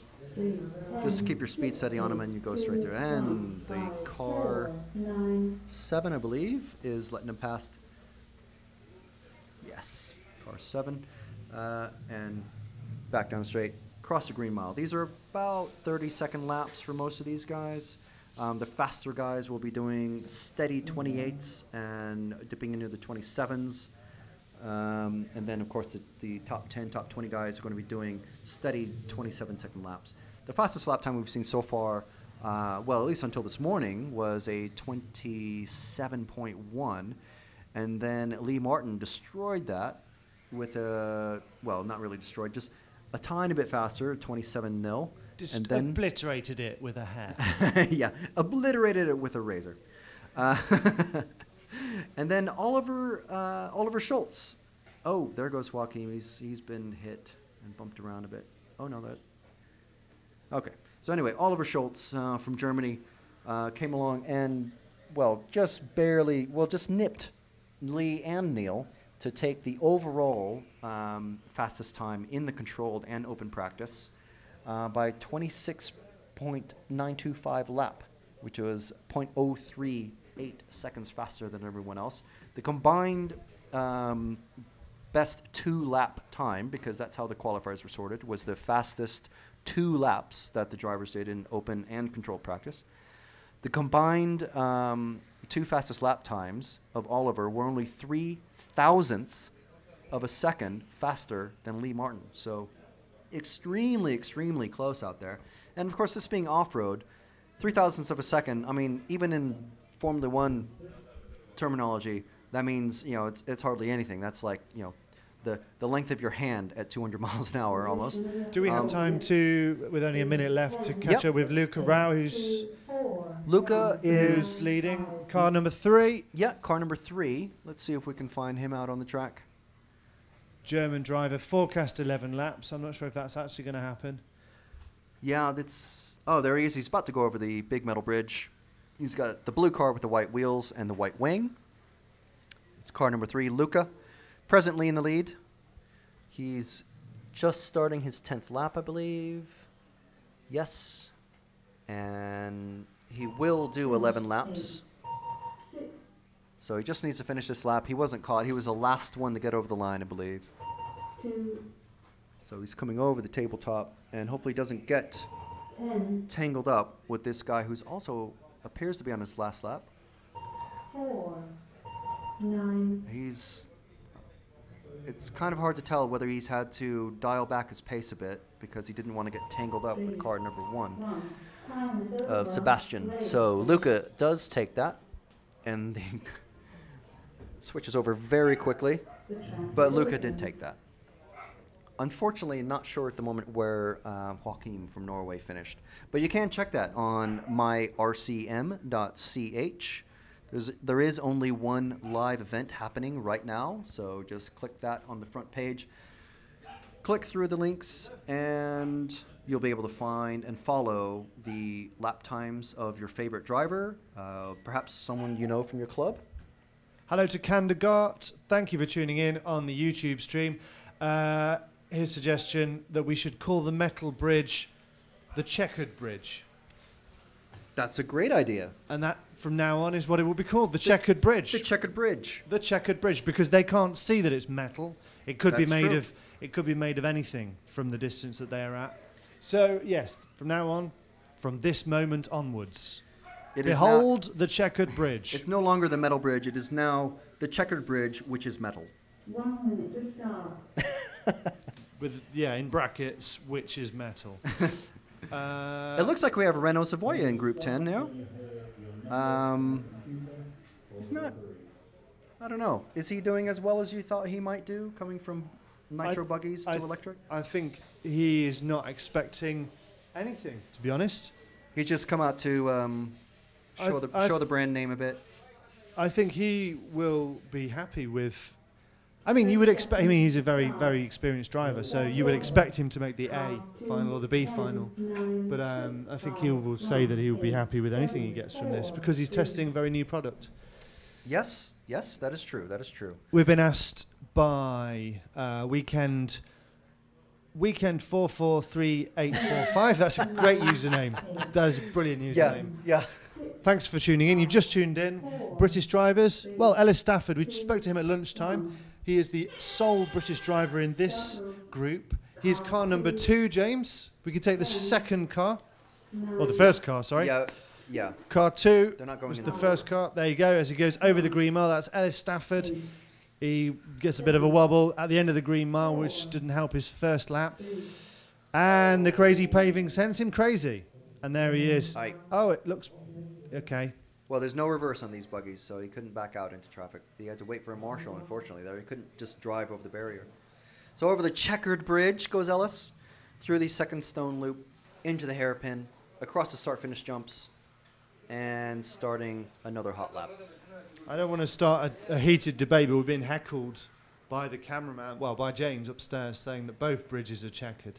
So there could be a flaw. That is true, but I would say a checker requires at least 3 rows, so you could see the alternating, a 3x3 checker. Okay. So, and also I would put it with a capital V, all in capitals, to show that it's the biggest bridge of the bridges. So yeah, we're still with Ellis Stafford. We spoke to him at lunchtime. He's running a rear motor. He's in all of the events I've seen him previously. He'd been running the mid motor, but he tried that in the warm up and said that ain't going to work. However, Renault Savoia is running the mid motor, and is that working? He is in car number 1. He is the red and yellowy orange. Just going into the hairpin now and over the start-finish jumps. About to start the straight, past the start-finish line, into the first corner. And starting the green mile. There he goes. The mid-motor running Renault Savoia with the new X-ray there. Plenty of weight strapped. Hoovering up another of the cars. Plenty of weight strapped to the back where the rear motor would be. So they're moving the centre of gravity backwards, as you pointed out earlier, Frank. Yeah, it is interesting to see that. Obviously a lot of these cars nowadays, I think everything except for the Associated, I think, all have the rear, have the mid-motor option, and pretty much all the pro guys that we've talked to said they did try the mid-motor here, and it's just as fast but more difficult to drive. So they've almost, I would say like 90% of the cars we've seen have a rear motor configuration. So quite interesting. If you follow the various types and brands and technical stuff. How's Renault doing? Renault is actually, he's in second, so he's doing quite well. His fastest lap is 29.3. He's on pace for an 11 lapper at 5 minutes 22. The person in front of him is Wesley from the Netherlands. I believe he's the only Dutch racer here. I haven't seen anyone else. I can't remember anyone else in a day and a half of calling this. But Wesley's on pace for an 11 lapper in 5 minutes 15 seconds. His fastest lap time is a 28 second, 28.8. But for the qualifying, mostly, as we explained earlier, we're not going to be concentrating on the best lap time. We're going to be concentrating on the forecasted lap time and what they actually achieve. So everybody's on their 6th lap except for Ellis, who seems to have broken. I'm going to say he's out. Yeah, he didn't look great from the start, did it? He was all over the place. Yeah, he's only done 3 laps. At first, laps. I thought he'd stopped in his tracks, but obviously, yeah, he was just stuck for a moment briefly. And now it looks like 3 laps is as many as he will do in run 1 of the qualifying. Yeah, it's well, it is the first qualifier, so there will be some qualifiers that the racers can drop. So, unfortunately, you know, if you drop out your first qualifier, or if that's definitely your first run, that just puts increased pressure on your, you know, all the other qualifiers that you're doing. So Wesley's still out in front. He's Wesley, car number 6. Yes. Let's see if we can find car number 6. Take a look at the Dutch driver. I believe he's just going through the second stone loop into the hairpin, coming over the start-finish line, about to start his 8th lap, I believe, now. 9th lap. And down the green mile, he's got a bright yellow. He's got quite a tail-happy jump style. He really likes to get on that brake and kick the rear end up so he has the optimal landing position so he can just continue accelerating down the landing ramp of the jump. Well, you know why that is, don't you? No, just he's running a mid-motor. It's clearly affecting how the car's handling, and you can see, or at least I think I can see, there is no prominent motor hanging out the back. So he's one of the drivers running the mid-motor. Yeah, he might be, can't tell what car he's running. There are a couple of Kyosho drivers here. There's 1 or 2 Tamiya drivers. And Wesley's just finishing his last lap now. And if he slows down on the straight up, he's driving a TLR. So, Wesley in a TLR heads Renault Zavoya in second. Oh, sorry. Renault just got pipped. No, Renault just finished again. So it's, yeah, it was moving around as I was speaking. So Renault's finished second with 11 laps in 5:22, as predicted by the computer. Wesley finished in 11:5:16, as predicted by the computer again. So, and then Zacharias, Kim, Nicholas, Kari, Philip, Christian, Ricardo, and unfortunately Ellis in last. As we run through the groups, it's clearly visible that they're getting faster, isn't it? Because we've got a lot more drivers on 11 laps now. Yeah, it's, I mean, when they the first heats that were running, we're doing like 9 laps, and a few guys were getting 10 laps, and then it went, everybody's getting 10 laps. Now everybody's getting 11 laps, so I think Alice's car. All right. Just see Alice having a little look at what problem, well. Hopefully it wasn't something simple like a loose pinion or a bad soldering joint. Those are the worst. If it's something that breaks, then, you know, fair enough. You know, you crash into something. But if it's something simple like a loose screw, then it's just, yeah, it's not good. So here we are, Group 11. These are the second group, the second 10 of the fastest guys. Getting into the big guns territory, aren't we? Yeah, big guns. We've got the last group was the start of the top guns. Now we're moving into the big guns. 1 minute to start. And what's next? Cannons. Rocket propelled. Yeah, like nuclear submarine launched nuclear missiles or something.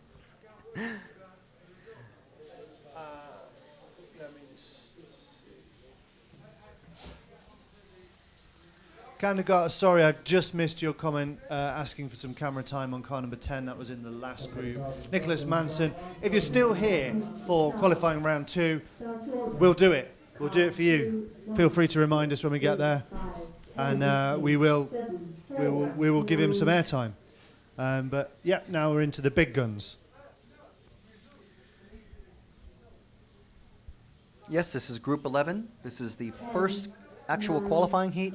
We have got Darren Bloomfield, Hugo Honegel, Carlos Vidales, Paul Bradby, Christopher Svensson, Martin Bayer, Yanni Hovey, John Spencer, Antoine Rossetti, and Stefan Pfeifhofer. Sorry about that, Stefan. But these are all names that you will almost surely be familiar with. So no need for me to tell you what country they're from.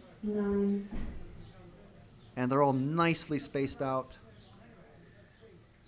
Leading them away is, I believe, that's the blue and white. I don't even need to look at the screen to tell that that is Darren Bloomfield's And we're car. with Darren Bloomfield right now on your screen. Yep, he really likes to get that corkscrew sort of action on the jumps. He's used to that with the gas buggies that he won the European Championships with last year. Over the tabletop, doesn't even touch those little rumble strips. Through the first stone loop, over the checkered bridge, through the second stone loop, and flips it into the hairpin. And that allows car number 1, I believe that is Hupo. Hupo, who is Yeah. into the lead. Yeah, they're now they're right together. Hopefully, now we did have, well, it wasn't a situation really, where Neil and Lee in the controlled practice were pretty much racing together until one of them made a mistake. Personally, I thought it was brilliant. I thought it was great, and especially for controlled practice. But now these guys they're not going. Darren makes another mistake. Darren flips out again. Yeah. And we weren't talking about you, Darren. That wasn't our fault. We'll blame it on the sun. Let's keep with Hupo, yes, as he goes Yep. to the end of the green mile in the DEX 210. And yeah, so these guys are going for a 5-minute lap pace. So there's no backing off. They can't. Oh, Darren makes another mistake. He bottoms out on the second of the rollers and just flips his car straight upside down. That's a mistake he cannot afford to make. This is all very, very important 5-minute lap pace. 5-minute pace. You're not going for a single fastest lap time like we were in controlled practice. Now we're going for a 5-minute pace. You have to be super consistent, top of your game for a full 5 minutes, which is when the lap times are 30 seconds. 5 minutes is an eternity. 10, 1, 3, 6, 5, 7, 2, 8, 9, 4. So that's Hupo going down the front straight. I'd say Hupo's really showing here how it's done. Yeah. I don't want to curse him. If we just keep with Hupo going to the end of the green mile, coming towards us into crazy pave, in the S's, into the, well, we need a name for that, don't we? The tabletop. The tabletop, I guess. Yeah. It needs a better name. Over the checker bridge. Yep. And, you know, he is a former European champion in this class. You know, obviously it was many years ago. His first time of many, of I believe 3, was in 2000. And, you know, I don't think we can call him a spring chicken. He's approaching or in middle age now, I guess. Makes a slight mistake on the end of the green mile. But he's through the S's and over the tabletop and back over the rollers once again. So let's see. Can we check him in Martin Bayer in car 10? Yeah, where's he at? 6 laps He's now. Forecast three for 11. cars behind Hupo. Just That's him. approaching. You got him? Yep, the second of those cars. Yep, over the start-finish jumps and across that painted line is the timing loop. That is the all-important space that the cars are aiming for once they finish their qualifier, because it is all very important where they finish. They will have some, obviously we saw with Ellis Stafford in the last qualifier that you know, he's unfortunately he had to drop out after 3 laps. Not sure what happened yet, but we will find out. And you know, there will be, there's a car upside down on the big jump on the, he got hit, but he's not broken. So let's hope that's not anyone we were talking about. But if you do happen to do badly in a qualifier, that qualifier will get dropped down. There are 5 qualifiers, so I'm just going to take a guess that it's going to be the best 3 out of 5 that are combined times. So Ellis does have a few more chances. So does Darren if this turns out to be a bad run for him.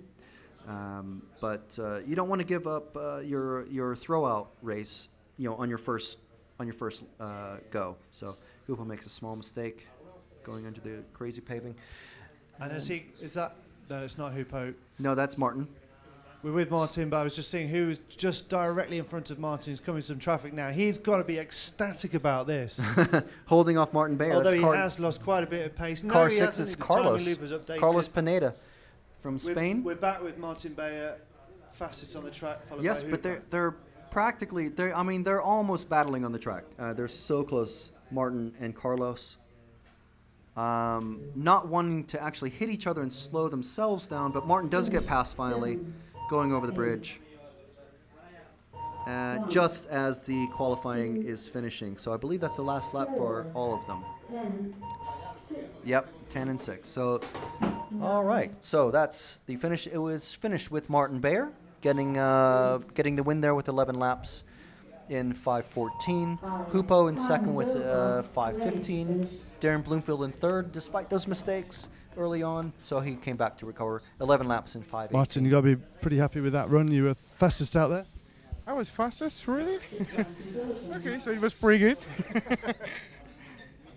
Yeah, for the first time, like today, the car was drivable, so I can go like on the straight to the straight. Yeah. So it was good. I did run without mistake, but let's see how it will be after the last fit.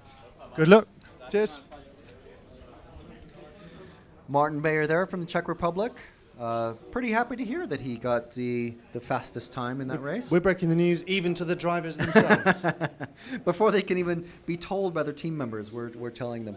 I believe we've got our Boots doppelganger out there in the AKA Where is he? shirt. Where is he?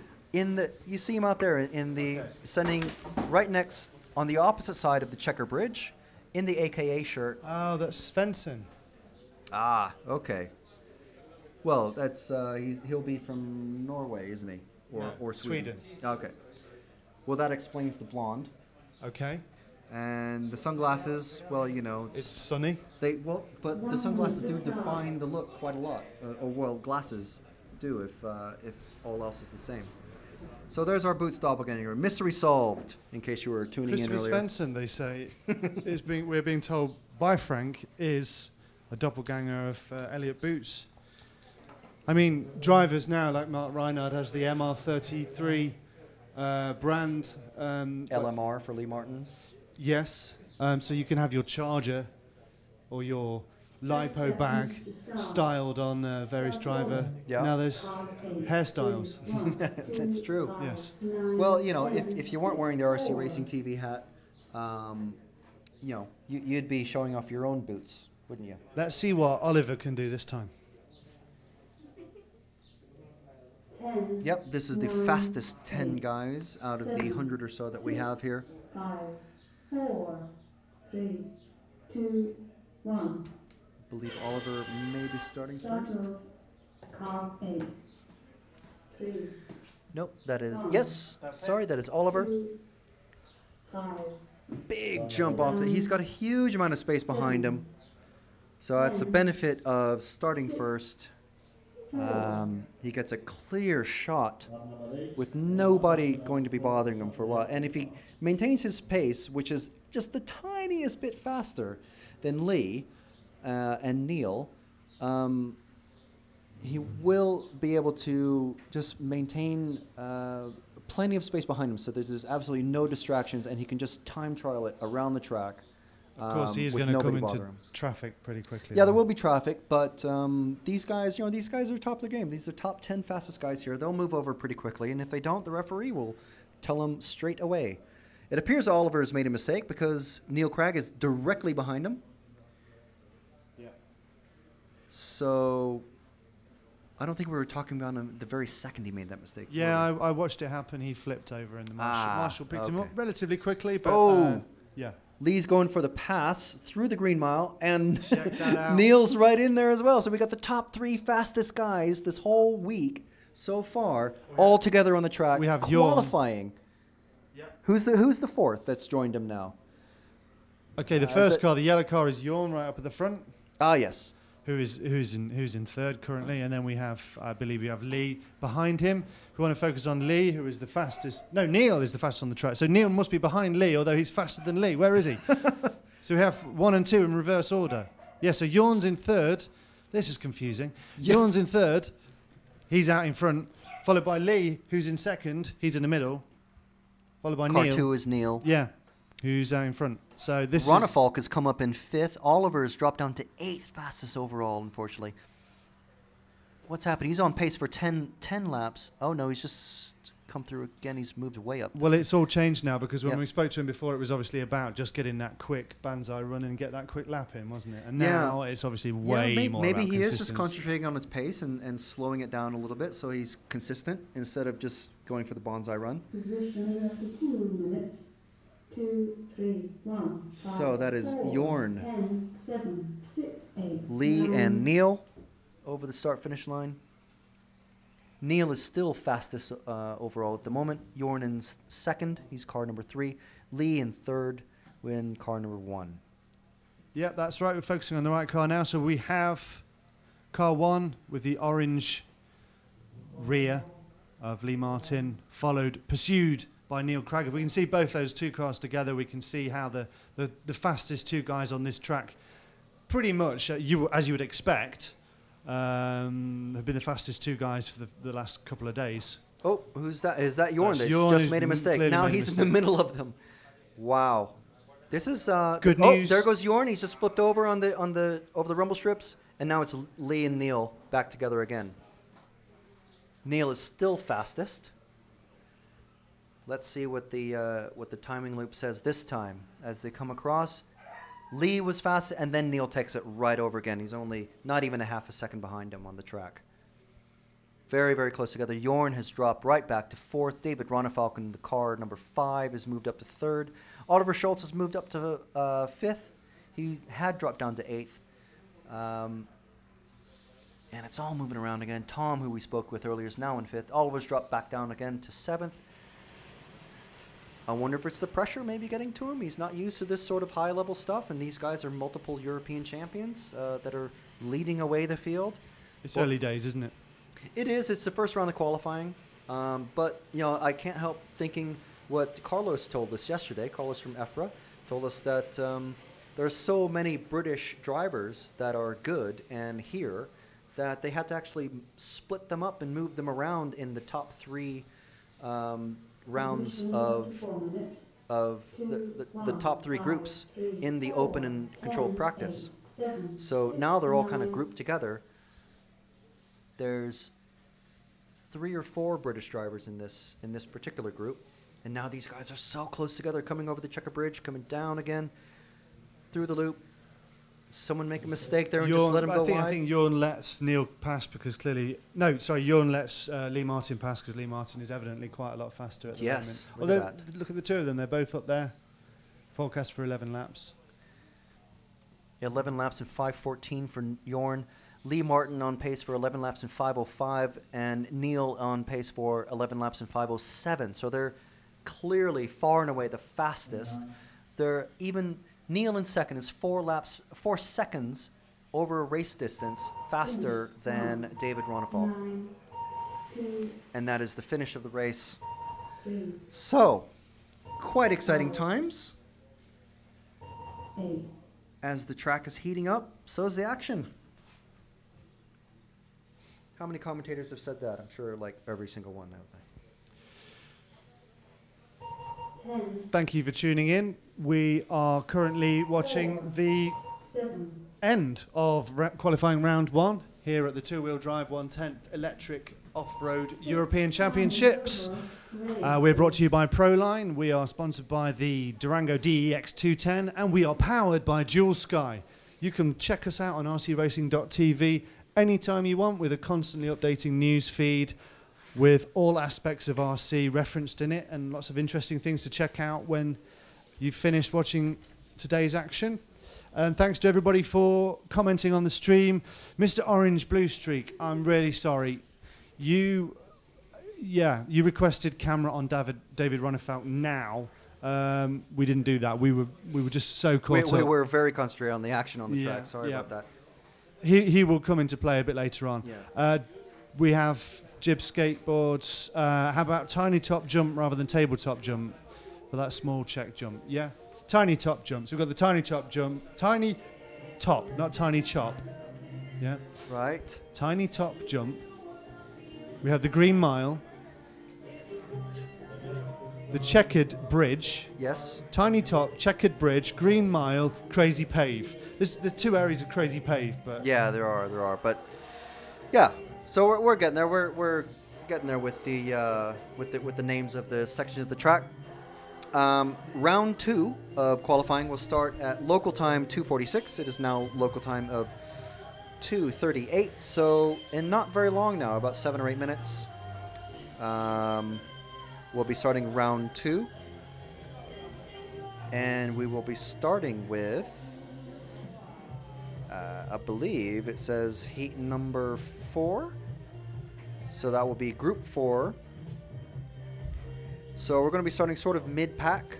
And then round 3 of qualifying will start at 4:32 local time. That's Central European time. And that will start with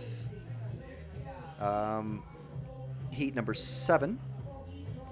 So basically what we're looking at is the fastest guys that we're looking at. The top 3 heats of qualifying, 10, 11, and 12, what we're calling the top guns, the big guns, and the uber big guns, or whatever. The top gun guys, the next time they are up is 3:26 for heat 9, 3:34 for heat 10, and then in the final round of qualifying, 4:56 is when they start. hello, MJ BTACO, MJ Bataco. Let's go, Oliver. Greetings from Team C USA, cheering along their teammate. There. Excellent. Yeah, we've got teammates of Oliver Schultz online watching him in action. And there was also a prediction earlier on that Oliver Schultz was somebody to give the top guys a run for their money in years to come. Definitely. Definitely one to watch out for. I mean, he won last year's B final. He's German national champion, or former national champion. Not sure. German national. Yeah, well, yeah, I don't know if he's current or former, but definitely a fast guy. I mean, you know, if you're the fastest guy in your country, definitely you're going to be on the eye of people around the world. You can see the track is now deserted just for a few minutes while people take a sip of their drink. What sort of temperature do you think we're hitting now? I would guess probably 28 degrees Celsius. It's hotting up. We're, yeah. I'm better with Celsius nowadays than I am with Fahrenheit, but yeah, it's definitely getting warm. But Well, there's a nice breeze. And yes, there is in we've here. got like some shady trees behind us, and we're in a fairly well-insulated building, so we're doing okay out there. Hopefully the marshals stay cool as well. So you can hear the music has started up. That's sort of the in-between music. At least it's not yesterday's Euro pop stuff. It's more top 40, a little bit more palatable, I think. Not that I'm much of a music aficionado. Matt's more the music guy. Oh, for sure. Yeah, this is quite harmless. This will do nicely. Thank you very much. So, as everybody's dancing their way to the pits and coming back out, we're going to have heat number 4 come out at 2:46 local time. That means heat 9, 10, 11, and 12, those guys will start racing just before 3:30. They're going to be on track at 3:36 local time. That's Central European time. Would now be a good time to run through how qualifying actually works in terms of with your 5 runs, what happens with those times? Well, I'd like to, obviously I'm kind of stuck in the commentary booth here, but I'd like to know whether there are 5 rounds of qualifying. Everybody has been sorted by their fastest 2 lap times, not race times, but the fastest 2 lap times from the free practice and control practice. That is what sorted everybody for the qualifying rounds. There are 5 rounds of qualifying, and I believe, this is what I'd like to get confirmed from somebody, that 2 of those 5 rounds will get dropped, the worst 2. So, for example, I think Ellis Stafford is the only one who jumps out at the moment. We know that he only did 3 laps in that first round. So obviously this first round is going to be his dropout, his throw-out round. But whether there's 1 dropout or 2 dropouts, not really sure. Interesting music we got now, Frank. Yes, not quite country that I'm used to from Texas. This is more like southern bluegrass in Spanish. So But at least it's not Tejano. Sorry for any Tejano fans out there, but oh my gosh, not really a fan. We're just about 3 minutes away from the start of the second qualifying round. In case anyone missed it, Lee Martin was top dog in the first round, followed very, very closely by Neil Cragg. Those guys both finished 4 or 5 seconds ahead of, I believe it was David Ronefalt in third and Jorn Newman. Actually, I should be checking these lap times, the qualifying times, if I can get the local internet to be working. I can check those times on myrcm.ch. And let's see what we can see if the page will load.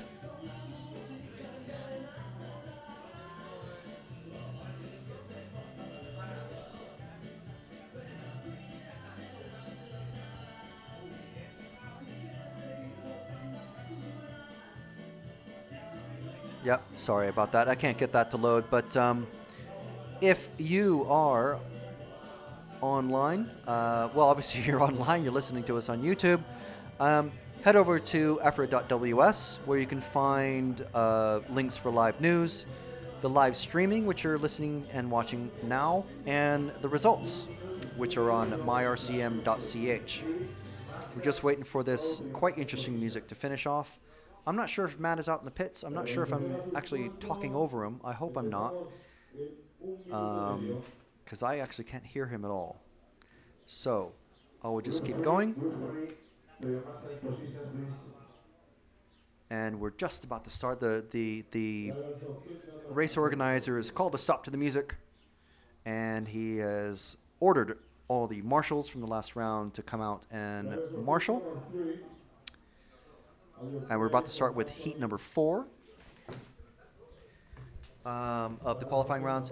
That would be Kevin from France, Maxim from Russia, Rene from Austria, Miguel and Nicholas. Oh, sorry, Miguel from Spain, Nicholas from Sweden, Alejandro from Spain, Kepa and Federico from Spain.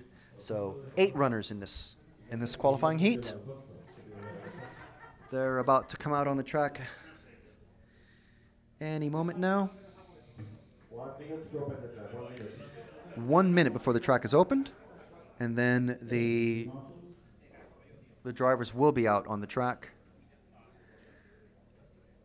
We've got a battery that just shorted just in front of me. That's really, really unfortunate. I believe that's car number 6 of Kepa from Spain. Smoke coming from the battery wires, and they just came right off, and they can't even, this poor mechanics can't even pick them up, pick up the wires. They've, something is shorted in the battery. There's probably no time to change out that battery, but if they run, I don't know, they just seem to be sitting down next to it and shaking their head. I'm not sure if that's actually Kepa's car, but even if it were, he at the time, he had a minute for his mechanics to run back. Maybe they don't have a battery charged. I would guess that is it. So here comes round 4, heat number 4 of the qualifiers. The cars are led on just before the first corner. And they make their way around the full length of the circuit. Come around, do almost 2 practice laps. That 1 minute of time. Well, they've got another minute and a quarter left now. So they can get 2 or 3 laps in, just to find out what the conditions are like and see what they'll be facing, whether anything has changed, whether there's any maybe new ruts or holes or anything like that have opened up. And, you know, these being 1/10 cars, they're not really tearing up the track, so they're okay. So 1 minute, and there's enough time for at least another lap. Well, exactly 1 lap, and they're starting to line up. So it would appear there's only going to be 7, maybe 8 cars in this qualifier. Hello. 30 seconds to start. 30 seconds Start in. order. Yep, Matt is back. Car 8, 7, 9. Were you 1, interviewing anyone? 4, Because you went 5, completely 6, silent, so I wasn't 2, sure if I was talking over you or I lost radio contact or not. No, I just went completely off grid to do some undercover work, to do some investigations. Okay. You know, this is what we have to do to get to the bottom of certain things. I can tell you that Ellis Stafford had a bad landing and just popped a ball joint. Nothing more serious than that, but just a frustrating one of those frustrating little things. That's really bad luck, isn't it? And it is 3 rounds to count, as we suspected. Right. Okay. Good. That will all change when it starts to rain later on. Right. Yes, we are expecting rain. We're expecting to drop loads of rounds and everything to go wrong, simply because that's what usually happens. And it's tradition, like what we pointed out earlier about cyclists shaving their legs. And, well, that was prompted by the why aren't there bump ups in electric, so we don't want to start the whole cyclist conversation again. No, we don't want to enrage the viewers like we did before. Yes, we're very sorry about that. Especially not until we got to the bottom of what we were actually discussing. Yeah, and we don't want to offend any skateboard fans out there. No. So let's get back to the factually correct things that we can talk about. Well, one fact that we can clear up is who is number 06-XXX space capital XXXXXNO. Well, that from Chris Vids 99. That is a driver who did not show up. So we don't have a name. In some cases, there are drivers who have the X across their name, and we don't even have a country. So we just kind of skip them. It's a Norwegian who didn't turn up, isn't it? Yeah. So, I mean, I'd imagine, imagine if these guys drove down. That's a really, really long drive. Are we just waiting until we can get some sort of overall feeling as well? Or I couldn't hear you for the last couple of minutes, so maybe you were discussing that already. No, I wasn't. No. Yeah, and someone has answered the question, how is qualifying gone for Ronefalk? Someone else, well, Pierre Ronefalk has answered David is third after qualifying 1. So thanks, Pierre. Hi, Papa Ronefalk. How are you doing? Have you made it home yet? Has Pierre Ronefalk made it home yet after his epic drive from Reims all the way back to Sweden? Congratulations again. I hope it's all sunk in. And sorry you can't be here to enjoy a little bit more sunshine. MJB Taco has posted... I'll post the link to the stream on the Team C Facebook USA Facebook page. Great coverage, guys. Thank you very much, Team C. We're glad to see that, apart from the old standbys of Associated and Losi, who we expect to see in the A, Team C is most likely going to be represented in the A, which is really cool. And, another new brand coming up. And Tamiya have won the A. Well, for quite yes, a of few course. years now, Yeah. and obviously Durango have had it as well. Tom McKell is, this must have been while we were commenting on Oliver. Tom has said, we all look at Oliver. Go, mate. Next one will be better. Good. Yes, I'm sure it will be. So we can just say what the overall is after the first round. Well, Yes. I update the graphic. Yes. That is the thing, the schoolboy error that frequently happens. We are now in round 2 We can't of qualifying. confuse people. And, ow, bang my knee. Yeah, that's a very dangerous desk. So overall, we have Lee Martin in the lead after 1 round of qualifying. Remember, there are 2 dropouts, two rounds dropped. Neil Cragg is just behind him. David Ronefalk from Sweden is in 3rd. Jorn Newman from Germany is in 4th.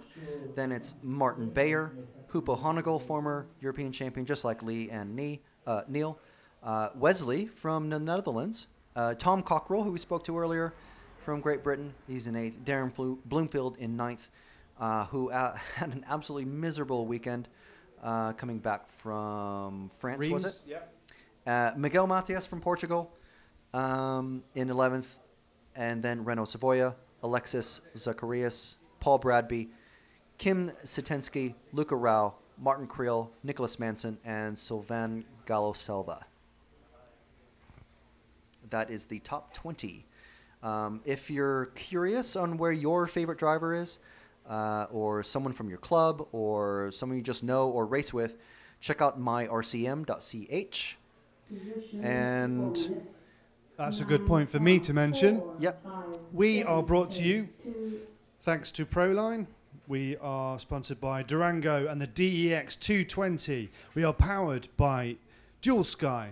And we are here thanks to EFRA and their website, efra.ws. You can catch us on rcracing.tv. Find us on Facebook. You can't like us, you won't like us, but you can join us. And you can see us over on Twitter. That's at RC Racing. And there's plenty of, if you're interested, full-scale motorsport stuff there as well from our Uncle Nick, who updates it with his journeys around the pits of the world when he gets out and about. Is he Uncle now? No. Or is he not Papa? Just Papa Nick? Not Papa, no. He's kind of like an uncle, I think. Is he Saint Nick? No, no. Oh no. All right. Well, hi Nick out there. We know you're listening, so we are behaving ourselves. So let's see. Let's see how the first. Well, not the first. This is Heat 4, and it is finished with 10 laps in 5:12 with Rene from Austria, then Miguel with 10 laps, and wow, the timing screen changes very, very quickly during qualifying. They don't give you much time to go through the list. We have 2 minutes to go to Group 5. That's why I provide a great service, running up the stairs to tell people when they've come the fastest in the round. You know what's interesting though? I just noticed Sylvain is car number 1 in Group 5, and I just said his name. He's top 20, so he's in Group 5. So that means he's running with a much slower group of qualifier guys here. Well, let's see what he does. So hopefully he can make his way through. Make his way through this pack, and they're all just running out. Now if you are watching the live timing, we do have a 026 XXX from France. So that's another gentleman or possibly lady racer who hasn't shown up from France. There are quite a few. There are even some. Well, I won't call them locals because it is Spain's a sizable country. But there are some Spanish drivers who also weren't able to make it. There's about 100 racers. They're split up into 12 groups. And the groups had 7 practice runs yesterday in open practice, 2 controlled practice runs this morning, the second of which counted towards one of their best 2 lap times, and the 2 fastest lap times for everybody were combined to sort the qualifying order, which is what we are watching right now, which is qualifying. And James, we're interested in car 1. I'm sure you're interested as well. We all want to see how he's got himself so high up in the qualifying. 7, 6, 5, 4. So this is just the countdown from the computer voice, 1. and then the lady will count out the numbers. Car 1. Car 1. So obviously, 3. Sylvain, yes. Recognize his buggy from the huge French flag that's on both sides of his rear wing. And the rear wings on these are quite huge. Oh,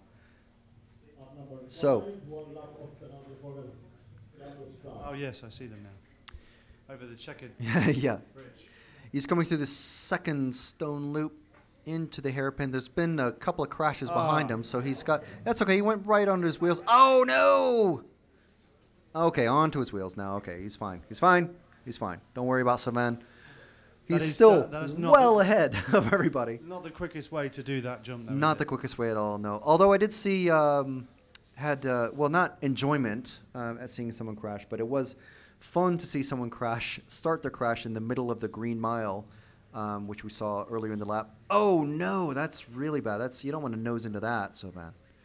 And Lee finished upside down on the banking at the end of the Green Mile. So anyway, Sylvain has made a couple of mistakes. Possibly, does he hear us talking? Oh no, another big one on the Green Mile. He's let someone pass him now. He's coming through the crazy paving S's. Over the, what's that? The tiny top table jump? Tabletop? I can't remember what that was called. What was that called? The tabletop, Matt? Sylvain catching up to the car number 3, giving him a little bit of a bump. Trying to get past. He wants a clear run. Well, everybody wants a clear run, but Sylvain especially, because he knows he's with a slower group of guys than maybe he thinks he deserves to be with. Tiny top jump, but maybe we should be looking at car number 6 of Johan Edren from Sweden. Sylvain makes another mistake. Where's car number 6? And he's just made a mistake as well, just as we're going to him. Over the green rollers into the first stone loop, over the checker bridge. There we are. Into the hairpin. Yep, blue and white car. I heard another car make a crash. I really hope that wasn't Sylvain. I'm sure he wants to keep his top 20 time so he can remain in the B final, or in the running for the B final. Was that a request to follow Johan from Sweden? Just from me. Sylvain has popped up to the top. Oh no, he was quickly pipped by Mathieu, also from France, and then by Antti from Finland. I'm not sure if it was Antti that we talked to previously. I know we talked to Sammy from Finland. So if there are any Finnish watchers out there, hello. And Sammy and Antti are doing just fine. I know there's another Finnish racer out there. I can't recall what his name is, but we'll come across him eventually.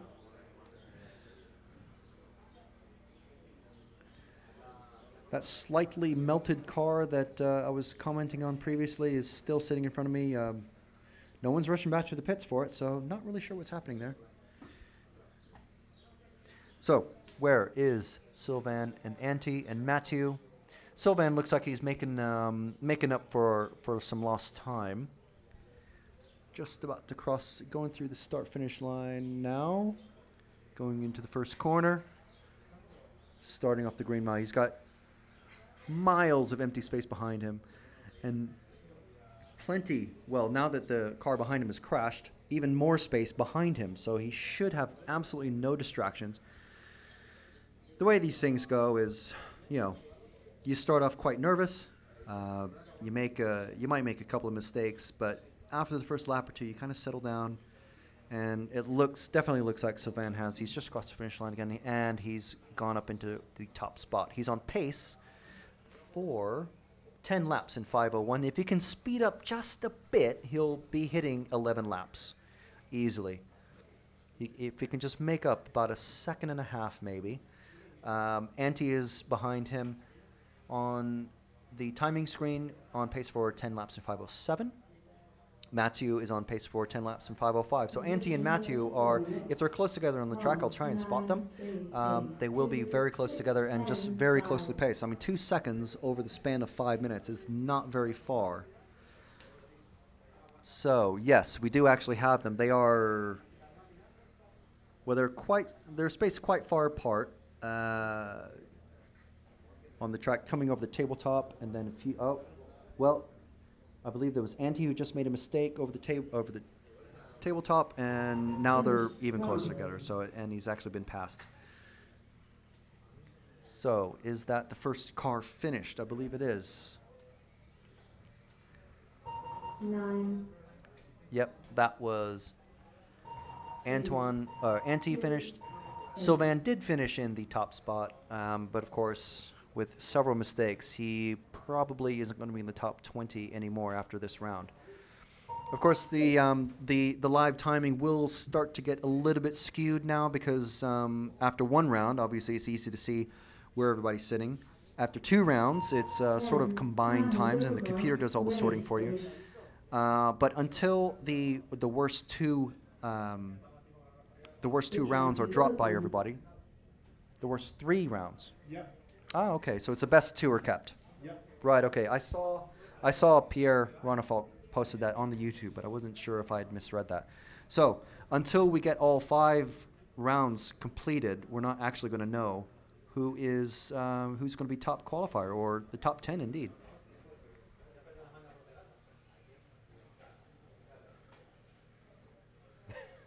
I think mathematically it can be fairly well sealed up earlier on. You can have a fairly good guess. I guess, yeah. I mean, it's. Could you just consult the trackside thermometer? Where is the trackside thermometer? I don't know. We need to discover what the temperatures are trackside, and so we can give RC area an update on the temperature. Ah, okay. While we look for that, I will pop out and look for that and let Matt babble away at you. But I can confirm that Sylvain, unfortunately, he did 11 laps in 5:26 in his first heat, and then 10 laps in 5:02 in his second.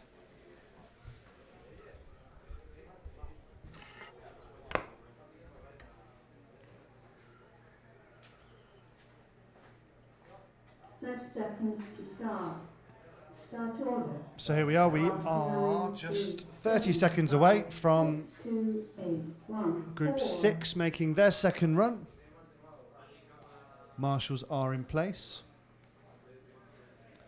Most of the buggies are in place on that starting jump. 10, 9, And the countdown has 8, begun. 7, 6, 5, 4, 3, 2, We'll take the first car that leaves. Start order.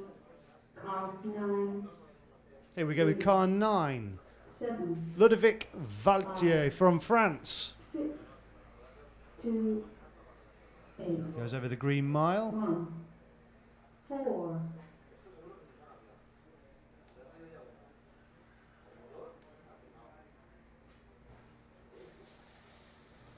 Over crazy paving onto the checkered bridge.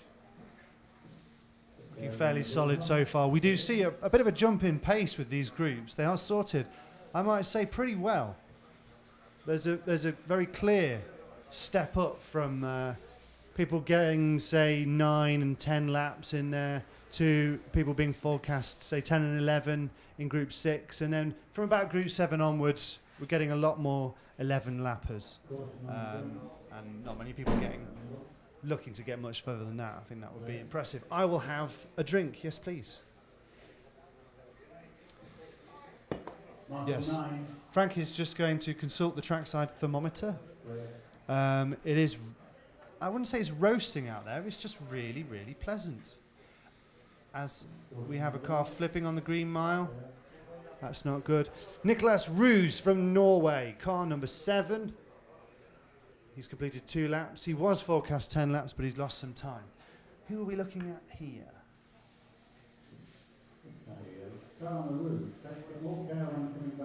That's car number 3 of Luis Fernandez from Spain.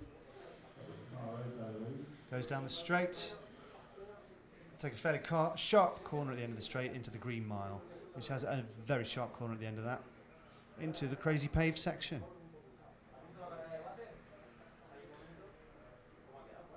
Now then, let us find car number 7 of Nicolas Roos from Norway.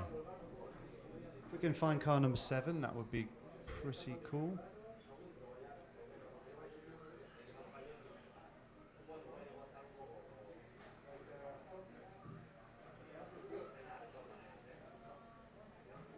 I can hear in the background what you've started here, Kevin, is pretty amazing. There is a panorama-style investigation going on outside with Frank using all of his international communication skills to discuss the temperature, to get that for you. We will stop at nothing to get you all the information we can.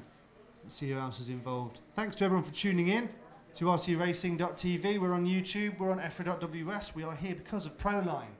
Oh, as Nicolas Roos takes a bad tumble, though he is still the fastest man out there.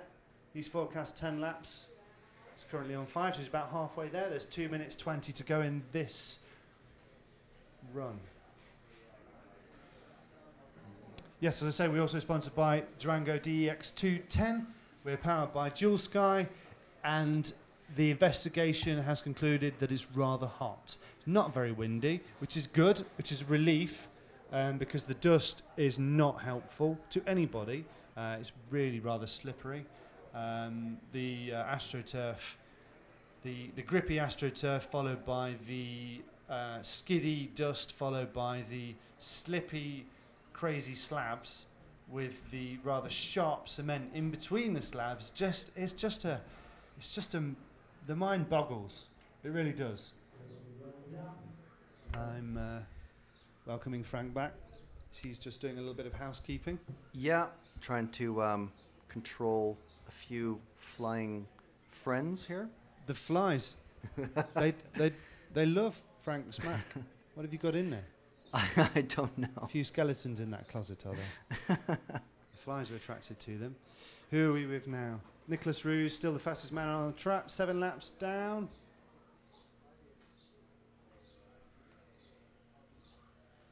Positioning up to 4 minutes. 7, 3, 4, 9, 5. Paco from 6, France 1, only 8, made 1 3. lap. Unfortunately, that was car number 2. A lot of people falling early on with very simple little things. I think that's something that happens with the earlier rounds. Just schoolboy errors. Yeah. Just little problems that just happen that they really won't be happening. Or if they do happen in the finals, I mean, you'd just be kicking yourself. Those sort of things can easily happen in the pits as well. You know, I mean, although there's plenty of time to do some prep, car prep in the pits, you know, just simple, like I was seeing before, you know, a bad battery or uncharged or a bad soldering joint or something like that. Just a simple little mistake in the pits can easily end your race as well. I have done some investigation, courtesy of Google. The temperature outside at the moment is 26 degrees. That's nothing, is it? That will be going up. Does not sound that impressive. That will be going up to 29 degrees later on. Humidity is quite low, 44%.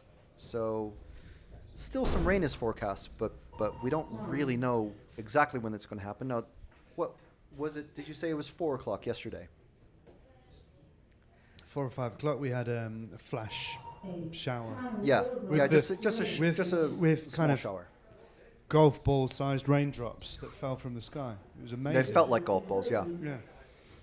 So, yep, very important to note. Obviously, you know, it being off-road, but modern electronics, fairly waterproof, usually. Let's see here on the live timing.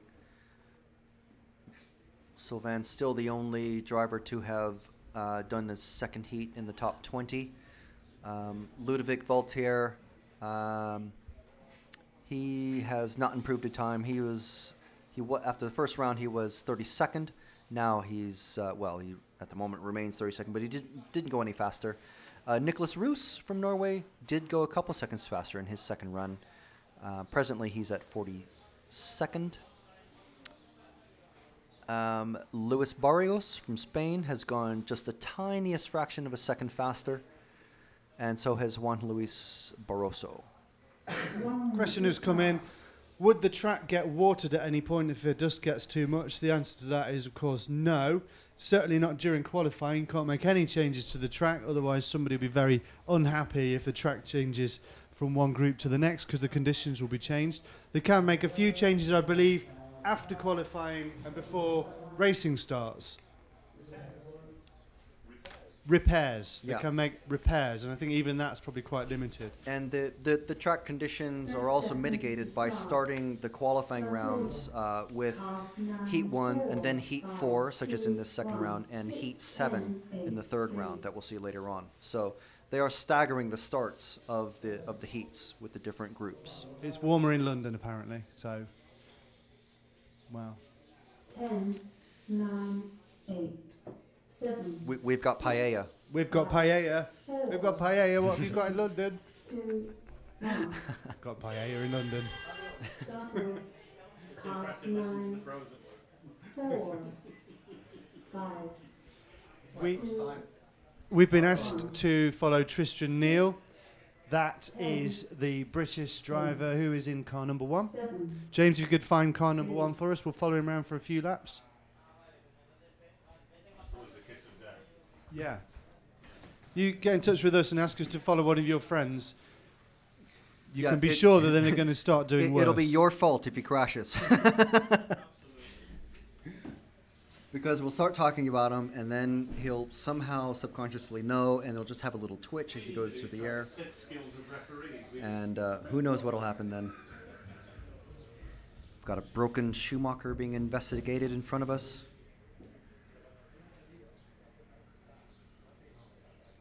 So, let's see, who are we following? Tristram? Tristram Neal, yeah. Is that car 1? Tristram, car number 1 from Great Britain. Just going over the checkerboard bridge. He's got the white, purple, and green car with the, I believe that's a clearish wing. Oh, no, it's white. The thing about the clear wings... He's faster with us following. He's gone from a 30-second lap to a 29.516 Very good. second lap, so we're helping him. Well if, done. If he can pull away from the guy that's following him, and he is... Leading edge, good idea to follow him if he is your mate, because you're helping him go faster. There he is on the checkered tabletop. The checkered bridge. Sorry, I've got to get that right. Yeah. Sorry, yeah, Tristram is following the guy who is just slightly pulling away from him. But Tristram makes up some space in some areas of the track. It just all depends. Because it's off-road, you can hit a slightly loose area. You can hit a rut and go a little bit slower. Or you can catch up in just the same way on the guy and in front of you. And that's exactly what Tristram is doing. In that last set of jumps, Tristram made up loads of space on the track. You know what I'm loving? I'm loving this camera work. It's pretty awesome, especially that close-up stuff. Through the midsection, it looks really good to see how the suspension is dealing with all of the bumps and ruts. It's looking really cool. Yeah, it is stupendous camera work. Good job, James. Up there.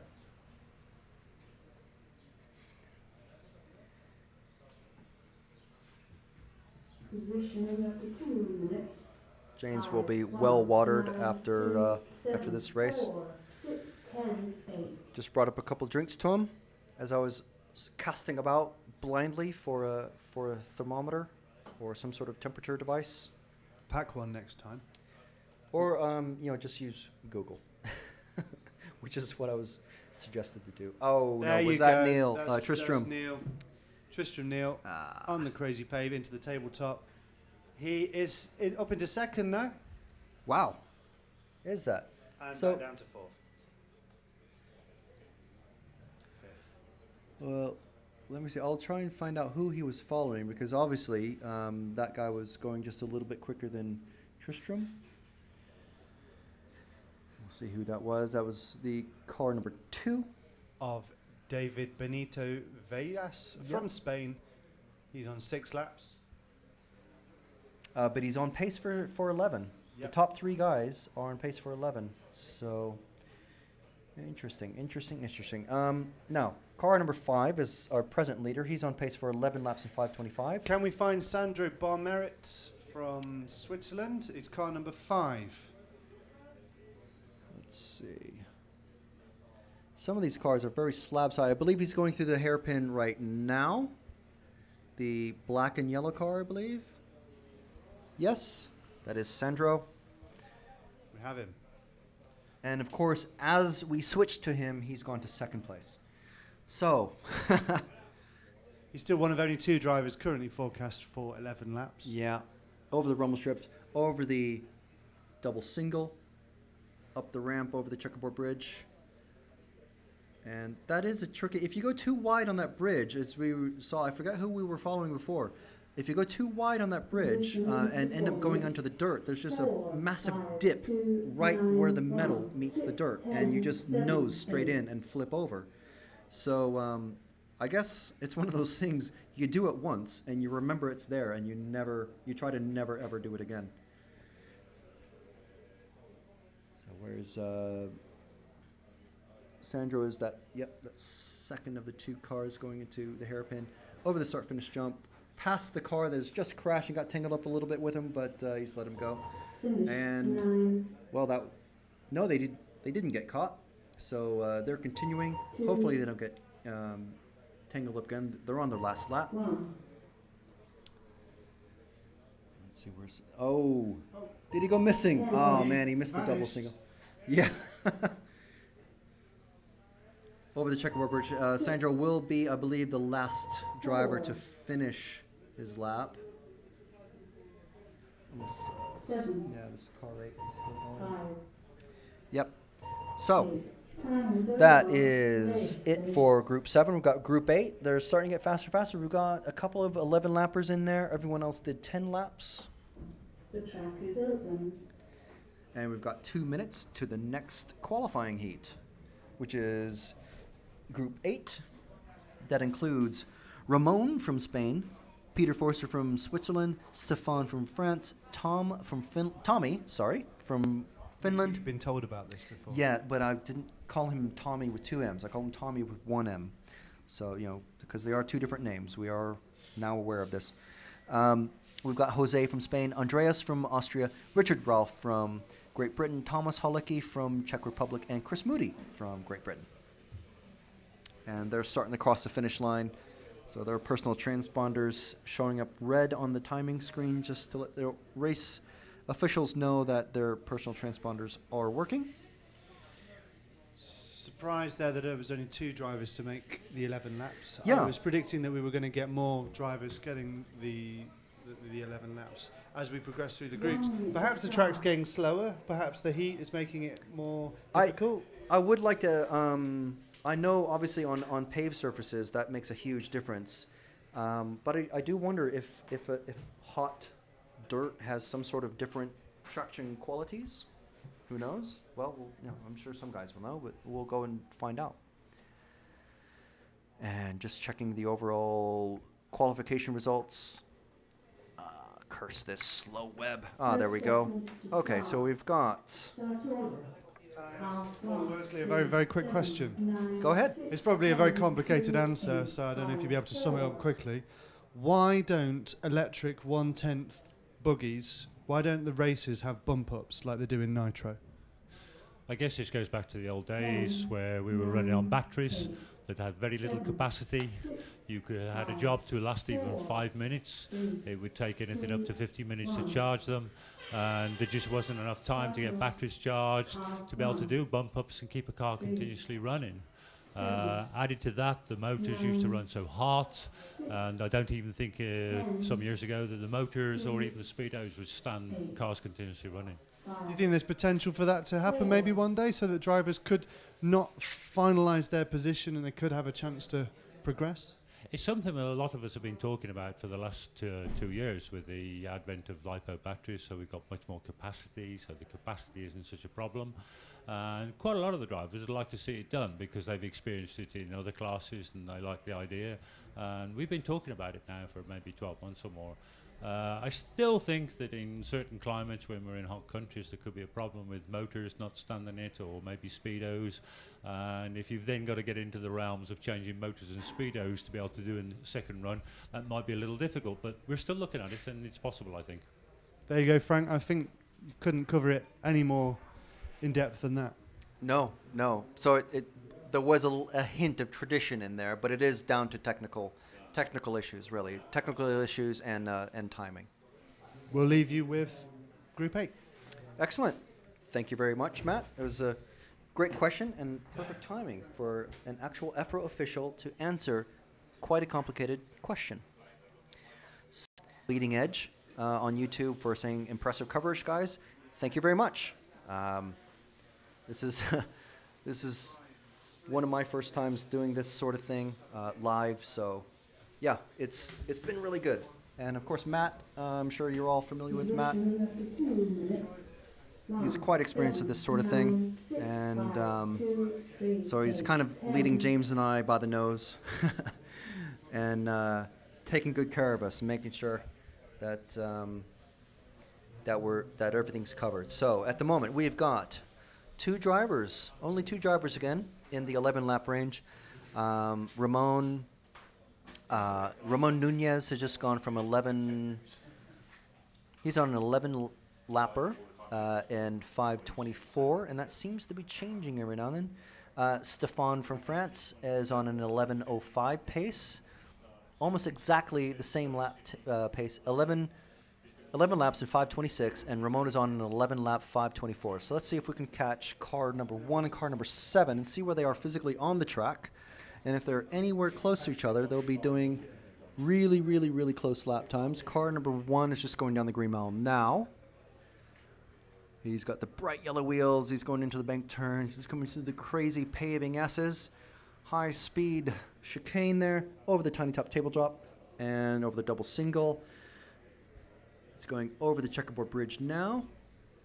And again, I've got the same Team Austria guy standing in front of the commentary position. Oh, he does a bicycle through the hairpin, then goes over the tabletop, over the start finish jumps, down the straight once again. Let's see what he has just done. That was a 29.6 second lap. Very good. Not quite as fast as his fastest lap in this heat, which was a 28.85. But he's doing well. He's still on pace for 11 laps in 5:24. Stefan has dropped down just a few seconds to a 5:28 pace, still with 11 laps though. But if he drops down any slower than that, he is in danger of dropping down to only a 10 lap pace. Jose Cantus from Spain, he's on a 10.5 flat pace. If he goes just a tiny bit faster, just like a half a second faster, he will be able to get into 11 lap range. Tommy from Finland, we know he's got a fan out there. He was on a 10 lap 5:01 pace. Now he's on a 5:03 pace. Richard Ralph is next. Chris Moody, Peter Forrester, Andreas Yonda, and Thomas Halicki rounding out the 9 racers in this race. So Ramon has just started his 10th lap. Almost everyone has just started the 10th lap. Tommy's just been caught by the timer, so unfortunately didn't make up that time. Jose, however, he's on a 11 lap 5:29, so he did improve his time just a tiny bit. And Ramon has just been caught, and he's done a 11 in 5:25. Stefan has done an 11 5:29. And Jose has done a 5:29 as well. So, good job to you top 3 guys, getting 11 laps in 5 minutes and just a hair under 30 seconds. That's Group 8. Group 9 is coming up next.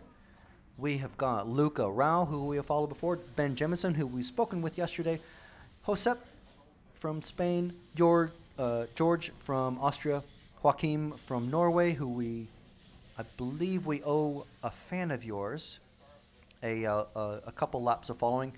Gareth from Great Britain, Sebastian from France, Fawad from France, and David from Spain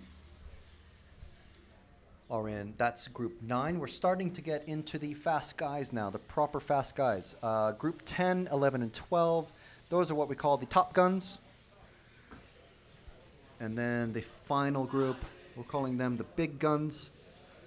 They're not guaranteed to be in the top 10, but they almost certainly will be. All right, so let's see. Let's refresh the page if the internet is complying. 1 minute to start. And we do have some of the top 30 guys have finished their races. Stefan from France has improved from a 10 5:01 to an 11 5:28. Lorenzo has improved from a 10 5:02 to an 11 5:24. Sylvain did not improve. We saw him make a few mistakes in his first couple races, or first couple laps. Ramon Nunez Gonzalez has improved from an 11 5:28 to an 11 5:25. So he's well on pace. I mean, 3 seconds over the course of 5 minutes is not really very much. So everyone's getting lined up, and let's see if we can follow car number 3, James. We're going to try to follow during the course of the race car 3 to start with, because he's the fastest guy. He will be starting first. 9, 8, 7, The first car to go off will be Luca from Germany. We'll be following him for a few laps, and then we'll switch to Ben unless something else happens. And then we'll try to follow Joachim from Norway unless we get some other requests. 10, We've got a suggestion for the... So we've got a suggestion for the top 10 guys, the big kahuna guns. So we've got top guns, big kahuna guns. How's that sound? Yes, that sounds pretty impressive. All right. Kind of caught Matt unaware there, but it's okay. Let's see. So someone has suggested we've run bump ups at the RHR Dirt and works up with good success. Both tracks are gentle on electronics though. Yeah. Testing out bump ups are Storm Valley GP this weekend also. So yeah, I think it's one of these things that obviously EFRA are a very big organization. If they make a major change like bump ups to electric classes, it even though there are a lot of tracks and clubs that may not follow strictly EFRA or IFMAR rules, that sort of thing will, it'll make some waves. So, it's one of these things that maybe once it's proven itself in club racing and not fun racing, but like the smaller non-EFRA races. It's the sort of thing that would happen on a well, people are testing it clearly on a regional level. Yeah. And then it would happen perhaps in a GP or in a B. We don't have B Euros in this class, but these changes tend to get rolled out at a lower level, don't they? And then once they've proven themselves, exactly, yeah. And the drivers who attend both the GPs or the B type races and the European races, they can go to EFRA and they say, look, my club has been doing this for 2 or 3 years, and this is how we do it. And another guy will say, oh, this is how we do it. And so EFRA will have a pretty good idea. I think it's a good thing, though. Because it is, if you're good enough, I see it as a value for money sort of thing. You come to a big race like this, and you get loads and loads of races on the final day, if you're good enough. Can we take a look at Gareth Stanton, car number 4, the Great Britain driver? He's on 3 laps. His last lap was 29 seconds. That was a request from David Church. Hi, David. How you doing? Thanks for being with us. I don't know if we found him yet. I believe he's somewhere coming down the S's. And if that's him, he's not going to be too happy with you, David. Oh, yeah, what? No, that's car 8. It's okay. Where is Gareth? 3, 8, 6, 4, 10, 5, 2, 1, he's just about to hit the hairpin, and he's going over the start-finish jumps. He's got the mostly yellow body show with the yellow wheels, with some red flamey bits going down the side of the body. Yeah, he did do a flip shortly after I cut to him, unfortunately, and he's flipped again on the green mile. Oh, David, what are you trying to do to him? Yeah, that's all your fault. That's not on us. We cut to him, and now his last lap was 33 seconds. Yeah. So and he's flipped again. Should we just? I'll let you call this, David. Should we cut off him? Because obviously, do you want him to do well, or don't you want him to do well? Yeah, you're going to have to send him a text and say, look, sorry, mate, that was all me in your second round. That wasn't your fault at all. Plummeting, down to 7th now. Oh, no. Send him a text. For goodness sake. So when he gets back from marshalling. Somebody else. Ben Jemison at number 1. Let's go to car 6. He has just started the lap. He's somewhere on the green mile. I'm not sure which of those 2 cars he is. Unless, oh man, did he crash just after crossing the finish line? I hope not. No, he's going over the metal bridge right now. Car number 6. He's doing 28.887 laps. Our present leader. He is one of the guys that we were going to move to eventually anyway. But yeah, David, make sure and send Gareth a text so that when he finishes marshalling, he knows that it wasn't, none of that was his fault. Well, David responds, cheers, guys, as if that was part of the plan all along. Oh, good, okay. Wait, is David actually a friend of his? Or an enemy? Oh, no. Oh, no. Oh, are we an agent of destruction? Yeah. Oh, no. We are at the best of times, let's face it. So who are we going around? We're sticking with Ben, I believe. Yeah. Okay, no, going that down was the car 1 straight. that, yeah, I was looking at car 1. Even just looking at a car and I make it crash. It's really unfortunate. So Ben is coming down the crazy paving chicane, or the S's. I don't know. We haven't really have we settled on the crazy paving? Yes. But the S's or the chicane? Now we're on car 6. Yeah, that's Ben. Still Ben, yes. Yeah. So Ben's coming through the hairpin, over the start-finish jumps just in front of the bleachers there. No more school children today. We had 3 groups of very brightly colored school children. And I don't mean skin. They were wearing very bright high-vis shirts. Neon yellow. I guess is sort of like maybe the thing to do now. You don't want to lose the children. Yeah, but eventually everyone's going to be wearing high-vis. And everyone's going to get lost in a sea of fluorescent. So anyway, we'll put the world to rights at some point. So Ben just coming David's over to start finish taking jumps. the blame. He said, "Good job, Stans. I will take the blame." All right. Who are we looking at now? What does good job stance mean? S-T-A-N-T-S. Gareth Stanton. Ah, yes. Okay, sorry. Time is over. I'm a Race friend. finished. Curse of the cameraman, yes. And he says he will send him a text. Good, great. Okay, Okay, good. let's stay. Because we don't want him coming in here because there's nowhere for us to run. We're against the back wall. There's a door, and then that's it. If he's filling the door, there's nowhere for us to go. He'll come in here and turn over the tables. And Yeah, we can't go out the window because there's bars on the window. yes, we are literally trapped. All right, so Group 10, the Top Guns. The Top Guns are starting. We've got Wesley from the Netherlands, Renaud Zavoya from France, Zacharias from Spain, who is, I don't know if he's a local hotshot, but he's definitely one of the fast guys. We've got Kim from Germany, Nicholas from Sweden, Kari from Finland, Philip from Austria, Christian from Austria, Ricardo from Portugal, and Ellis Stafford from Great Britain. Alice will be hoping to put in one of the times that won't get dropped. Yes, please, no one call in and ask for us to follow Ellis. Well, we will be doing though, because we like that. We're going to do it anyway. 1 minute to start. So, just refreshing the qualification. If you go to myrcm.ch and click through to the live events, you'll see on the left side of the screen a header that says ranking list. If you click qualification, you can see where everybody is in ranking order.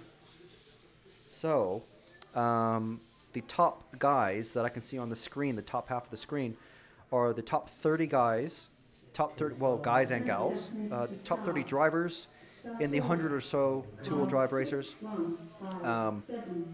And I believe, was it Sylvain was the only one who was, he was 20th, now he's ranked 26th. He was in quite an early heat, and then he didn't do so well, and now some drivers have moved up ahead of him. So this is constantly being refreshed by the computer, live, being pumped out to the internet. So if you want to see the live timing, myrcm.ch, and just click through to the presently live heat. So let's follow car. 7, 10. They're already all started, or no, mostly all started. Renault's already out there on the track. Let's follow car 2, the last one out. Yep, that would be Ellis. Let's follow Ellis coming down the straight now for his opening lap. Of what will hopefully be at least 4 laps. He just popped a ball joint in the first round just from a bad landing. So just one of these simple little, really annoying little mistakes that leads to a little error. And I just overheard a marshal clarifying the position from Paul Worsley. In previous years, marshals were allowed to re-pop the ball joints. I was just back about on. to mention that, yeah. From this year, that is a big no-no. You do not pop the ball joint back on. You put if the car is not going to work, you put it to one side, and you get looking for the next car to marshal. Because if you are popping ball joints back on cars and somebody else needs marshalling, then you will actually be penalised yourself for bad marshalling. Wow. So I guess that's just how it works.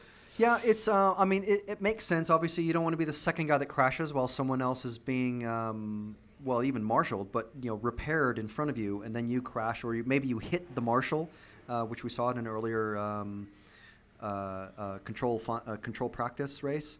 It's not ideal. I mean, Ellis is making his way through the group now. Obviously, he finished last in the first of the qualifiers, and he's just passed 2 guys in the last 2 racers in his last lap. 28.655 and he's second just laps. passed a This is third good. racer now. This is good. And he's moving up quick on the next guy, car 3. He's about to pass him going over the bridge. And then there's a huge group of 4 more racers. Obviously, car 3 recognizes that Ellis is faster than him. But, oh no, a slow takeoff. Oh, now he's flipped over. That is all because of lap traffic. It's right there. He's lost 4 positions. well, I don't want to say 4 positions, but he's definitely lost time for his overall run. So now he has to do all that work over again, obviously costing him time on this 5-minute pace. Can we take a look at car 10? Let's give Ellis a break. Let's get him get Yeah, on let's- with let's- his work. Let's go for Nicholas Masson from Sweden. He is the second place car number 10. He's just started another lap now. He's doing 28.6 second laps. He's forecast for 11 laps. And that is at Catch him the after request coming of onto the bridge. I believe he's the first of these 4 cars. The orange and sorry, the green and yellow. I believe that is the car number 0 that we want. Coming over the start-finish line, coming down the straight now. That is car. I think, pretty sure that is him. The cars are so there's like huge flat areas on the cars now. Yeah, and we've got him. He's the orange one going over mini tabletop. Ah, okay. Onto the crazy page. Sorry about that. Some of the drivers just don't want to put the numbers over the actual windows. Well, they need to see out, don't they, Frank? Yeah, exactly. Well, that's my thinking. But then the body shell doesn't really have enough space to have a vertical number. And if it's vertical then flat, then the top half of the number is vertical again. It's really hard to read the numbers. We're following Nicholas at the request of the Dazzle Gaming. Thanks for tuning in. Thanks to everyone for tuning in. Really happy that everyone could be with us this beautiful afternoon in Europe. On RC Racing TV and EFRA.ws. Thanks for joining us from the Facebook group, for joining the group, following us on Twitter or at RC Racing TV. And of course our sponsors are Proline, who are providing the spec rear tire for everybody. The Durango DEX 210, which is seeing some pretty good action out here on the track. And of course we're powered by Dual Sky this week. So Wesley is going the fastest. Wesley from the Netherlands. Let's see if we can catch him. He's car number 6. He's about halfway through his lap. He's probably in this massive group of racers that are all just, well, they are kind of just all bumping and banging each other. Ellis has moved his way through the group.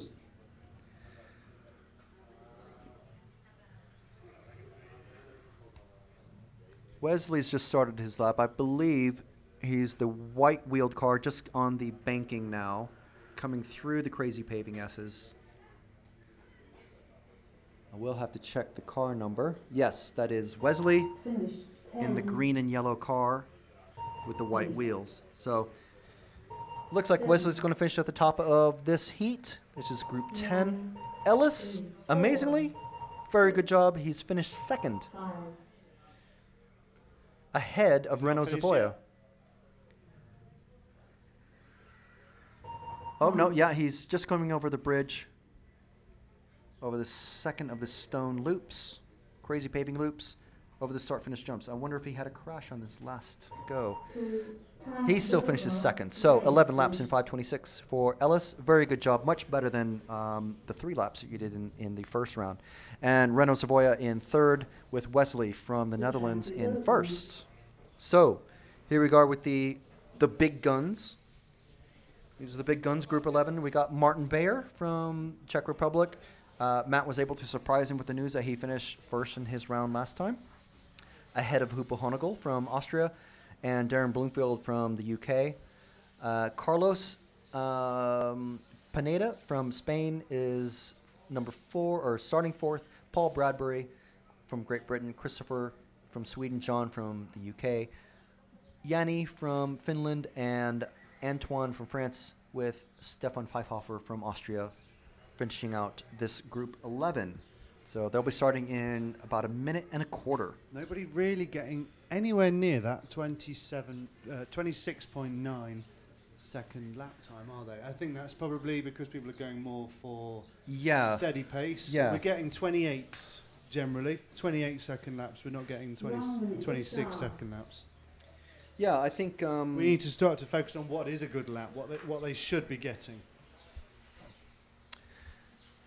Yeah, I'll check that out in just a second. We've got many more of the top 30 they're being sorted as on the computer as the qualifying rounds are finishing. Renault Savoia is now in 14th at the moment. And that is likely to change after these this group and the final group run. So let's see what a decent lap time is for. Let's see here for group 10. 9, 8, 7. Medium Follow time. car number 10, James Martin Bayer. Car number 10 when he leaves. This is the orange and blue car going to go over the line now. Car 10. Here he goes, making his start onto the straight. Martin surprised us all by being the fastest in this group in the first round. Truly flexible driver who we know for his 2 times championship in large-scale touring car and his podium that he made just a few days ago over in Reims in the Nitro 1/8 buggy. And here he is, look, with his, yet again, another development car that he's driving. That's the mid-motor X-ray car there that he's driving. So who's that behind him in car 1? That is Hupo. Hupo. Ah, yes. Who Martin just nipped. I think Hupo's just gotten. Hupo's makes a big mistake on the bank turn, and that has allowed. Who was that? The car number 2 of Darren, I believe, ahead of him. So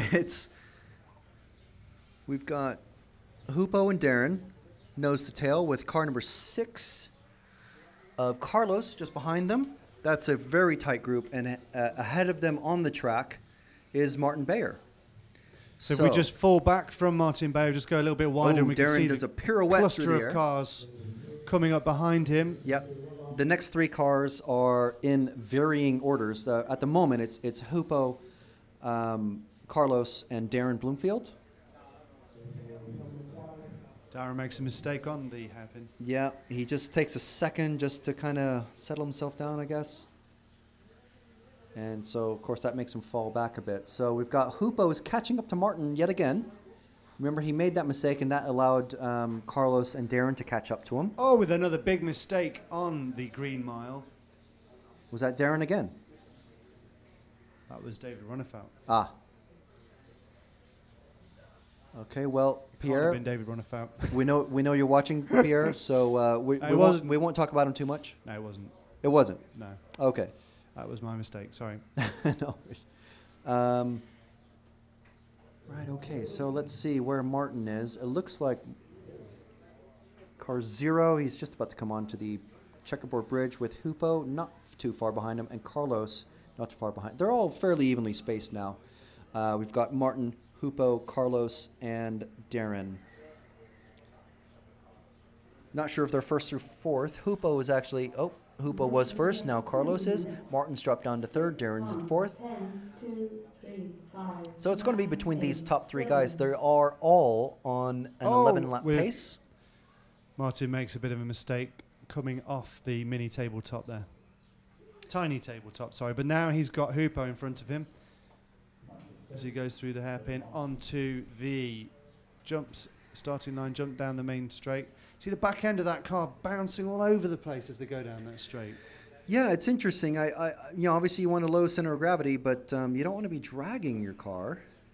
But maybe that's just his setup. He likes it to have a lot of squat in the rear. It looks like a 10th scale buggy slamming around on an 8th scale buggy track. There is that. Yeah. So Hupo's ahead on the track. He's gotten ahead of Martin.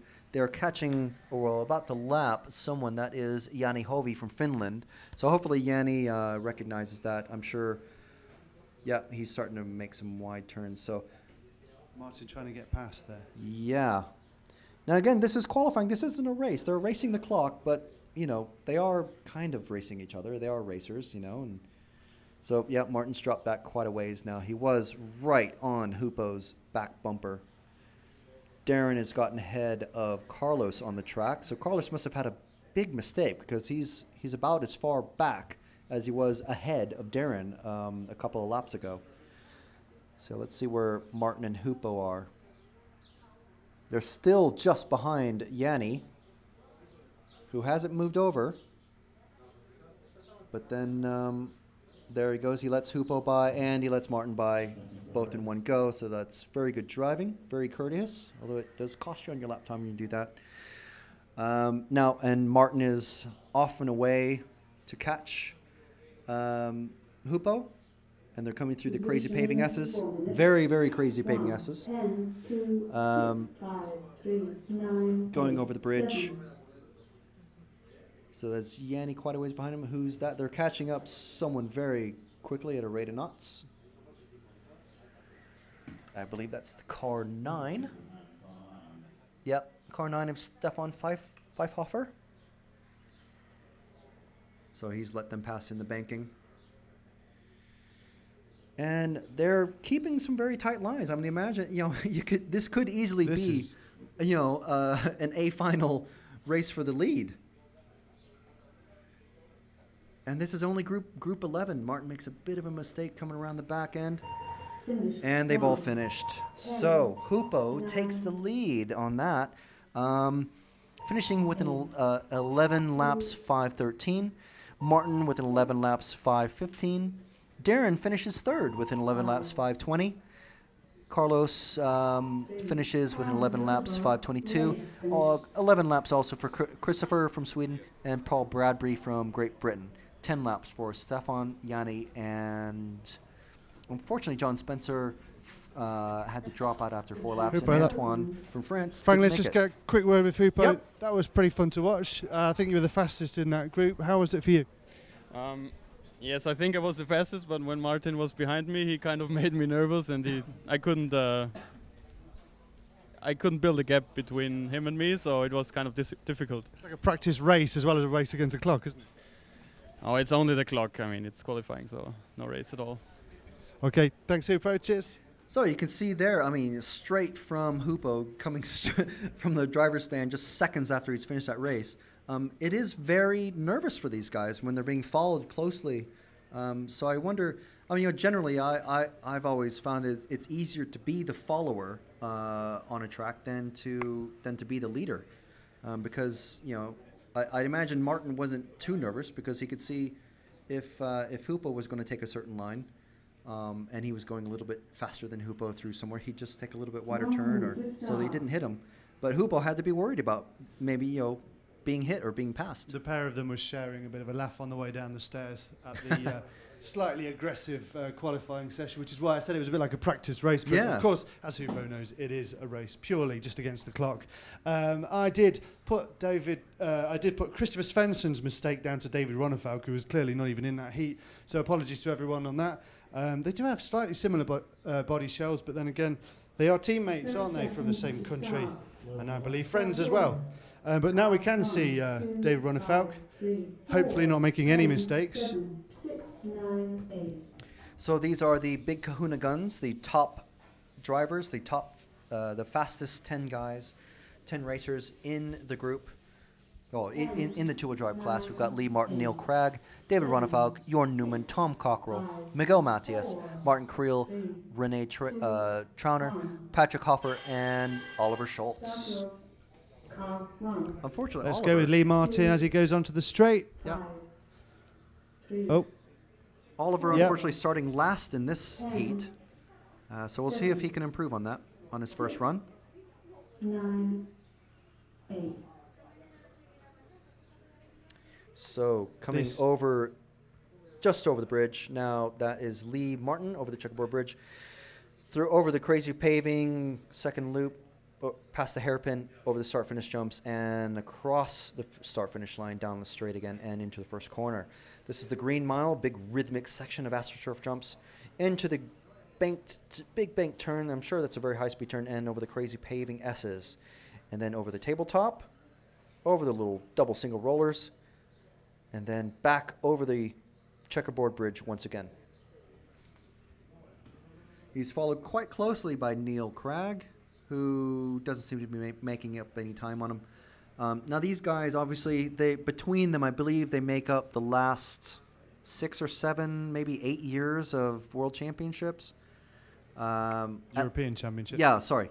European championships. At least the last 5, because Hoopo, I believe, had it in 2006. But even before then, Neil and Lee were sharing the honors. Neil has really caught up to Lee now, but then he makes just slides it a bit, and then tries to make up some time by just taking a big air over the start-finish jumps. But we'll see where Neil can make up the time. Who is the fastest currently with 27.5 second laps, 3 laps. He's car number 5. And he is the 3rd car on track. That's the one. And there we go. As soon as we cut to him, a little bit of a mistake there on the hairpin, but I'm sure. No. So as he dropped back, he's dropped back a tiny bit. Neil is car number 2 is in the lead at the moment. Lee Martin, car number 1 in 2nd. Jorn Newman in 3rd. Tom Cockrell 4th. David Ronefalk in 5th. Miguel Matias, Martin Creel, Renee, Patrick, and Oliver round out the top 10. Oliver, unfortunately, he's on pace for a 10-lap run in 5 minutes 12 seconds, so he's quite a ways off the pace. I wonder if anything has happened to him or what. I don't know. I'm curious now. Neil is on pace for an 11 laps in 5:07. David Ronefalk has now moved up in the second with 11 laps, 5:15. Almost exactly the same pace as Lee Martin, but obviously just a little bit faster. He's on a 5:15. 11 laps, 5:14 is projected for Tom Cockrell. Jorn Newman is projected at 5:16. 5:21 for Miguel, and Martin 5:27. Those are all 11 lap times projected by the computer. And it would appear Oliver is pulled off, unfortunately, after 3 laps.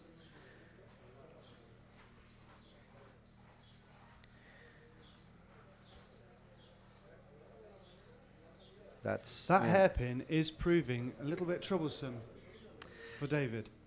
It's the 3rd mistake I've spotted on that hairpin. I think just coming off the checkered bridge is just causing some problems that I'll maybe ask him about when he comes off the driver's stand. Yeah. So let's catch up with Lee and Neil. Cars number 1 and 2. Lee is just coming over the start-finish jumps down the straight now. And that is Jorn Newman. Well, not just behind him, but quite a ways behind him on track. Lee's coming through the crazy paving S's and over the tabletop jump. He's 2 cars behind Neil. Neil, at the moment, is the fastest on the track. Car number 6 is between them. That is Renee from Austria. And it looks like Oliver hasn't been able to come back on the track, so it's real unfortunate. So he didn't have a great first run, and now he's definitely got a throw out. So we've got Neil just going over the checkerboard bridge, and Renee, number 6, lets Lee pass. So Neil has definitely made a really good gap on Lee now. So I wonder if probably not lap traffic, but I wonder if there was maybe a bobble or two that we missed. And so let's see, there's only about 20 seconds, less than 15 seconds now left in this race, in this heat, and Neil is definitely in the lead with Jorn Newman behind. There's David Ronefalk. If we go for the first car going over the checkered bridge. Yep, the white and green behind car. him is René Trauner, and he's down in 9th position, only making 9 laps. So that's it for David. He's done 11 laps, and so have Neil, Jorn, and Lee. Tom Cockrell comes across the line with 11 laps. Miguel Matias with 11 laps. And Martin and David, how was that? That was alright. I made some small bubbles, but I think it's maybe top 5 in the round, so good points for the overall. A lot of drivers, I noticed you a couple of times struggling with the hairpin just here after the big bridge. Is there a bit of a problem just around there? Yeah, it's pretty tricky because the brakes some of them is sticking up a little bit, and it's kind of edgy when you go through there, and you have to stay smooth and just roll the car easily around there and then easily go on the throttle again out of it. So you have to be really patient on that one. Thanks, David. I'll let you go, Marshall. Cheers. All right, so after 2 rounds of qualifying, we've got Neil Cragg At the moment, top qualifier, Lee Martin next, Jorn Newman, David Ronnefout, Hupo Honegel in 5th, Martin Bayer, Wesley from Netherlands, Tom Cockrell, Darren Bloomfield, and Carlos Vidal rounding out the top 10. Miguel Matias from Portugal, Martin Creel, Brando Savoya, Christopher Svensson, Paul Bradby, Alexis Casanave, Ramon Gonzalez, Hoffer, Nicholas Manson, and Lorenzo Cralla being number 1 through 20. And we're back around to Group 1. The Heat 1 qualifiers. Now these guys, let's see. Yeah, we're running only maybe about 3 minutes behind schedule, so we're doing really well. So again, now although the fastest guys have run, what the organizers do is they stagger the starts of each group of qualifiers. So we actually started with Group 4 in that last round, or well, in this current round, and so we've come around to Heat 12, which was the fastest guys. Now we're back around to Heat 1, and then Heats 2 and 3 will finish up the round, and then we'll have a bit of a break and restart at 5:20. Sorry, at 4:30 local time. That is Central European time. Now let's see here. Let's follow car number 6, so it'll be the first car setting off. That is Oscar Fernandez from Spain. 5, 2, 3, 9, 8. All right, James, you up there? Okay, so coming over the tabletop jump, over the double single, and about to go over the bridge. That is Oscar. At the moment, he's the lead man.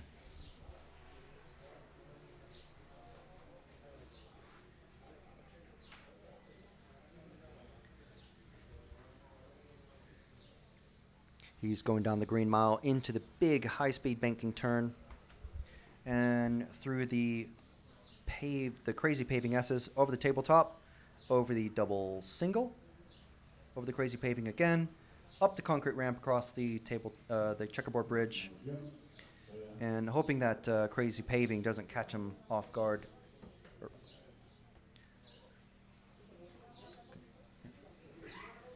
And all right, so Oscar seems to have this well in hand. He's got quite a distance to the car behind him. You know who we need to check out, don't you? Yeah, we need to check out Manolis. Just coming over the bridge now. Car number 9. This is RC car development. Into the hairpin. In its rawest. We always catch up with Manolis because he's a fantastic character. But he clearly crash testing that home built design. We get a couple of laps with Manolis, and I might have a few words with him later on. Yeah, he's coming through the bank turn now, and then through that crazy paving S's. And we call that the crazy paving because it's kind of like broken flagstone all just set into concrete, and then like, I don't know what you call it. It's just like really roughly done concrete, which obviously is nice and durable for the for an off-road model car track. Manolis really does like getting some big air just pointing straight up at the sky going over those jumps. But the crazy paving, that it is really rough, and if you're just come at it from even just a slightly different angle than you did the lap before, you come to the same exact spot at just the tiniest bit different angle, you just get tossed sideways, and the drivers are saying that it can catch them unaware. But even the AstroTurf, even though it's quite short AstroTurf, it still allows the car to wander quite a bit, going over the green mile, that really long series of rolling jumps that Manolis is just coming to just now. So there's a little bit of a kicker jump, and then you just do full throttle of the big jump that takes you on the landing section of the following jump, and then there's a couple of like weird sort of off-cambery sort of jumps at the end. Yeah, we were following that.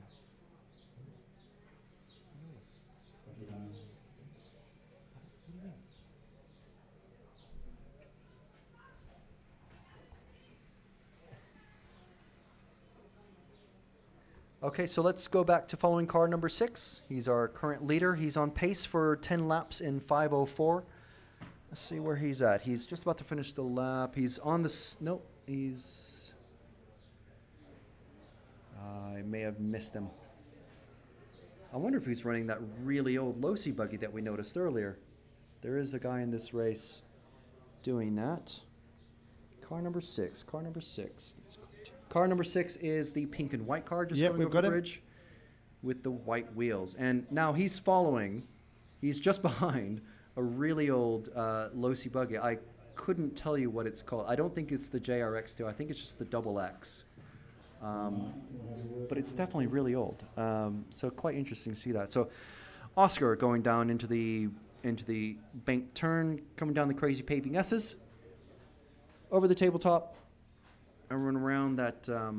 I don't know if that's a high-speed corner. It's probably not a very high-speed corner since it's AstroTurf. Down the checkerboard bridge and into the gradually getting more and more bumpy hairpin down the straight. And I imagine I've been seeing racers as they've come through. Obviously, they've just come from racing on the track, so they know where all the slippy sections are. And they'll come out and sweep their turn marshalling position, which I suppose maybe that does increase the tire wear just a bit, but it does increase the traction as well. And everyone using the Proline mini pin rear tires. The front tires are free, so not free as in just given to them, but it's a free option, whatever front tire you want to use. Proline being one of the sponsors of us this weekend here on RC Racing TV. And we're also sponsored by the Durango DEX 210, which we do see quite a few of out here. And of course, this week we are powered by Dual Sky. You can catch us on EFRA.ws, rcracing.tv, and you can get live timing at myrcm.ch. So that is Group 1. Well, the heat number 1 or Group 1, same thing.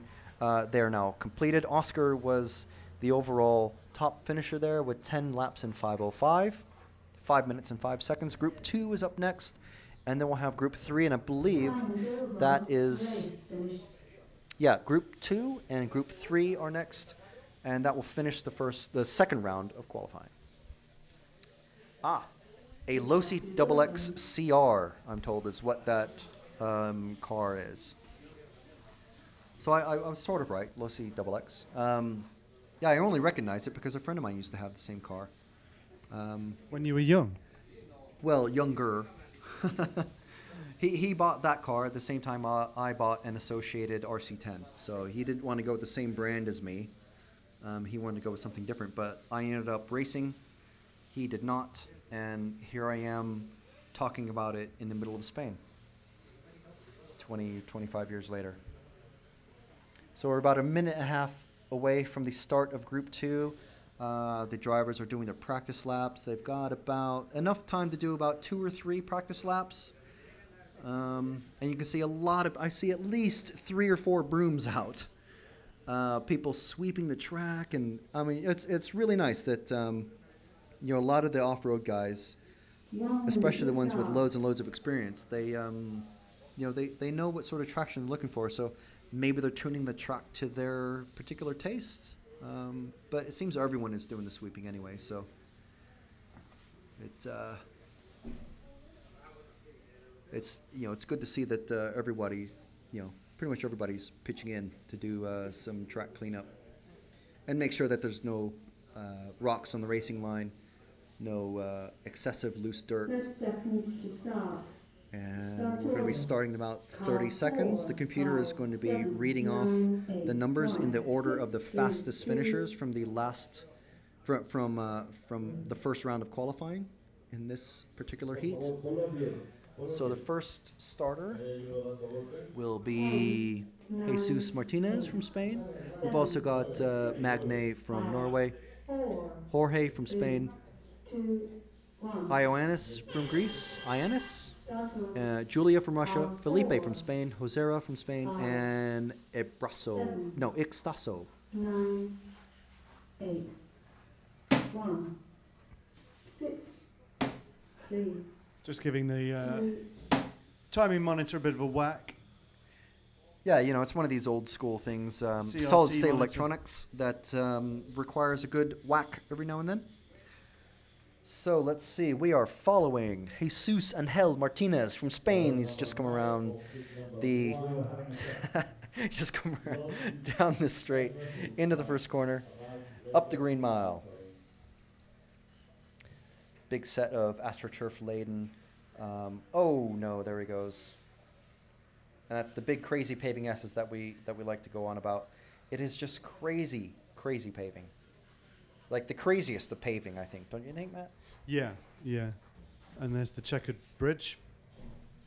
There is the hairpin. There's so many drivers are having trouble with. I'm not sure why. I couldn't put my finger on it just yet, but no doubt it is very tricky. Oh man, was that a traction roll? I wonder, or just hitting a bump somewhere? Yeah, well, freshly swept track. Yeah. If you got fresh tires and freshly swept twack, and you're not twack, a twag, wet twack. Should we do one whole heat in just with like lispy voices? just for a bit of a change. I think we might get told off. Well, now we've got Magne from Norway. He's in the lead. That's car 5. He has just started his race, his lap. I believe he's the pink car, or is that orange with the yellow wheels going over the tabletop now? Yes, that is Magne. And here's another one that it's impossible to read the side numbers on that. You can only read it from the front. Absolutely impossible. So he's coming over the start-finish jumps now. Nice landing. And down the straight and through the first corner. Up that little kicker jump, up over the big jump. And yeah, they're all taking that inside line. You mentioned watching the line of the drivers at the end of the green mile. And they do seem to be taking that. There's a jump there that actually drops them out sort of about a third of the way up the banking. That hairpin's going to get a name in a minute because it's a problem. Well, see, the thing I'm calling the hairpin before the start-finish jumps. That's what I call the hairpin. But we'll let the crowds decide. So there we are. That's Magne again. I hope I'm got that name right. He's going over the checkerboard bridge, and then through the second stone loop, then the hairpin, and then the start-finish line, or start-finish jumps, and then over the finish line, down the front straight. Oh, he hits that car that just crashed just in front of him. Yeah. So yeah, I do a little bit of a favor. Hopefully, they didn't knock his front shock tower. The front shock tower in these things is so exposed. But I suppose nowadays they're just really, really robust and almost unbreakable. I think the worst thing you're going to break on these is just wear and tear stuff like ball cups and ball diff out drives and stuff like that. So Martin going down the green mile, around the bank turn, down the very fast crazy paving S's across the tabletop and the rumble strips, and a little bit of a crash there. So we'll stop talking about him. We'll see who else we can follow. Who's Jesus Angel? That's a brilliant name. That's car number 4. He's in second position. He's on pace for a 10-lap run in 5 minutes and 18 seconds. He's car number 4. He's probably going to be somewhere behind Magne. There he is, going onto the green mile. Yeah, well, immediately behind Magne. How about that? So he's either caught up to him or no, he must have. Yeah, he's definitely caught up to Magne. So they're extremely close on track. I didn't even realize that. And they've got lap traffic that doesn't want to get too involved. Oh, Magne has a crash. And Jesus Angel does a bicycle over these start-finish jumps and gets around to go just a bit faster than Magne that lap. And coming down the crazy paving S's over the tabletop and the rumble strips, over the double single, up the concrete ramp across the checkerboard bridge and around the stone hairpin. Not sure. Someone come up with a name for that. So we have a consistent name for everything on the track. So we're starting to get the top guys finished. Jesus Angel does take the lead in that heat with 10 laps in 5:18. Now then, could I just butt in for 1 second? Mr. One Kiwi asks, where's the driver's stand? James, can you help us by just going slightly wider from your position there to reveal that's the pit lane, which is used mainly for the 1/8 buggies, and there is the driver's stand. You can see the drivers there just finishing their round, The track is open. and it's a huge driver's stand, one of the biggest we've worked at. It's definitely the roomiest I have ever seen with my own You eyes. can see all the transmitters are held there for the duration, Which is that's interesting in because pound. they're all pretty much 2.4 gigahertz. Yeah, I think that's another traditional thing, isn't it? Yeah. So yeah, there's a good view there of the driver's stand and how the drivers position. Their bird's eye view of the track is pretty good. They get the straight going underneath their chins, and then they go away from themselves along the green mile, and then they have to work their way back through the crazy paving, and then they go across again.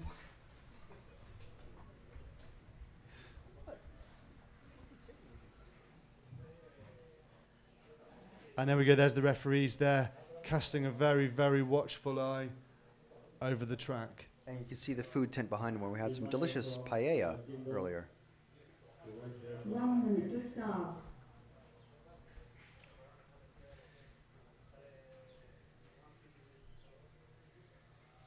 So just a minute to start. Let's see who we've got in this.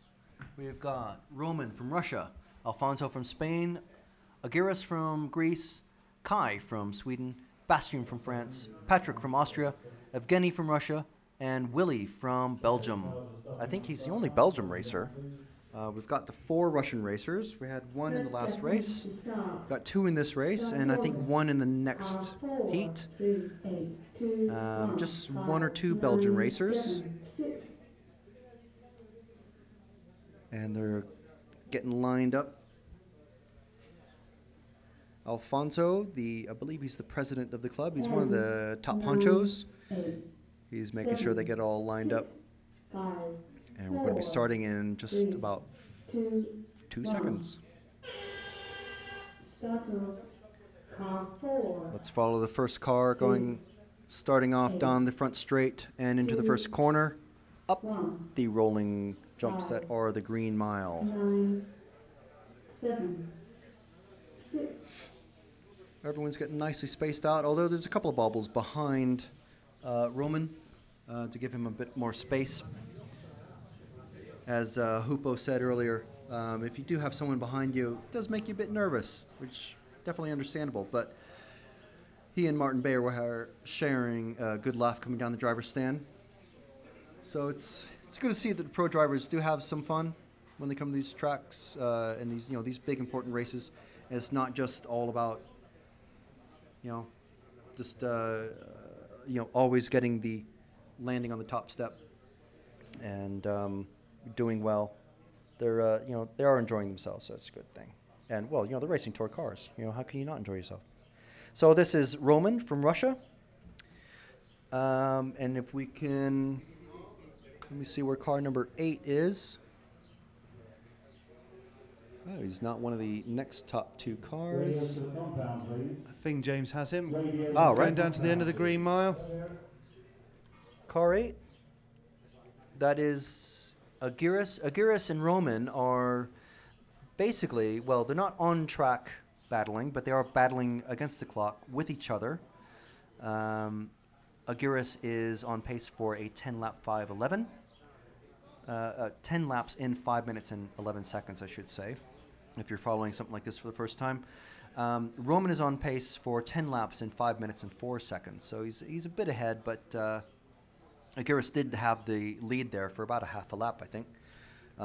Roman must have made some sort of mistake somewhere, and I see a loose wing, which is not going to be helping the white car that's going down the green mile now.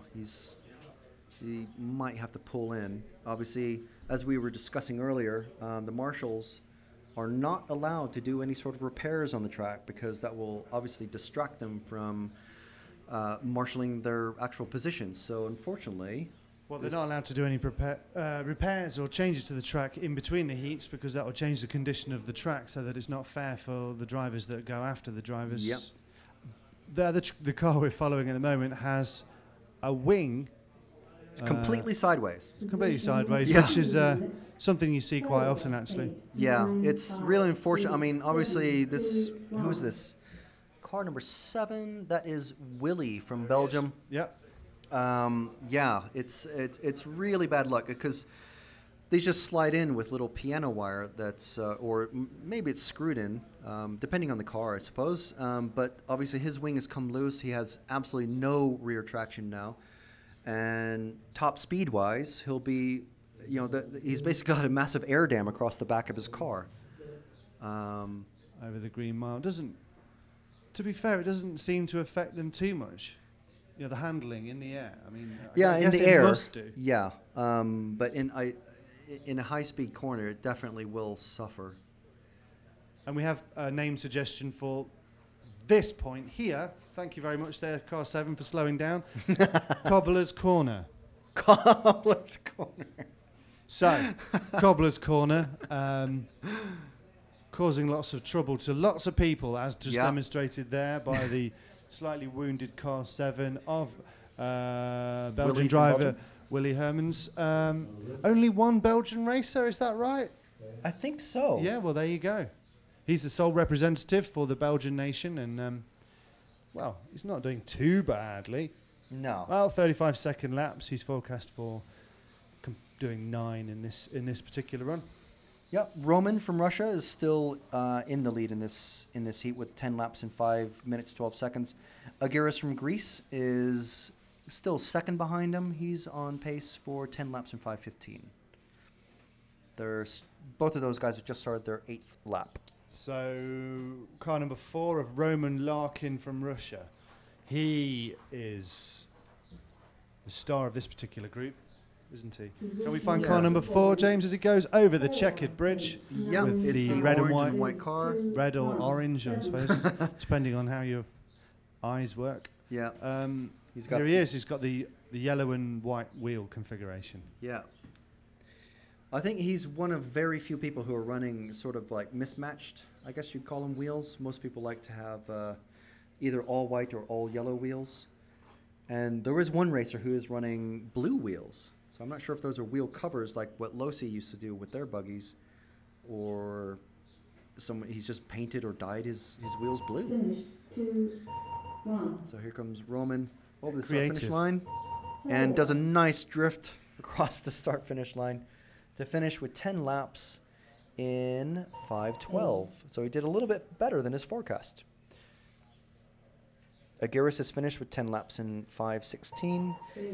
And another 10-lapper with 5:25 is Patrick from Austria. And Alfonso with 10 laps in 5:25. Thank you, everyone, for tuning in to this particular live coverage of the EFRA 1/10 Buggy European Championships. 2-wheel drive. This is qualifying round 2. We have just witnessed the Group 2 second run. You're joining us hopefully on rcracing.tv or directly on YouTube or through EFRA.ws. We are here thanks to Proline. We are sponsored by Durango and their DEX 210. And we are powered by Jewel Sky. Please find us on Facebook. You can't like us. You don't like us, but you can join us. That's kind of working. That's our kind of catchphrase. Yeah, I like that. I don't know if it's coming across yet, but it's you can't become a fan is the point of that. Should I explain it in detail? Yeah, go on. Yeah, just explain the life out of that particular line. Explain the joy out of and the mystery away. Make it all go away. All right. So as you look at your watch to see if there is time for you to do that. There isn't actually, because Okay. we're about to start in about 8 minutes. We'll be starting with the round 3 of qualifying, starting with Group 7. So we'll be quickly into the top guns, the fastest guys in two-wheel drive. They'll be starting at about, depending on how low you want to start, I guess, at 4:48 or 4:56 local time, Central European time. Now we've been told. Oh, that woo to whining. Wow, thank you for tuning in. yeah. We've been told that Willie from Belgium, he's the Belgian 10th off-road chairman. He's a legend in Belgium, but not for his driving. So, Willie, if that ever gets back to you, you can talk to Wouter Wijnen about that, and yeah. We think you're a legend. Yeah, I think it's great, you know, that you finished the race with basically no wing. I guess. Yeah, with a fin rather than a wing. Okay. Well, people are just conversing. Now they're just talking to each other now. Yeah, they're not even talking to us. Just ignore forget us. Yeah. And you know, my apologies, Leading Edge. Yes, we are still. I'm still in the B2, B3 era, but actually the B era of associated buggies. Yeah. So I know I'm a bit out of date. So I don't know what do they use now? Magnets, Velcro, orange peel. I don't know, but definitely not piano wire apparently. Tic Tacs. Yeah. Chewing gum. Well, we don't know. We know what Willie was using, or whatever it was insufficient. Yes. Yeah, that blue tack. Maybe needs just another dollop of blue tack. Shall I change the qualifying graphic to say something along the lines of qualifying round 3? Yes, please. Shall I? Do you want to take a breath of fresh air out on the track for a few moments? I'd love to. I'd love to get. Would you like? Shall I get some refreshment, some liquid refreshment? And we could enjoy it together on the track. Yeah. Okay. Oh yeah, we can do a very, very quick track walk. Okay. Yeah, that's the quickest track walk ever. All right. So we've swapped mics. I can sort of hear myself, and here we are back onto the track walk. We're hoping no one's coming out with their cars. Whoa, there's a step there. A couple of people out in the cars. James, can you see me? I'm out here. All right, so we're at the newly named Cobbler's Corner. You can see, wow, there's definitely crazy paving.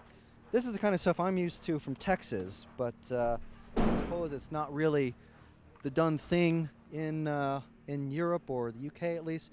We've got a gigantic concrete berm. Very rough concrete. There's more rough concrete that's unpaved here. We've got various levels of this flagstone, this chopped up flagstone. And this over here is what I was talking about with if you go a bit too wide off of the bridge, you hit this. There's just a dirt and rock dip right here. So that's why there's some, looks like freshly laid, quite smooth for the local landscape. Smooth concrete there. All of this is just very hard packed dirt, and it's all various levels. Have you said that 90% of the problems we're seeing now are right here, and it must be due to them righting themselves from what you've just described. But we've seen buggies coming over here, on top of here, driving across here, really losing lots and lots of seconds or parts of seconds. Crucial time eking away. Just there. Earlier on, it was this front triple here. That doesn't seem to be so much of an issue now. They've worked on that, and now it's this. But obviously, this is a part of a track that can change and will change over time. It's changing. Can't be repaired. Certainly not during qualifying. So that hole is going to get bigger and bigger and bigger, and probably there'll be more and more problems here, or people will just take it slower and slower and slower. One thing I did notice was just after the crazy paving ends right here, we're back onto the hard-packed dirt, but it's getting chewed up. I mean, there's loose rocks starting to appear. I don't want to kick anything out of place, but obviously it's being swept mostly after each round of qualifying, and then it's just hard-packed, just all these. You can't really see them on the camera, but there's just all these little rocks that are just waiting to be kicked up. So Matt's got a broom. I don't know why. We've had some comments, actually. You know, people who watch any sport, they sit at home, or even if you watch a game show and you're answering the questions, you sit at home and you say, give advice to the sportsman taking part, to the telly. Well, people are sitting at home watching YouTube, advising people on what brush they should be using on this track. This is true on YouTube. Apparently, this is not the ideal brush. We should be using a shorter, thinner hair because they can tell, even though our 480p stream is not really that great, they can tell that this is very, very fine dust. So what we should be using is a much thinner bristle. A thinner bristle, a shorter bristle, and perhaps a wider, what do you call this part of a brush? Head, a wider head. There you go. All right. Well, lessons on sweeping from YouTube Nation. Thank you, viewers. Yeah, so quite interesting. So we're just on the front face. We've actually got some torn AstroTurf here. I wonder if that's going to be an issue. Yeah. Yeah, I wonder if that's just like a level change in the dirt. I hope those don't actually become holes and start catching the cars as they're coming through. So I think we've got about 3 minutes before we're scheduled to start up again. And It's really heating up out here now. It's baking hot. Until we use the Google thermometer, I can't give you a very accurate description of how hot it is, but it's hotter than it was before. It was hotter than 29, and under the full sun it's really hot.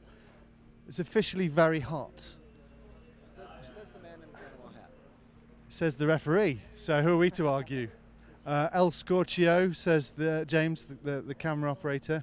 How appropriate, as we're in Spain. Let's see if we can get a few words with one of the men in charge. It's really hot, isn't it? Yes, but it's normal in Spain. This is normal? We are in summer. Okay, but when's the rain coming? Oh, I hope that not coming. I expect it's possible this night, but I think this afternoon is perfect. So we're going to be okay. It is very beautiful. Such a great facility. Has it been hard work to get it to this level? Yes, I hope. We have a problem with rain during the week. Normally it's a little summer storm, but the expected noise in this moment.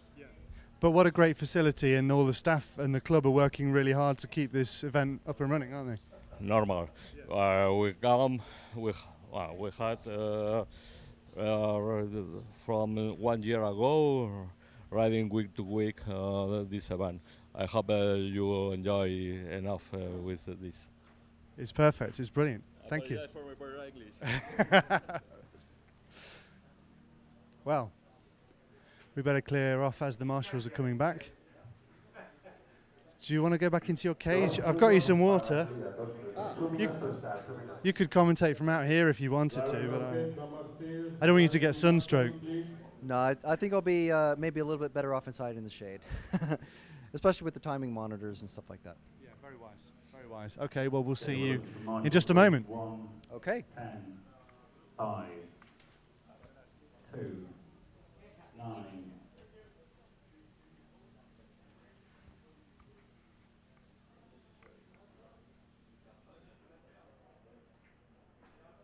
Okay, 30 seconds to the 30 seconds. Hold on there until we announce the track.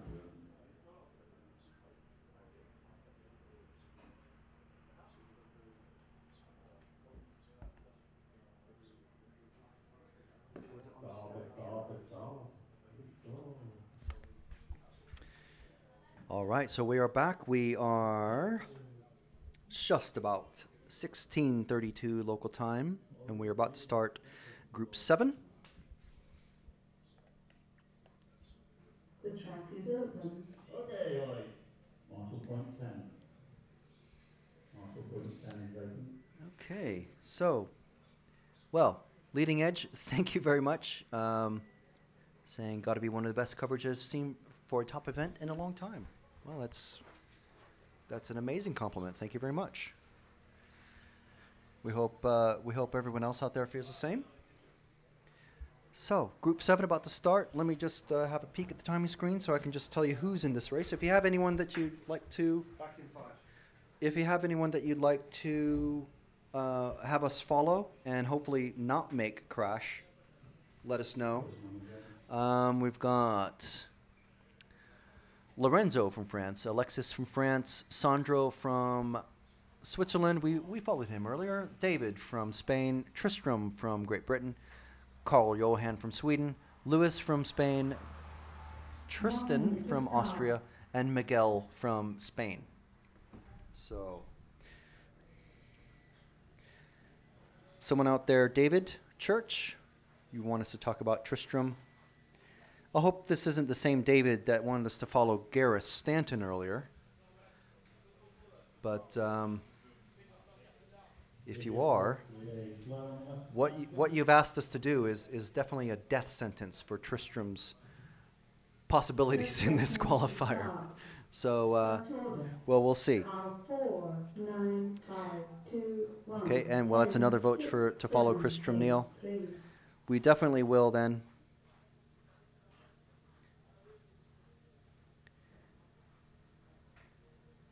And let's see here.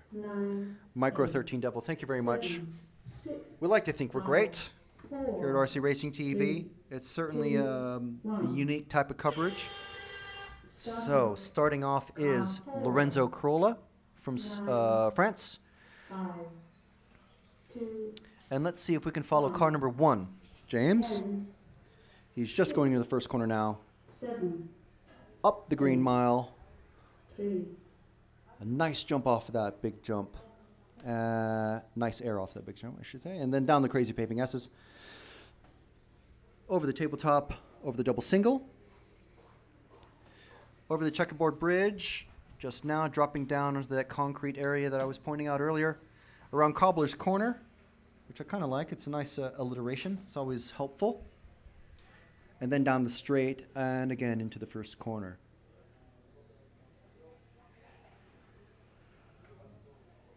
So that's Tristram Neal. And let's hope he does fairly well. So far, on his first lap, he's moved up from something like 6th or 7th to 3rd. So pretty good. Not quite on 11-lap pace. He's on a 10-lap 5:01. Ahead of him on track are number 9 car of Alexis from France. He's on an 11 laps 5:20 pace. And on an 11 laps 5:28 pace is Sandro from Switzerland. Carl Johan from Sweden has just popped Tristram down a spot. He's on a 10-lap 5:01. Tristram's on a 10-lap 5:02 pace. Now, let's see here. Alexis has just started his 3rd lap. Let's see if we can find Alexis. He's car number 9. I believe he's around, coming down the crazy paving S's across the tabletop jump now. Is that car number 9? Yes. And he's going up the concrete ramp over the checkerboard bridge, around Cobbler's Corner, around the hairpin,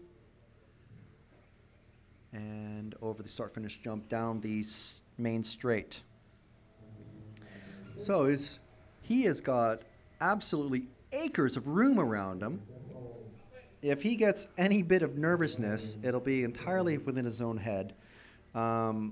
There's no need for him to worry about whoever's physically behind him on the track. I believe it's car 5. Yes, it is, of Sandro, who's in 2nd place.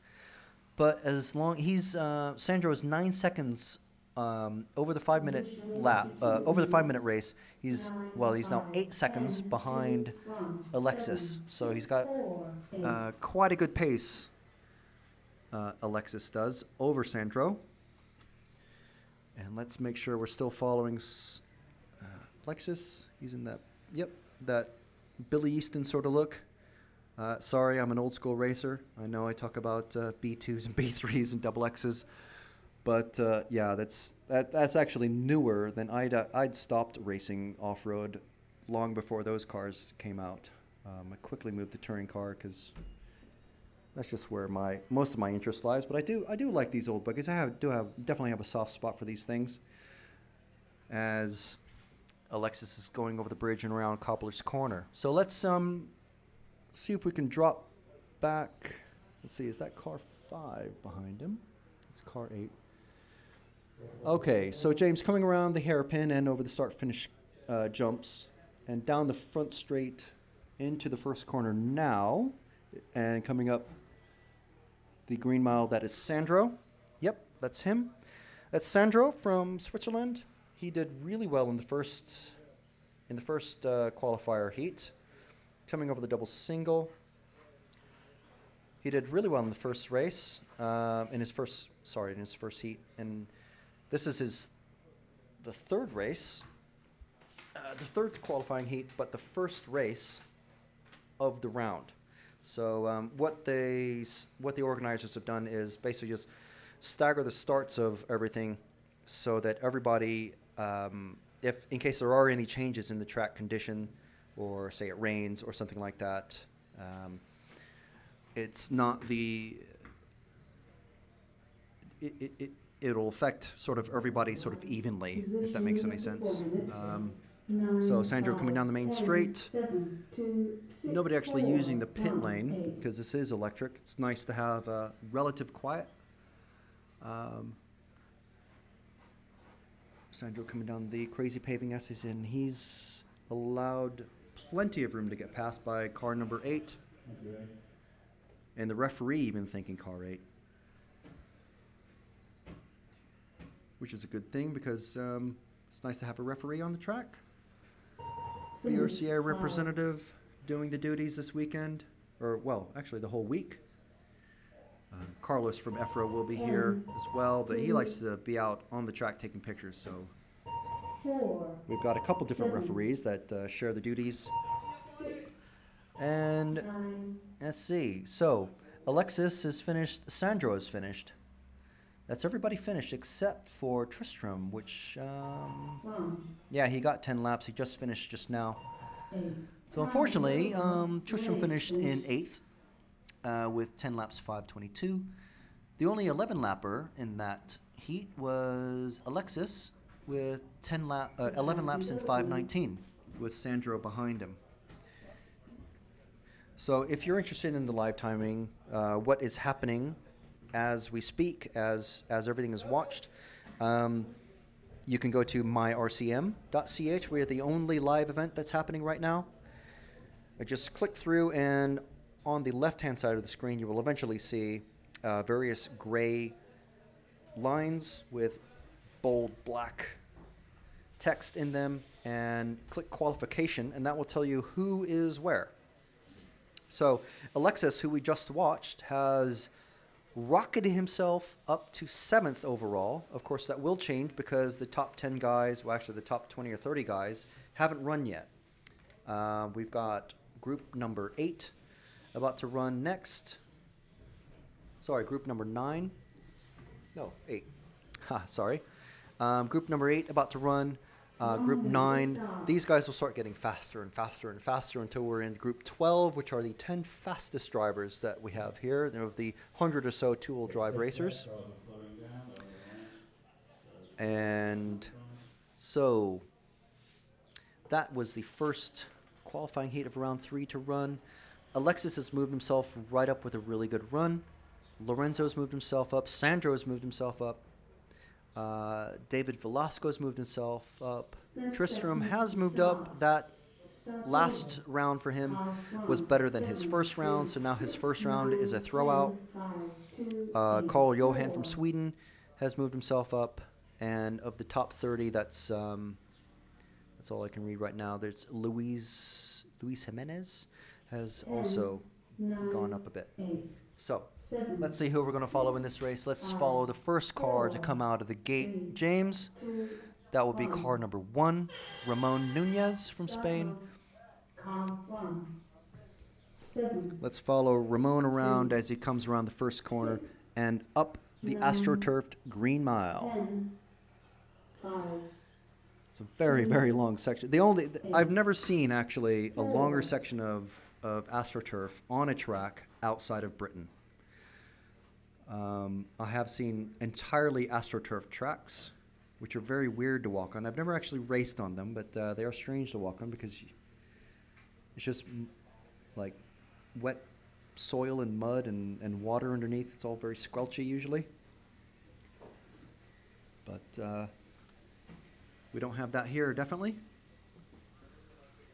So let's see, car number 1 coming over the double single around the stone loop, up the ramp onto the checkerboard bridge and around Cobbler's Corner. around the hairpin and over the start-finish jumps, which everyone's taking as just a big double, really. No one has been landing that short. If anything, where people have been making mistakes on that is that they try to cut it a bit too short, and they actually land on the loose dirt that's well, I guess it's to the left of the car, but it's well off the racing line, and they have to maneuver themselves around that little wooden fence that's there, and they lose loads of time. So let's see what sort of problems people are having around Cobbler's Corner, as it's been named now.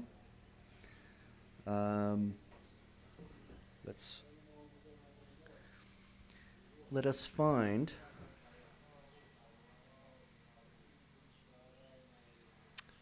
Let's see. Jos Barhorst has asked, are these cars pulling wheelies on the straight or just bumping around? Some of the cars are definitely pulling wheelies. It all depends, of course, how their slipper clutch is set. I'm sure you're familiar with that, but if you're not, then the slipper clutch is sort of an adjustable bolt sort of thing that allows the driver or the mechanic to tune how much of the engine's torque is applied through the wheels onto the ground. And if it's tightened a lot, you get instant wheelies. If it's not tightened very much, you don't have very good acceleration. So it's very well, it can be a very finicky sort of device to set, but it does help the application of.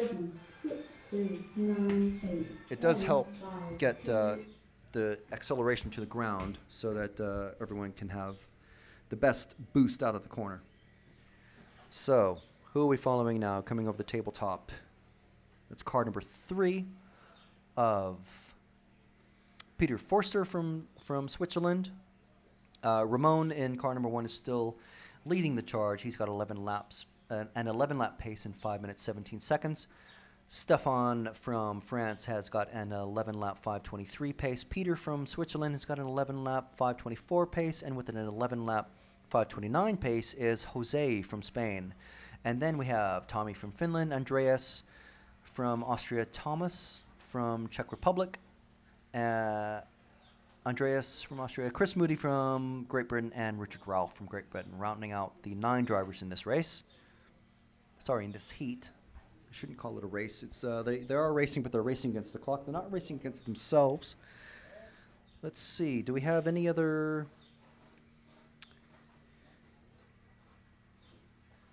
Yeah, sorry. Let me finish that answer to your question, Jos. All of the track has been swept quite well, so there's really good traction everywhere. I would say, from my commentary position, which is I can see most of the front straight. They are pulling. If they are pulling wheelies, those are honest wheelies. They're not bumping around. So it's not like they're bottoming out and then flinging themselves up in the air. I've just seen a car do a bicycle around the Cobbler's Corner. That was car number 0 of Andreas Jonda from Austria. Unfortunately, he's in last place in this heat, but it was kind of cool to see him do a little wheelie, or not wheelie, a bicycle around the corner. Let's see, car number 1 just coming around the hairpin to the left of the track and about to go over the start-finish jump. That is Ramon. Oh, good, he didn't hit that wrecked car that was just in front of him, or the marshal that was turning it over. So he's going down the green mile. Down the crazy paving S's. Hopefully he's got around that lap car. He has not, and there we go. Lap car is, because of the referee's intervention, has allowed him to get past, and they're all going to be finishing their final lap. Ramon will be the first to finish with an 11-lap pace in 5 minutes 19 seconds. Slightly slower than his projected lap time. Maybe it was because of lap traffic, but who knows. And then we have Stefan, and wow, the time switched really fast. I may have to go to the myrcm.ch, which is the live timing partner for the club. They'll be sorting You can check out everything you need to know about the current results and see who is where. You are watching us on RC Racing TV, partnered with EFRA.ws, and also embedded on RC Area,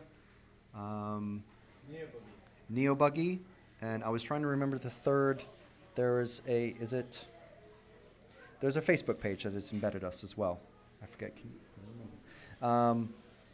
And so we are sponsored by Proline for the two-wheel drive class.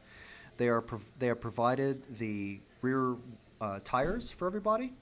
The front tires are open to whatever the drivers prefer, whether it's ribbed, mini pin, bar type, whatever, wide, narrow, but everyone's running the same rear tire.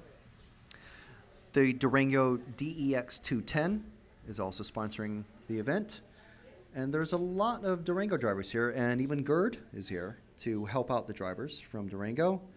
And of course, we're powered by Dual Sky. So we're just waiting for the practice laps to finish. 30 seconds to start. And we'll be starting the race in about 30 seconds. And in this race, we've got Ben Jemison from Great Britain, Luca from Germany, Josep from Spain, George from Austria, David from Spain, Joachim from, is it Joachim or Joachim? It's not Joachim, is it? It's Joachim from Norway, Gareth Stanton from Great Britain. We are not going to listen to your friend David and follow you this race. Don't worry about that. Gareth hasn't come and approached us or anything, so I think we're okay. We've also got Sebastian from France and Fawad Elward from France. So let's see if we can follow car number 1. He will be the first car going into the banked section and down the crazy paving S's. That will be Ben, I believe. Ben is car 6. Sorry about that. Ben's going around the cobbler's corner and hairpin now, over the start-finish jumps, and down the front straight. Ben, who we spoke to yesterday, Matt spoke with yesterday, coming down the crazy paving S's. Crazy paving because there's 2 sections of crazy paving there, which are like broken up flagstones set in concrete, and then if you had someone lay this concrete down at your house, you would be reaching for the lawyers in your... Nice. Ben does a nice bounce barrel roll flip and lands back on his wheels and doesn't even need a marshal. So anyway, the crazy paving S's, there's really, really, really rough concrete, and then stone, and then more rough concrete, and then more stone. So it's a very challenging layout, and everyone we've talked to have said this is a really, really tricky course to learn. Quite a difficult circuit, but nicely laid out. I mean, I like it. It's but then I'm not racing it. But no one's complained. They've just, it's the same conditions for everybody, and I'm sure everyone's happy about that. I mean, no one's had any sort of advantage on this. You can't tune your car for anything really. You just have to make it be able to take bounces and drive and have a bit of luck. So let's see who else we can follow. Let's see if we can satisfy Joachim's. I know I must be pronouncing his name different every round. Joachim's car number 2, Joachim from Norway. Where is he at? He's going down the Green Mile in Wisconsin. Just down the Green Mile, I believe he's got the bright yellow wheels, doesn't he? Yep. And the red and yellow body coming over the double single, about to go onto the bridge, and lap traffic has already let him pass. That's really nice. 6, 10, 2, So there's 3, 1, Joachim 5, from 4, Norway. 9, 8. We won't talk about him too much. We try not to talk about anyone too much, just in case they crash. Commentators curse and everything. Gareth is presently in 7th. Oh, no, he's jumped up to 5th. Ben is the only one on pace to do an 11-lap run. So that's, if we're 5 laps into this race, and it's a little bit surprising because I believe we had a few 11 laps run a couple of rounds ago.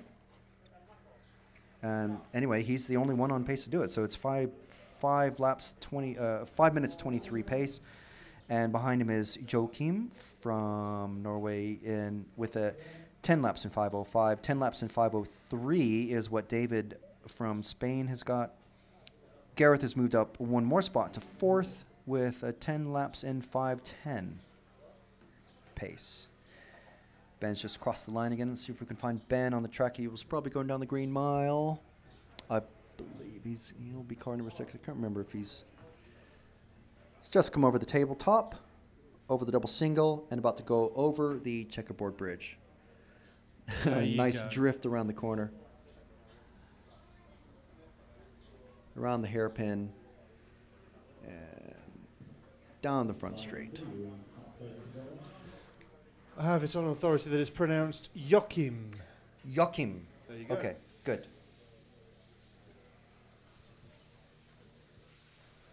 Many thanks to the YouTubers out there. Well, all the viewers. Actually, they're all YouTubers if you're viewing this, so yeah.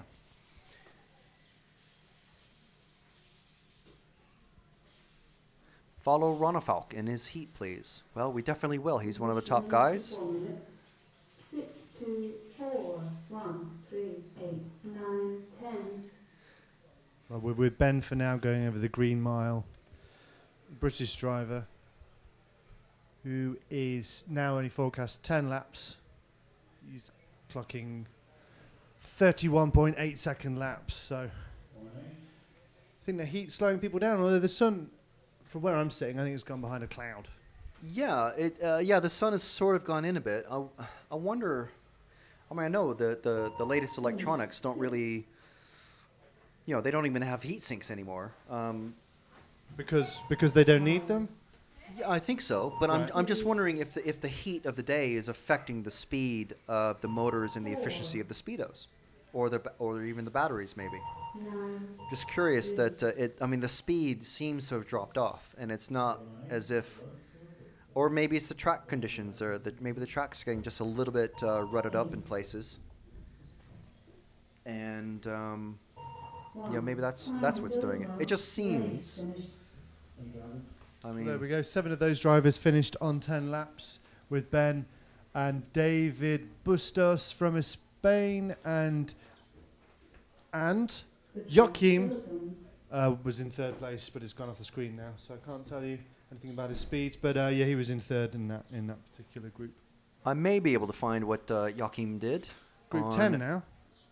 Yeah, we are trucking along. Which features Wesley Van Helmond from the Netherlands, Renault Savoy from France, Ellis Stafford from Great Britain, Zacharias Villaba from Spain, Kim Sitensky from Germany, Nicholas Manson from Sweden, Kari Samila from Finland, Philip Stocker from Austria, Ricardo Montero from Portugal, and Christian Lanzel from Austria. And I can tell you that Joachim finished with 10 laps 5:05, bettering his second round run of 10 laps 5:11. So, not getting slower then? No, not for Joachim. He's presently in 33rd position. Not too shabby. Okay. So we've got a few moments now while the marshals just get on their high-vis jackets and take their seats. Some of them get seats. Some of them have to crouch, don't they? That's... Well, at least that Marshal 9 there, who's just sat down in shot, he's actually facing the correct way, I think, because there was, I believe it's Marshal 4. There was a Marshal much earlier in the day, that was facing basically away from the camera, and he completely missed that there was a car upside down 10 feet away from him. Frank and I have both been at an event in the past where we have witnessed marshals falling asleep. But that was not incredibly dull racing. That was 24-hour racing, endurance, Baja style. This is 5-minute racing, so if any marshals fall asleep, I would say that is completely unforgivable. Yeah, very. And those were petrol engines as well, big gas engines. So yeah. Start of car 6, 1. Okay, so who's James going to choose to take over? Let him choose. Who do you want, Okay. James? Who do you fancy, James, James? you He's pick. going with. 3, 4, Okay, he's gone with. 9. A car. Okay, well, he's either gone with car 8 or car 3. Third from the end. Philip Stocker from Austria, car 3. There we go. Philip Stocker over the checkered bridge into the crazy paving. Oh, look at James. Look at James. What did you do? What did he do? He made Philip flip, didn't he? That wasn't the car he was following. Oh. But there was a car behind that I was flipped. so. So you can't blame him for Okay, that so one. it looks like Christian Lanzi from Austria hasn't started this round. Curious to know. That was James's fault. Uncobbled corner. I'm sure that is not the fastest way to go around on a reverse camber on the painted concrete. It's easy for us to say, isn't it? Yeah, very. Ellis Stafford doing much better with a Hey, all right. 28.45 7 second lap. Easy for me to say.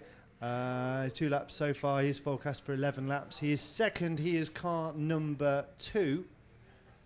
He has Renault Savoia behind him. If we can find And Mr. Wesley, Stafford. Wesley from the Netherlands is leading at the Car moment. 2. Yeah, car 2. He is somewhere in the middle of the lap. I believe he's got the... Yep, there he is, just about to go over the bridge with the yellow and blue body shell and white wheels.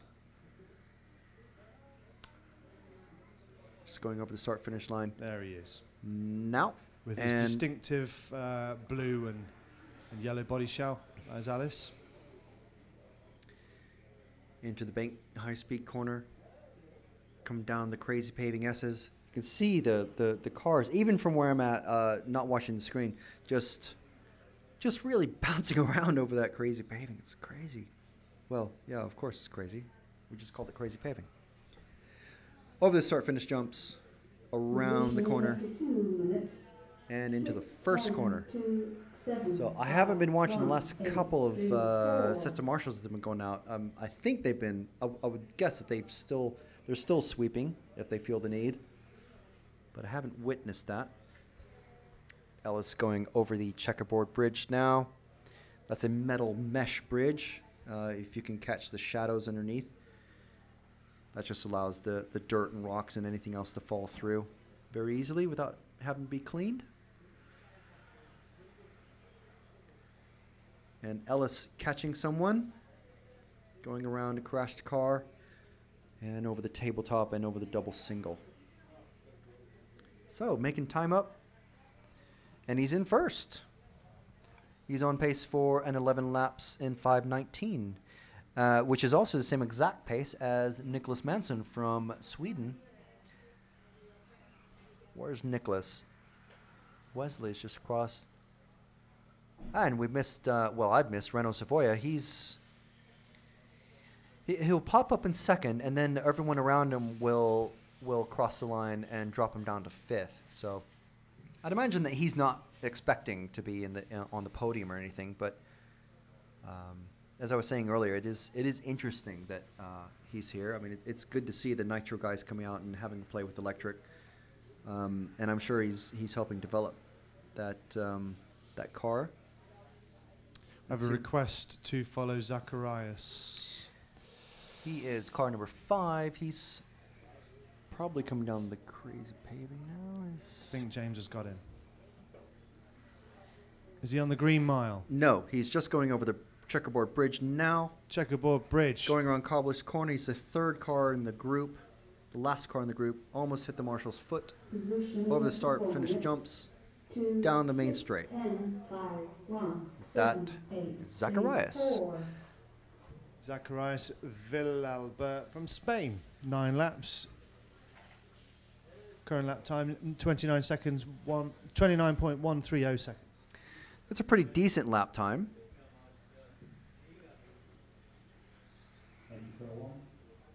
Of course, like anyone, he'll want to be doing slightly faster lap times. as any racer would. And of course, these guys are just getting faster and faster and faster. These are the first heat of the Top Gun group, as we call them. Group 10, Group 11 will be going even faster, and then Group 12 are the fastest group of 10 drivers that we have. So cars are starting to finish. We've got Ellis is finished. It looks like he's going to finish top. Wesley is finished second. Renault Savoy is third, but he's probably going to get popped down. He does by Zacharias, and then Nicholas knocks him down again. So we've got Ellis Stafford with 11 laps. Wesley, Nicholas, Zacharias, Renault, Kim all with 11 laps. Philip and Kari with 10 laps, and Ricardo Montero unfortunately didn't finish, and I believe it was Christian didn't even start. It's Big Kahuna Guns time. No, this is just Big Guns. Oh, there's a naming system that I've missed out on because I was off dealing with other things. No, we got Top Guns. Top Guns. And then Big Guns. Then Big Guns. And then Big Kahuna Guns. Right, okay. Big Kahuna Guns are Group 12. I was just seeing the Leading Edge was excited that we were near to the Big Kahuna Near, Guns. yes. As in, yeah, okay. As in not the next 2 minutes, in the next 7 minutes or so. Okay. These are pretty big for Big Guns, though. Yeah, I mean, there are some big names in this group. Obviously, even in the last group, we had Ellis and Renault, who's world famous. And in this group, we've got, we've got Hupo Honigel, former European champion in this class. Martin Bayer, he's current large-scale touring car European champion. Darren Bloomfeld, he's last year's 1/8 buggy European champion. Carlos Pineda from Spain, who's done really well. Obviously, I'm not familiar with him, but you know he's running with these guys really, really well. Christopher Svensson from Sweden, Paul Bradby from and John Spencer from the UK, Stefan Pfeifhofer from Austria, Yanni Hovey from Finland, and from France, Antoine Rossetti. 30 seconds to start. Start order. Car 1, 10, 2, 6, 5, 3, 7, 9, 8, 4. So let's see. All right, James, we're going to let you pick.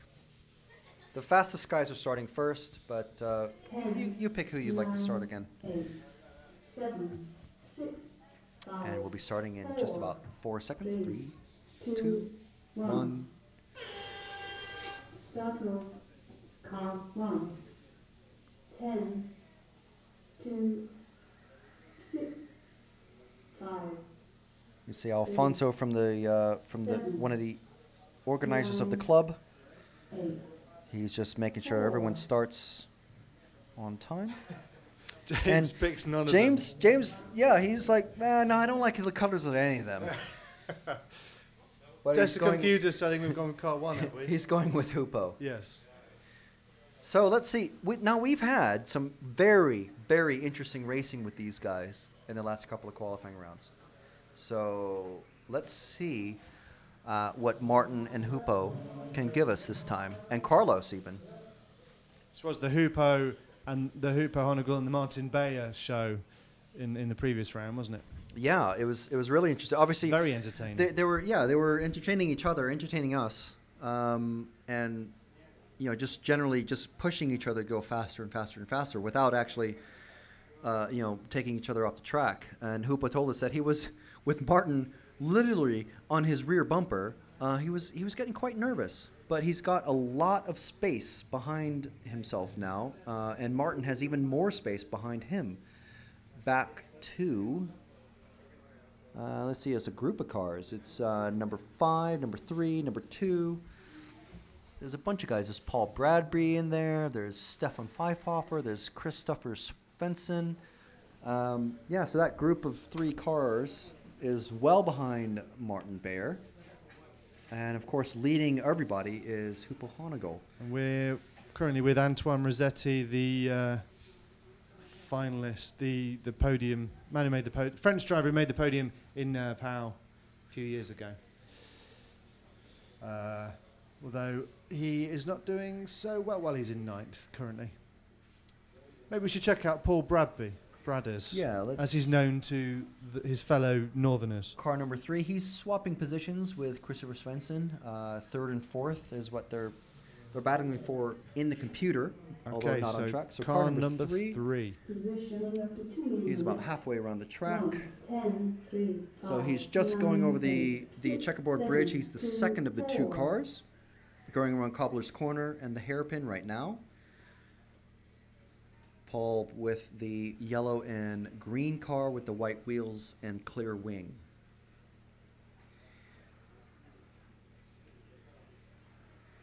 So he's definitely sticking with, this is the number 5 of Christopher Svensson. And again, they are very, very close to each other in time. They keep knocking each other out of 3rd place. So Christopher will cross, and he'll take over 3rd, and then Paul will cross, and he'll take over 3rd. They're both on a 11 lap in 5 minutes and 15 seconds, 5 minutes 14 seconds, around that time. Hupo is not much faster than either of them. He's on 5:12 pace, and Martin Bayer is on a 5:13 pace. So at the moment, it's Hupo, Martin, and then Paul and Christopher are swapping places behind them. Carlos, who's had quite an impact on the first couple of races, he's on an 11:5:25 pace. So he's dropped back a bit. It's about the same 2 guys, though, isn't it, this heat? Yeah. Once again, Hupo and Martin. Although they're quite spread out on the track. Hupo's just coming over he's just come down the front straight, and Martin looks like he's making up a little bit of time. He has, and Martin's take over the top spot from Hupo. Okay, so let's find car number 10.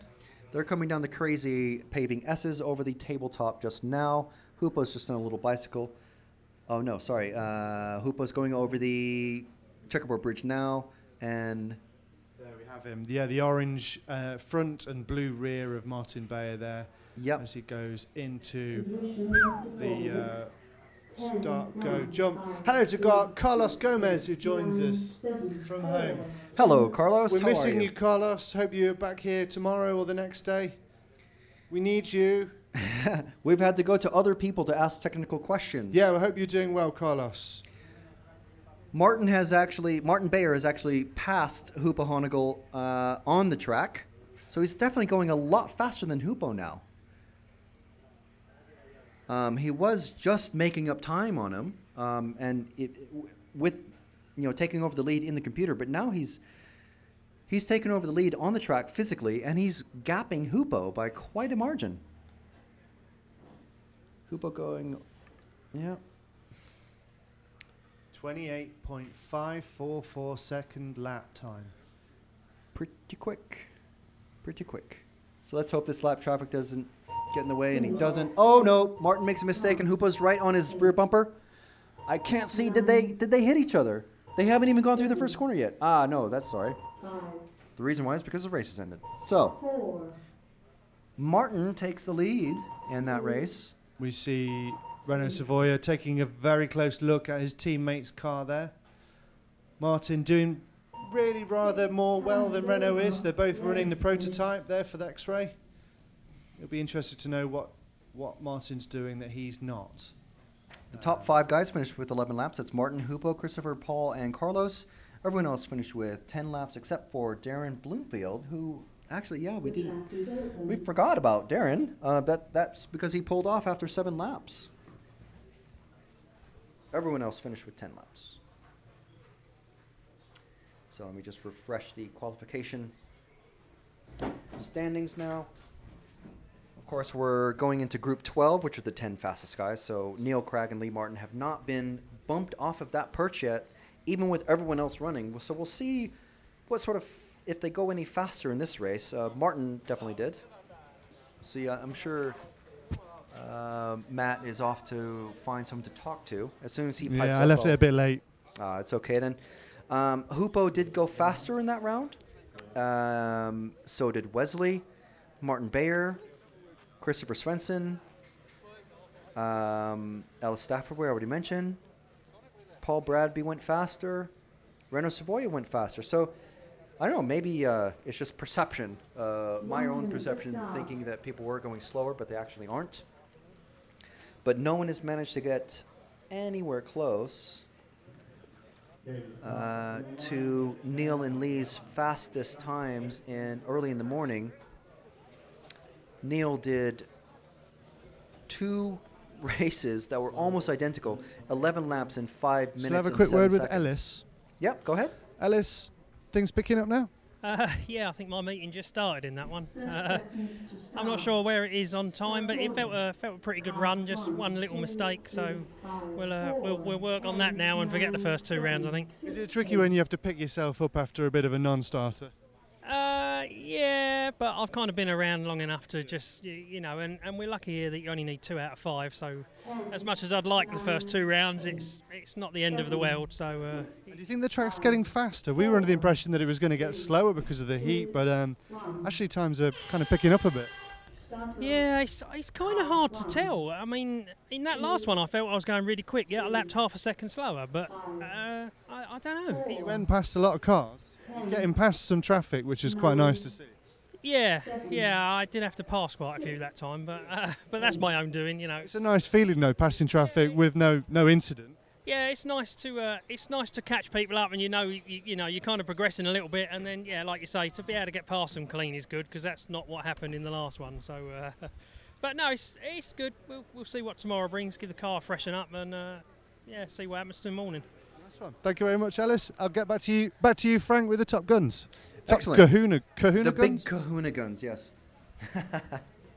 So, at the moment, after 1 lap, we've got David Ronefalk in first, Lee Martin second.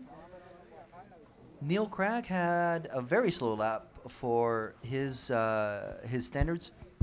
David Ronefalk, well, Lee Martin's just taken the top spot. David Ronefalk, Jordan Newman, Oliver Schultz has moved up to 5th. Neil Cragg back up to 5th. Oh, wow, it's just moving all around 4th, 5th. So we'll let that settle down a bit. And let's see here. So let's see who we're following. That is Lee Martin from Great Britain. At the moment, triple defending European champion in this class, going down the main straight into the first corner, up the green mile. And we've been told that Renault Savoy is, when he's running big weights on the back of his car, it's an XB4 configured as a 2-wheel drive. Definitely true. And I don't think anyone's running a prototype XB2. So we've got Lee, followed very closely by Neil. Neil seemed to be, he was definitely about 5 or 6 seconds off the pace of Lee in the last race. But he's definitely picked up the pace this time. And he's hanging on, apparently pretty easily. Their turning capability around that big concrete bollard at the base of the checkerboard bridge is amazing. Neil's made some sort of mistake somewhere in the last third, the last sector of the track, and has fallen well behind Lee now. Didn't have a very good landing onto the. Oh no! Well, there you go. Talking about him, and he has a big crash going down the crazy paving S's. So let's see. Let's look at the order now. Let's find Jorn Newman. That's car number 3. He's just started. He's going down the green mile, I believe. Yep, he's in the crazy paving S's now. He's the bright yellow wheels with the big black wing. Car number 3 going over the bridge. Yep, that's him there on the picture. Through Cobbler's Corner, around the hairpin. Fairly wide around the hairpin. Don't need to be too worried about that big concrete boulder that's there. And then up the green mile and around the bank turn, which we don't have a name for yet. We'd like to have a name for it. If you have any suggestions, let us know. Over the double single, and then up and over the checkerboard bridge once again. So the running order at the moment is car number 1 of Lee Martin. Jorn Newman, who we are watching right now, is in 2nd place. Oliver Schultz has recovered from his 2nd round, and he's running in 3rd. David Ronefalk is in 5th. Let's see if we can find Oliver. Jorn Newman has actually just taken over the top spot from Lee. So, pretty good. Let's see if we can find Mr. Ronefalk. That's car number 5. He's somewhere in the middle of the track. He's just going over the big bridge now. Around Cobbler's Corner is the yellow and green car with the white wheels. Going over the start-finish jumps, landing very nicely down the main straight.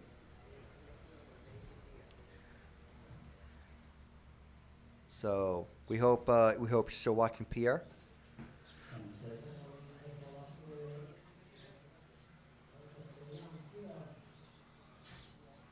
And let's see who else we can follow. We've got car number 8 of Oliver Schultz. Neil Cragg has once again just really dropped back. He was hanging on for a bit.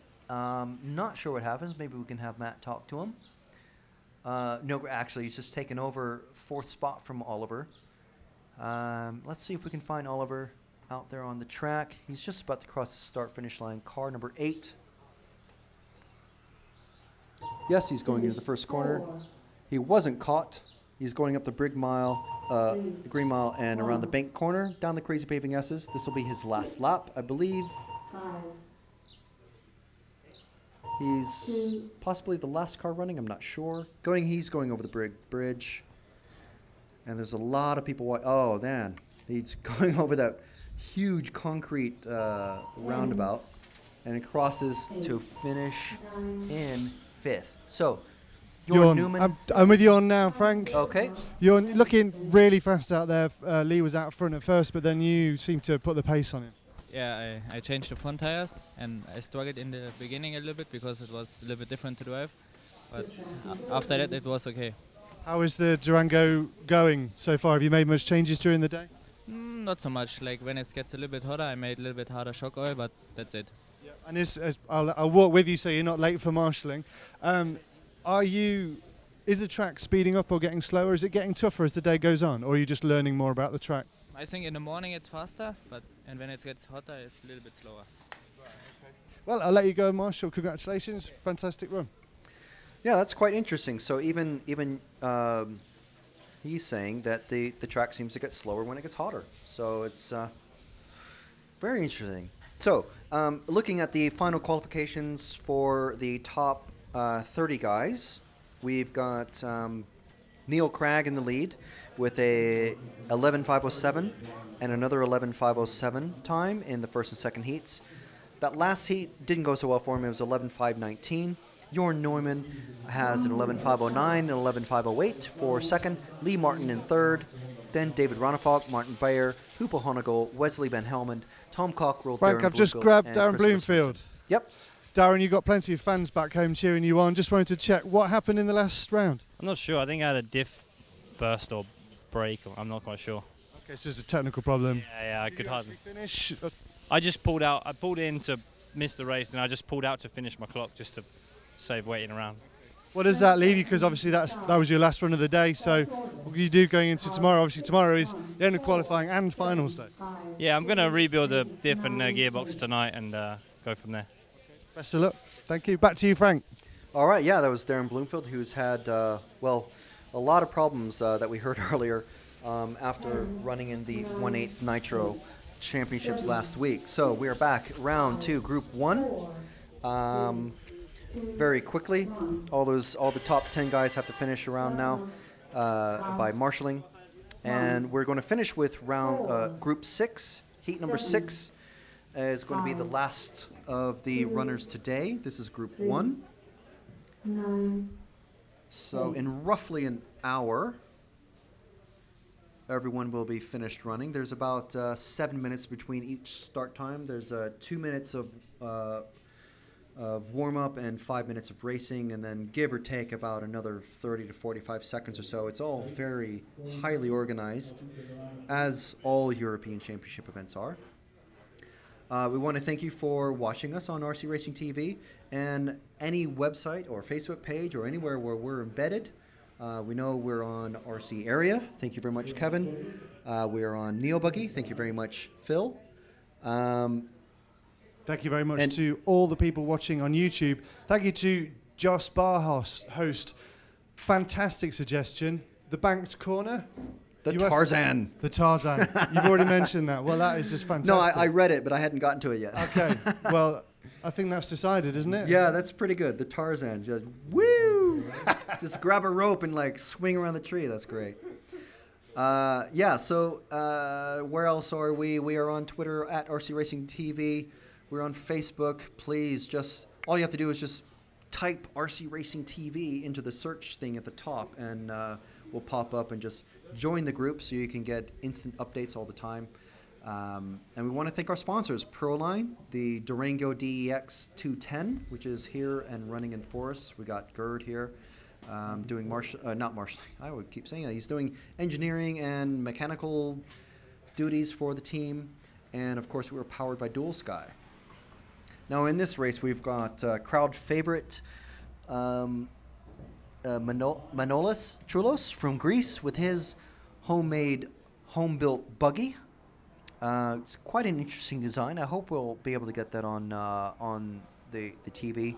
We've got Oscar Fernandez, he's been the consistent leader in this group, but he's just been pipped by Daniel Kobovic from Sweden. We've got a bunch of Spanish racers in this class. We've got Oscar, Pedro, Francisco, Joel, and Jonathan, and Arturo. And Manolis is the only Greek racer, and the only other foreign racer is Daniel from Sweden. So at the moment, everyone's on pace. Getting crazy interference in my left ear, but we've got 3 drivers on pace for a 10-lap run. That would be Daniel, Oscar, and Pedro, and 3 drivers on pace for a 9-lap run. That is Joel, Francisco, and Jonathan, and then Arturo and Manolis are on 8-lap pace runs.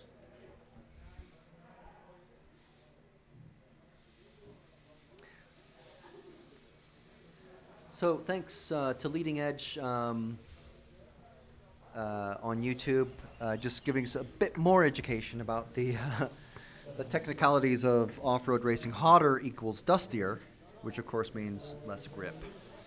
And if you're wondering why the camera work's about to go downhill... Sorry, Matt, you're cutting out? Oh, sorry. At least to me? Well, if you're wondering why the camera work's about to go downhill, it's because I'm going to be doing it just for the next heat while we relieve James to answer the call of duty.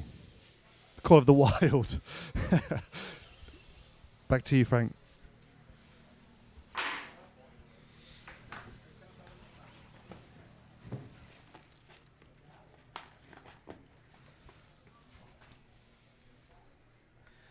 All right, sorry there. My earphone has just died on batteries, so I couldn't hear what Matt was saying, so I think I've got him now. Or at least I've got full batteries now. So kind of just waited for the levels to drop down so I can just take up the silence. So let's see where we are in Group 1. We've got Oscar still in the lead. He's on pace for 10 laps in 5:05. Daniel with on pace for 10 laps, 5:14. Then we've got Pedro, Joel, Francisco, Jonathan, Arturo, and Manolis. 7, 3, 2, 4, 5, 9.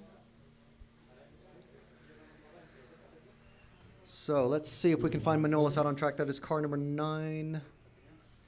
Manolis is about to come through. Oh no, has he? No. Unfortunately, I'm sorry, Manolis has had to pull off after 4 laps, so maybe Matt can find him and have a chat. Let's see if we can find car number 6 out there with Oscar, who's leading the race. Finish 4. And let's see, he's just about to come around. 1, 3, 6. Well, unfortunately, he's just finished. Sorry about that. 2. Doing a lot of checking back and forth of race times and such. But the finishing order there was Oscar with 10 laps, Daniel with 10 laps, Pedro with 10 laps, Jonathan, Joel, Francisco, Arturo all finished with 9 laps, and unfortunately Manolis had to finish, pull off the track with 4 laps. So we've got Group 2 coming out next. And let me just refresh the current time. Qualifying. Now, just to go over the top 10 of qualifying once again, we've got Neil Cragg, Jorn Newman, Lee Martin, David Ronefalk, Martin Bayer, Hupo Honegel, Wesley Van Helmond, Tom Cockrell, Darren Bloomfield, and Christopher Svensson. The 11 through 20 are Carlos Pineda Vidal, Miguel Matias, Ellis Stafford, who hopefully is going to be moving up the standings after a tough start in the first round, Alexis Defao Casanave, Ramon Nerfo Nunez Gonzalez, Paul Bradby in 16th, Patrick Hoffer, Zacharias Villalba Nilsson, Reno Zavoya, and Martin Creel. And that's places 11 through 20.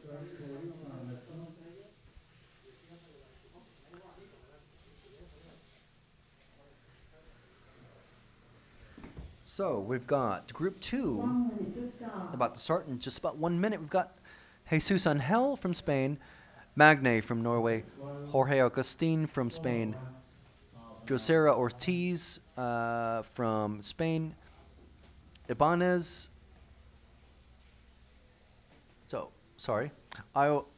Ioannis from Greece, Julia from Russia, Felipe and Ixtaso from Spain. There's only 8 drivers in this group. 30 seconds to start. So hopefully with a couple less cars out here than normal, there'll be a little bit more open track for the guys to get a nice clean run in, maybe move up the order a little bit. I know that's what they'll be hoping for. 10, 9, And if there's anyone 8, that 7, you out there would like to be have followed on the screen by James or cameraman, James, let's follow the first car out of the gates. It's car number 4. This car right here going into the first corner. That's Jesus Angel Martinez from Spain. He has been consistently the fastest guy in this group. So he'll probably be moving up quite a bit. Coming over the tabletop now and over the double single. Number 4, let's pick up penalty for Jan Start. Unfortunately, Jesus was just announced that he's going to have a 10-second penalty to his race time, which is going to something about his start. I'm not sure exactly what it was. I think he started before his time was called, maybe. So that's really unfortunate. So that just means he's going to have to get the pedal down to the metal even more. Of course, it's really hard to just say, go faster. But not everybody can pull off a Valentino Rossi back in, oh geez, I can't even remember when it was, but he got a 15-second penalty or something like that for something during the race, and then he finished 20 seconds ahead of everybody and still won. So that was quite amazing. Fortunately, we don't all have that sort of skill. So, Jesus Angel is going to be finishing 10 seconds back from where he actually finishes due to some penalty or another. Let's see if we can follow Julia from Russia, car number 8. She's somewhere around halfway through the race, through the lap. She's just about to go over the bridge in the white car. She's got yellow front wheels, white rear wheels. The first of our Russian racers to be making their appearance, well, not in this round.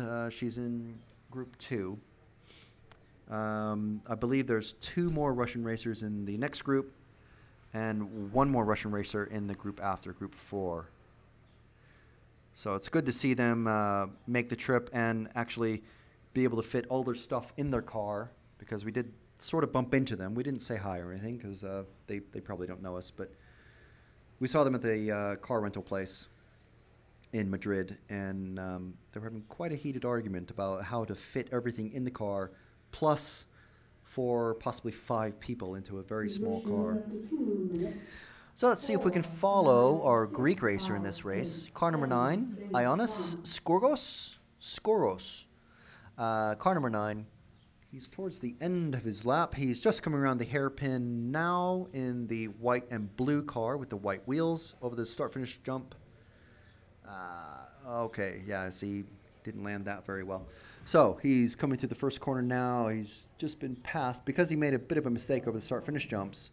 He was past. Oh, now he's in a big. Well, not a big, but he's in a sort of the tail end of this group, and see if he can make his way past the red car of number 5. That's Magne from Norway, and they've all been caught up by car number 7 of Jorge from Spain. So now we do actually have a big group. Let's hope they don't hold each other up. They're all going through sort of at the same pace.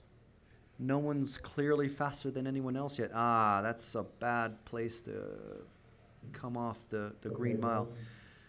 And that's really the only thing you can do. You can't jump up.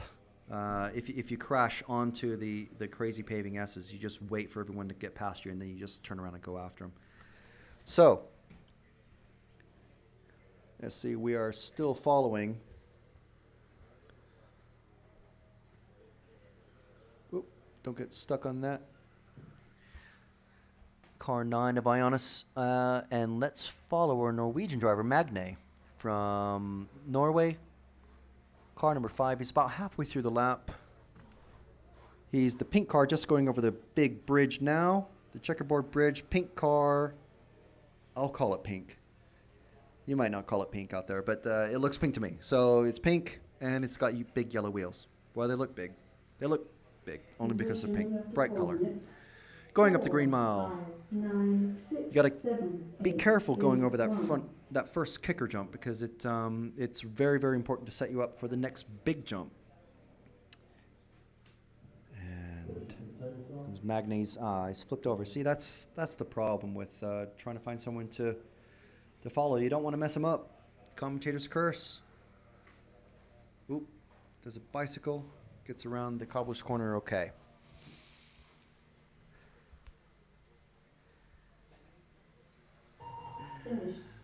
Carlos is telling us that Julia from Russia and Ixtaso from Bilbao are there in this race that is unfortunately just finished.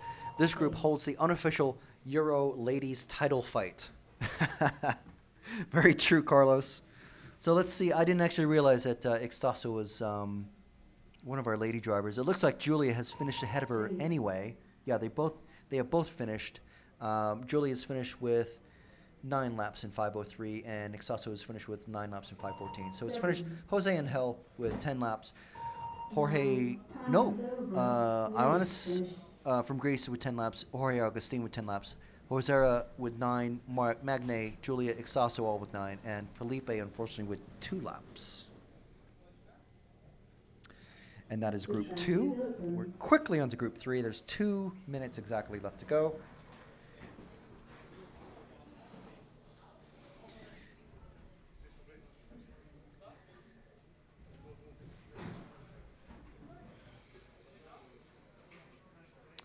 So, and just a bit more background from Carlos. Carlos, an encyclopedia of knowledge, I must say, Carlos. The winner in that last race was Oscar Fernandez, the leader of that heat. Felt himself wrongly seated, as per his records. He was 8th overall at this class in the Spanish National Series last year. So, of course, I mean, anyone would be disappointed to be lumped in with what you feel are slower drivers than what you can achieve. But, you know, I don't know. It's entirely up to the organizers and to set the initial seating.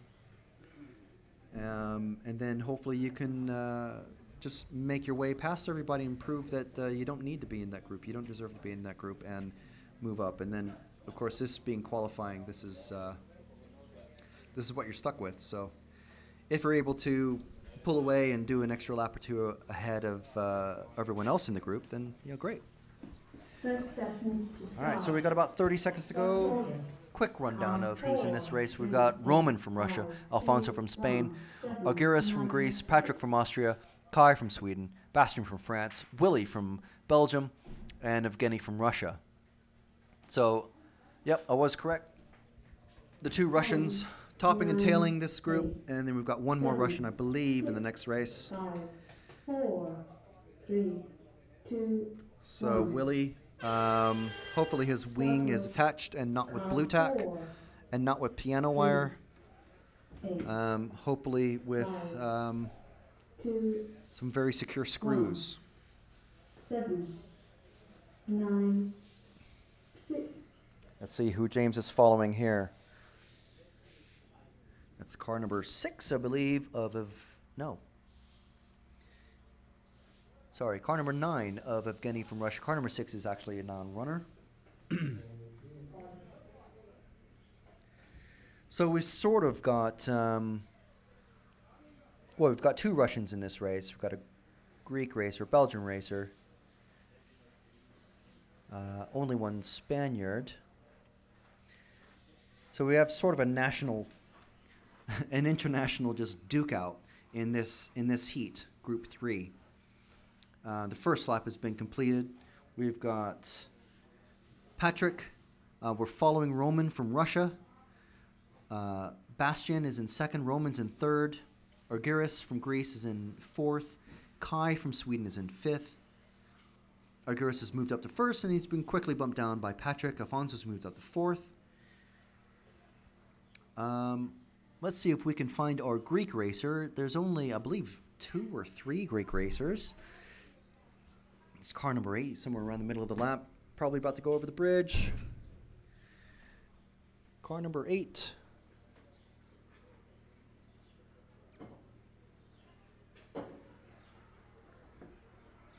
I believe he's going through the first corner now and up the green mile, the second of the brightly colored cars with the yellow wheels, I think. Even with new glasses, my eyes just are not up to scratch. So, yeah, the second of the cars going over the metal bridge now, going around Cobbler's Corner now. That is Argyris from Greece, and he is just past number 5 of Patrick, who still retains his lead, even though he had a bit of a bobble there and he got passed by Argyris. So they are coming over the tabletop now, and the double single, he got a bit too far there. Up and over the checkerboard bridge around Cobbler's Corner. Position after 2 minutes. 5, 8, 2, 4, 9, 3, 1, 7. So we're almost halfway through the race, and we've got car 8 of Argyris from Greece, Roman from Russia, Kai from Sweden, Alfonso from Spain, Patrick from Austria, Evgeny from Russia, Bastian from France, and Willie from Belgium. Where's our Willie Support Fan Club?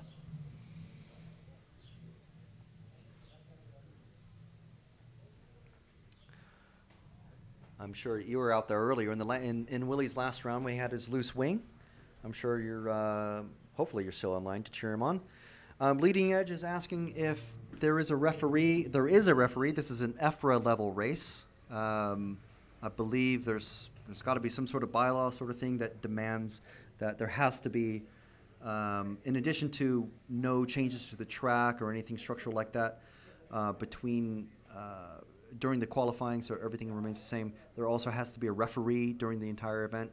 So the faster drivers are being called through. And believe me, it does work a lot better than blue flags in Formula One. So let's see who we can follow out there. We've got Argyris still in the lead. We've got Roman Larkin. Let's find our Swedish driver, Kai. It's car number 2. He's just across the start-finish line somewhere on the green mile. That's a big group of cars now. Car number 2 of Kai is just about to go over the checkerboard bridge. First car there with the white wheels and the blue and yellow body shell. Do a nice little corkscrew over the start-finish jump down the main straight, kicking it sideways, probably losing a couple of mini pin nubs on his rear tires. But he's got no one behind him. There's been a bunch of crashes behind him. All those cars that are behind him that were going the opposite direction on the green mile, they're all together and they're just all crashing. So now there's loads of space behind Kai, which is good for him. There's loads of space in front of him. There's even more space ahead of him. So there's nothing for him to be worried about. So Then we can lay down some fast lap times. He is in third place. Very good spot. He's on a 10-lap 5:22 pace. Currently, everyone has done 9 laps except for Willie. He's about to finish his 9th lap. And he's done his 9th and final lap now. So, however, everyone else is going to end up with 10 laps. So Argyris is finished with 10 laps, Roman with 10 laps. Everyone else is on their final lap, just waiting for everyone to come around now. And that was Kai just crossing the finish line. And coming up the wrong way around the pit lane. That's no penalty though, that's just for convenience. So everyone's finished. And as I said, it's Argyris, Roman, Kai, Evgeny, Bastian, Alfonso, Patrick, and Willie. The track is open.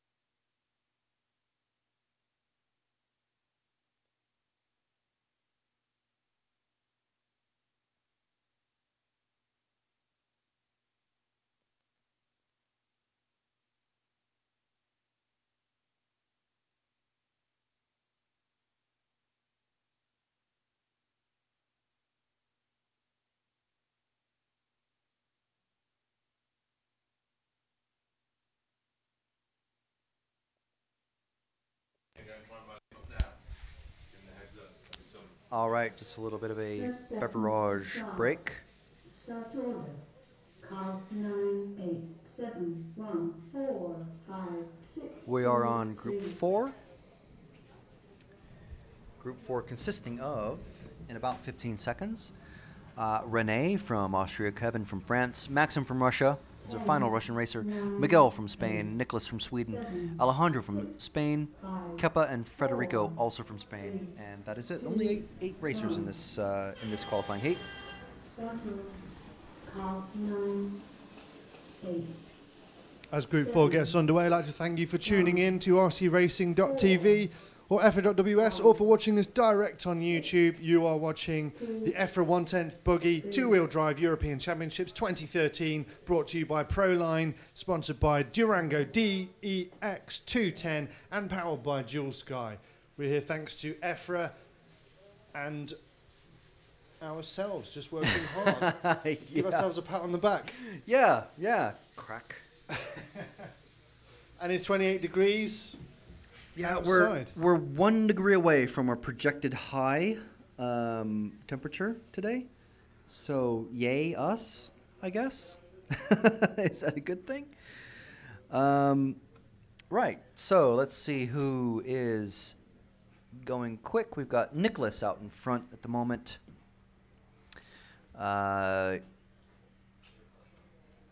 So that's car number 4. Nicholas, he's about to finish the lap. He's hopefully not that car just crashing just because I mentioned him.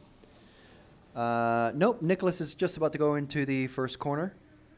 And so in green mile now. And he's about to go through the Tarzan corner. I'm going to have to figure out how to say that this week. Tarzan. Getting a bit loopy. I think I've been standing too long. Nope, 2 cars synchronized crashing at either end of the bridge. Very good. My old race director, when I first started racing touring car, used to call that monkey see, monkey do. Yeah, I know, that's old. No one knows what that means anymore. No one says that. That's old school. So, Nicholas, coming down with the nice bright wheels down the crazy paving. S's, over the tabletop. over the double single, catching up very rapidly with someone, and he lets him pass with no drama. Although car number 7 of Maxim Borisov is sticking with Nicholas, although he's well down the order. Maybe this will help Maxim, and it does. He goes up to 4th, gets quickly pipped by Keppa, down to 5th, but that's pretty good. So let's catch the car number 9 of Rene from Austria. He's just at the end of the track, end of the lap, I believe.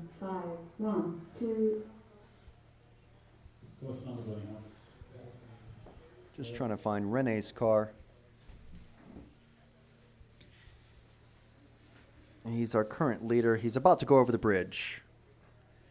He's got the orange and red and blue and white. That's just, well, it's a lot of colors to try and describe in 2 seconds. But he's got the bright yellow wheels and sort of a white edging to the body shell. Going through the Tarzan loop. Is that a loop? We can call it a loop. Call it anything. Tarzan corner. Over the double single. Around the little tiny hairpin. Another little tiny hairpin. Over the checkerboard bridge. Down the waterfall. You can call it maybe. Around the hairpin. It gets hung up just a tiny bit. Over the start-finish jumps. And down the main straight again. So that is Rene from Austria, our current leader. He's on pace for 10 laps in 5 minutes and 6 seconds. Behind him is Nicholas and Kevin. They keep seeming to swap spots. They're both on pace for 10 laps in approximately 5 minutes, 11 or 12 seconds. And just 1 second behind them is Maxim Borisov from Russia.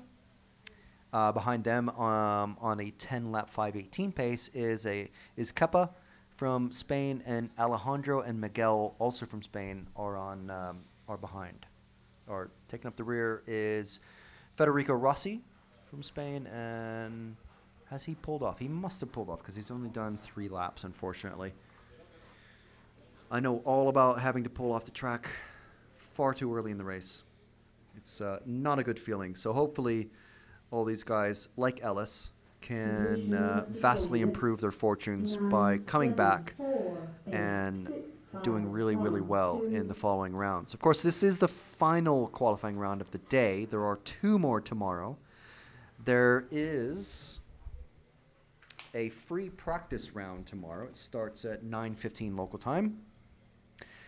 9 o'clock local time, ends at 9:55, and at 10:20 is the beginning of the 4th round of qualifying, and that starts with our big guns, our top guns, and then our big guns, and then our big kahuna guns. Yeah, so you got it, Matt. Okay, good. So both the free practice and round 4 qualifying start with the group 10, our fastest guys. Round 5 starts at 12:24, which starts with group 12, which are literally our fastest guys, our top 10 guys. And then there's a bit of a lunch break, well, quite a long lunch break, and we've got the finals. So that was group 4. The finishing order was Rene, Maxim, Kevin, Nicholas, Kepa, Alejandro, Miguel, and Federico. Now we're on to group 5. That's it today, right? I've announced that, yeah. You have? And the top 20. Okay. But I have announced it, but in case you're just logging on and curious, or you want a little bit of a memory refresh, our top 10 drivers overall right now, after 3 rounds of qualifying, are Neil Cragg, Jorn Newman, Lee Martin, David Ronefal, Martin Bayer, Hoopo Honegel, Wesley Van Helmond, Tom Cockrell, Darren Bloomfield, and Christopher Svensson.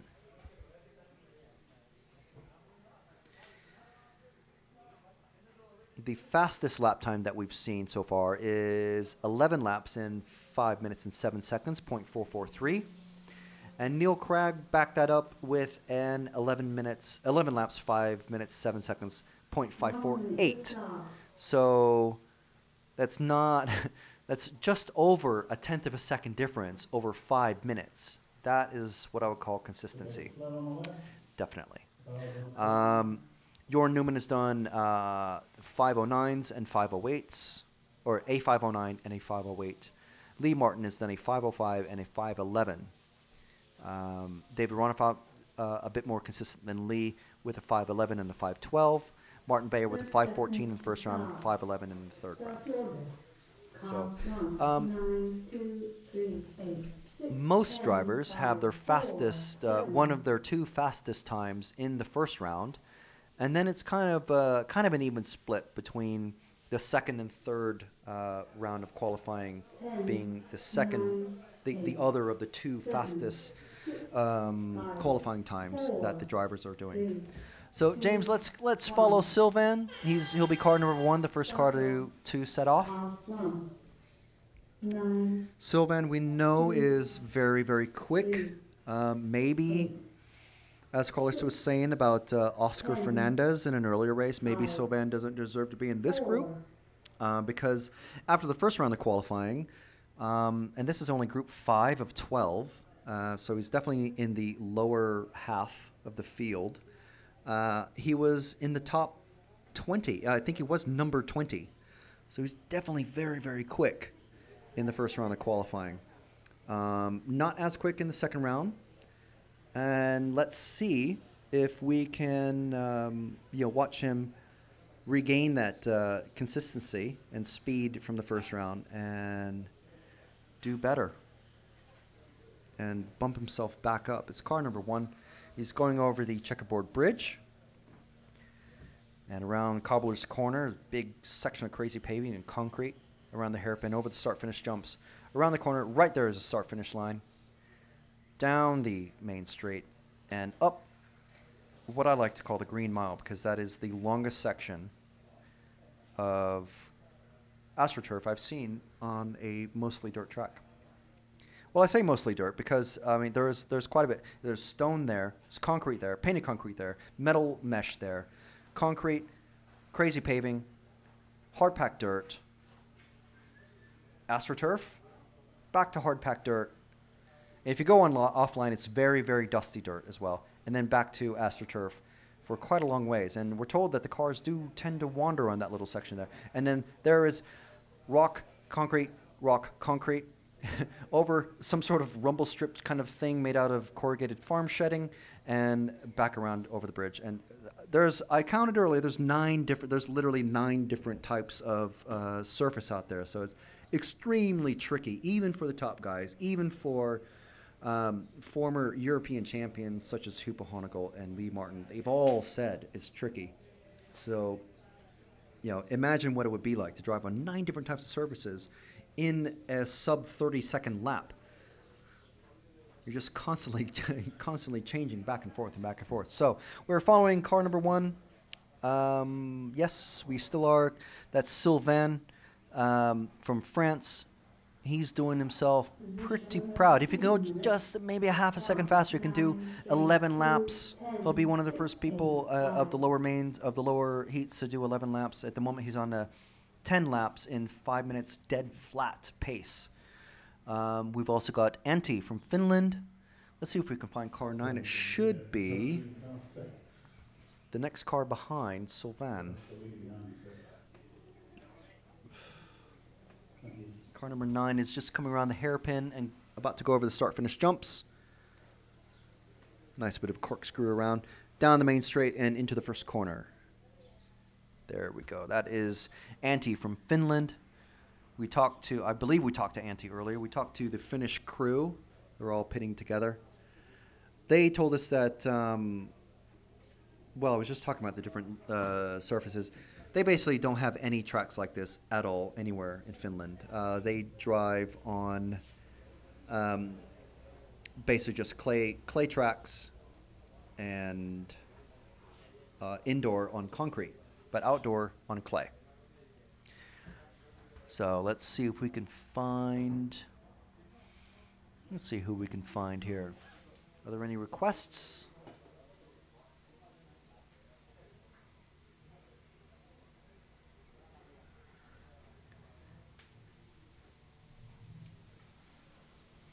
don't have any requests for anyone to find here. But if you do have a request, feel free to let us know. We'd be happy to, if you know someone that has taken the drive or taken a flight out here from your club or from your local area, or a friend of yours or something like that, or your family member, feel free to let us know. If you want us to follow them, we definitely will do our very best. We do check the YouTube comments at least every 10 or 15 minutes to see what people want to know from the pits. We've had questions like, how many rear motor cars are there? How many mid-engine cars are there? Are cars actually pulling wheelies on the straight? And they are, some of them. We just had a massive crash on the Green Mile. Car has come to a stop with a big breakage, just bits hanging off it. And unfortunately, it's put next to a car that also has some sort of breakage. Shrapnel. Yeah, definitely shrapnel. No, that's unfortunate. So there's about 20 seconds left in this race. Let's see if we can pick up with the leader, car number 1. He's about halfway across the track. Let's go to the bridge, James, and pick up car number 1 of Sylvain. He's going to be finishing as he crosses the line. Let's see if he's improved. Oh, no. Has he dumped? Has he dumped? Oh, no. Has he lost drive? No? Well, he didn't lose drive. Oh, is he? Oh, he rolls down the jump, and he can't make it. He's completely dumped. He's not allowed to be touched. Not allowed to be touched. There he goes. Now across his line. That is a very long lap time. Let's see. He still finishes in the lead, but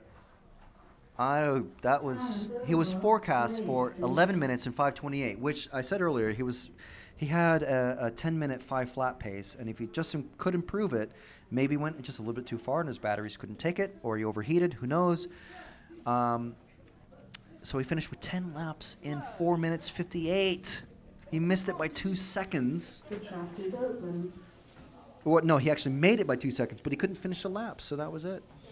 A little bit of live communication between the team that everyone can... you don't need to film me.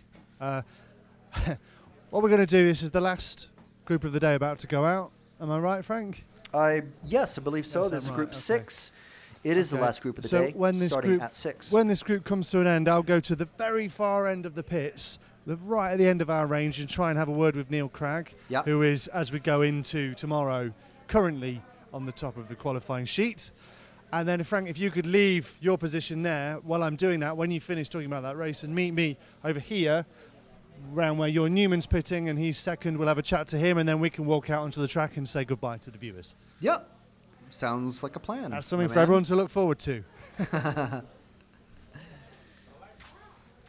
All right, so as we have experienced, 1 minute to start. we have felt the heartbreak of Sylvain from France. Not quite doing so well as we had hoped. Let's see where that puts him as I refresh the page. Sylvain, well, I say he didn't do well. That was definitely better than his last lap time, but he could have improved so much more. He went from 20th down to about 30th, and now he's back into 24th. So, very interesting there. 30 seconds to start. All right, so in this race, we've got about 30 seconds to go. We've got Ludovic from France, Nicholas from Norway, Felix and Luis from Spain, Mark from Switzerland, Sammy from Finland, who we spoke to earlier, you may have heard him, Alejandro from Spain, Paco from France, and Clemente from Spain. James, let's follow car number 9. That'll be the first car to come out of the gate, please. 4, 3, 2, They're about to go. 1. Start off. Count 9, 7. There we go. There's Ludovic from France going up the Green Mile. Taking it tentative over that first jump of the Green Mile. 2, Through Tarzan, down the crazy paving S's, over the tabletop and the rumble strip, and over the double single. A couple of small little hairpins. It looks like he's being caught up very rapidly by whoever's behind him. Can you drop back one car? That would be Nicholas Roos, car number 7 from Norway. in the purple car, and he's taken over the lead. It's over the Green Mile, through Tarzan, getting a little bit sideways just on the initial turn in.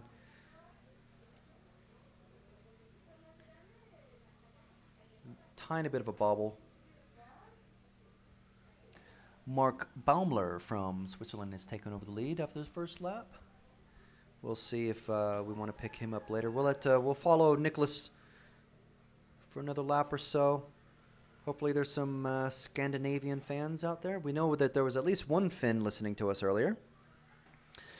So we've been asked by RC Area TV, what time does the live coverage start tomorrow? Well, Kevin, I can tell you the live coverage will start at a time that I do not know yet. We can make that decision right now. We can make that decision right now. Good, okay. We will cover all of the qualifying for tomorrow. All of the qualifying for tomorrow starts at 10:20. The free practice starts at 9 a.m. Yeah, so we will definitely be on air by 10:20. That's local time, isn't it? Yes, local time. So that's for those Brits watching. That's 9:20. I think that's plenty early enough for them, isn't it? That's get to work, make a cup of coffee, chat to whoever works in accounts or whatever it is you do, and then turn on YouTube, and we'll be there. Yeah.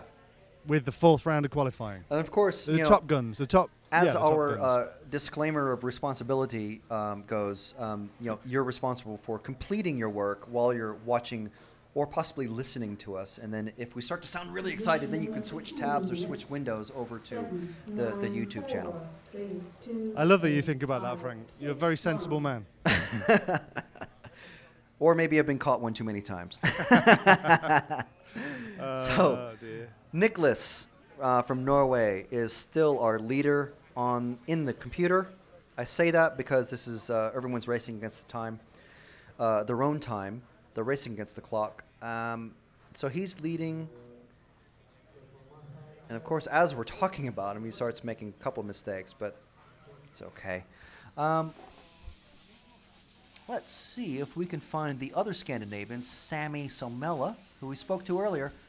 Sami, number 6, is about halfway around the lap. I'm not sure what car color he is yet. Number 6 is the blue and the white on car, the just coming down around the cobbler's corner. Yeah. Into the hairpin. He's being sensibly allowing a faster car through.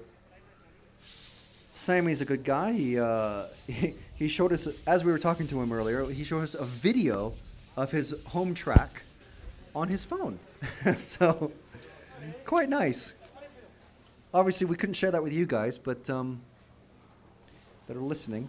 But that was. So I have a pretty hard time in the practice to find the right driving style again for the two-wheel, but it's starting to go pretty good now, and I think it will be good for the finals tomorrow. Fantastic. Have a great evening. Enjoy Spain.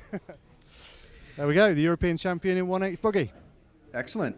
All right. So Group 6 finishing order was Ludovic Nicholas, Felix Clemente, Luis, Mark, Sami, Alejandro, and Paco as the music kicks in. So I'll meet you out on the track in just a moment, Matt. Yay!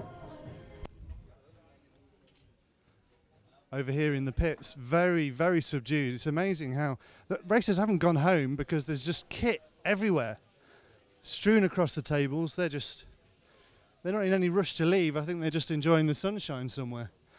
Although what you do find is that the Brits, their pit is full and that is completely covered in shade. So the British drivers enjoying the shade. Hopefully you can still see me. We are completely at the far range of our capabilities here as I attempt to grab a few words with Neil Craig. Let's see how this goes. Over here in his pit with Paul Bradby, rest of his team.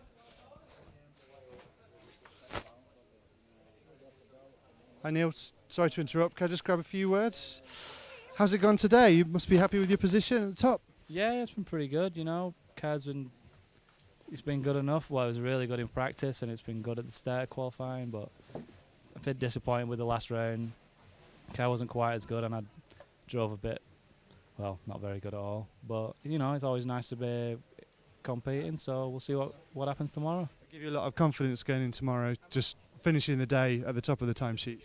It's always good to be top, but you know, nothing's won at the minute. It only matters for them 3 finals tomorrow. So it's good to be competing. It's good to be one of the front runners, but we'll see what happens tomorrow. You'll be in the A final, of course, and you, I suppose, hope to be on pole. But if you're not, do you think this is a track you can overtake on it when you are racing? I think when there's so much in the track, the racing. I mean, TQ's. You always want to be TQ, but I don't think it's going to be essential. There's going to be mistakes. There's going to be a few passes. There's going to be a few hiccups. I mean, you want to be TQ, but it's not the end of the world if you're second or third on the grid, I don't think. Great stuff, Neil. Thank you very much for your time. So there's Neil oh, and there's Frank. As we go and grab a word with Jorn, if he's here. He is here, and hopefully James can see us. Shall we come round this way? Hello. Jorn. How's it going? Just wanted to grab a few words with you as you are second on the timesheets as we go into tomorrow. That must be, does that give you confidence? Yeah, of course, but I think it's very tight. Like Lee, David and Neil, very fast. I think we are all same speed. This two-wheel drive is really important to you, isn't it? I think you said when we spoke to you last week that this is the one you're really gunning for, isn't it? Over four-wheel drive. Two-wheel drive is the one. Yeah, I try harder for two-wheel drive now because I won already 3 four-wheel drive titles. So I would like to win a two-wheel drive as well. How's it going? I see you've got a load of tyres in front of you. Have you made any changes or decisions with regards to the front tyre that you can obviously is open? Any thoughts on that? Yeah, in the beginning I used the Pro line, the whip tyre. And for the last round I changed to J Concept barcodes, a little bit different tyre, and for me it was better. Fantastic stuff. Well, enjoy your evening, and we look forward to seeing you for 2 rounds of qualifying tomorrow. Thank you. Cheers. Well, there we go. Pretty hot day. It's not, the temperature's not showing any signs of dropping, and I don't think there's going to be a lot of rain, is it? No, definitely not. Maybe tonight. I noticed some sprinkle on the cars when we came out of the hotel this morning, so maybe that'll change things overnight and maybe make it a bit grippier in the morning. We'll find out in free practice stuff. Yes, we will. We'll be here from very early on, just setting up and getting ready and just soaking up the atmosphere ourselves so that we can go on air for, what have we said, 10 o'clock CET, 9 o'clock British summertime. What do you think we can expect for the drivers, from the drivers tomorrow? Well, tricky question. I don't know. I mean, they're going to be, careful. The guys maybe like Ellis and some of the other guys that we've been following who've had a couple of bad rounds. Definitely, they're going to be careful. They want to maintain their pace. They don't want to go too crazy and break or get in trouble. But they're going to be just have to be careful about getting around traffic and doing the best to get a 5-lap pace or a 5-minute pace. I just spoke to Neil then, and he said that TQ's really, people talk about it a lot, and it kind of means more on paper than it does actually in practice. And it would be nice to TQ tomorrow going into the finals, but it's really not the end of the world. Yeah, well, I mean, I don't want to doubt what Neil says, but obviously as a multiple previous European champion, it is maybe a little easier to say, nah, TQ doesn't really count. I mean, it's not that important. I mean, obviously it's going to be really important to get the whole shot. If you get a bad start and you're TQ, you're going to be stuck down in the midst of the pack. But yeah, if you're in the top 3 positions, I think you're going to be in good stead going into the finals. But obviously, you want to go for TQ, but you can't count on getting it. So I think if you set your standards too high to go for TQ, and then you finish second, maybe mentally you're just a little bit disappointed, and that could affect your mental state. But I don't know. I mean, I think every race is going to be a little bit different in that respect. But the strongest candidates are, of course, going to be Neil. He's up there right now. Jorn, Lee, and David Runnefelk, who's riding on a wave of success, and he's going to want to do. He did really well in two-wheel drive in his first European Championship last year. He did much better in two-wheel drive than he did in four-wheel drive, and I think he's going to be. I don't know. I think we might see something. I don't know. He's grown up a lot in the last year. In fact, actually, we saw the way he approached the last final with a lot more maturity than the Euros we saw the previous year. So I think we're going to see a lot more come from him tomorrow and in the four-wheel drive as well. Yeah, I mean, he's still a teenager, isn't he? Really? So, yeah, and the other guys, you know, like I said, going back from Lee has won the last 3 championships, Neil a bunch of championships before him, and Hupo. Those 3 guys have basically literally monopolized the last 12 championships between them. So maybe it's time for another up-and-comer. Yeah, I mean, don't write off the idea that we could have just a new name. I mean, that would be nice as well, just to freshen up the time, just to freshen up the record books, to freshen up the Hall of Fame that we have over at EFRA.ws. Well, it's just time to thank Proline, our sponsors, Durango and the DEX 210. And we've been powered by Dual Sky. You can catch us on rcracing.tv or EFRA.ws. What else can you do? If you want to go back and see what the round-by-round timings were, you can go to myrcm.ch. Follow us on Twitter at RC Racing TV and search for us on Facebook and join the group, and you get constant updates from the races, and you can get direct links to the YouTube live streams.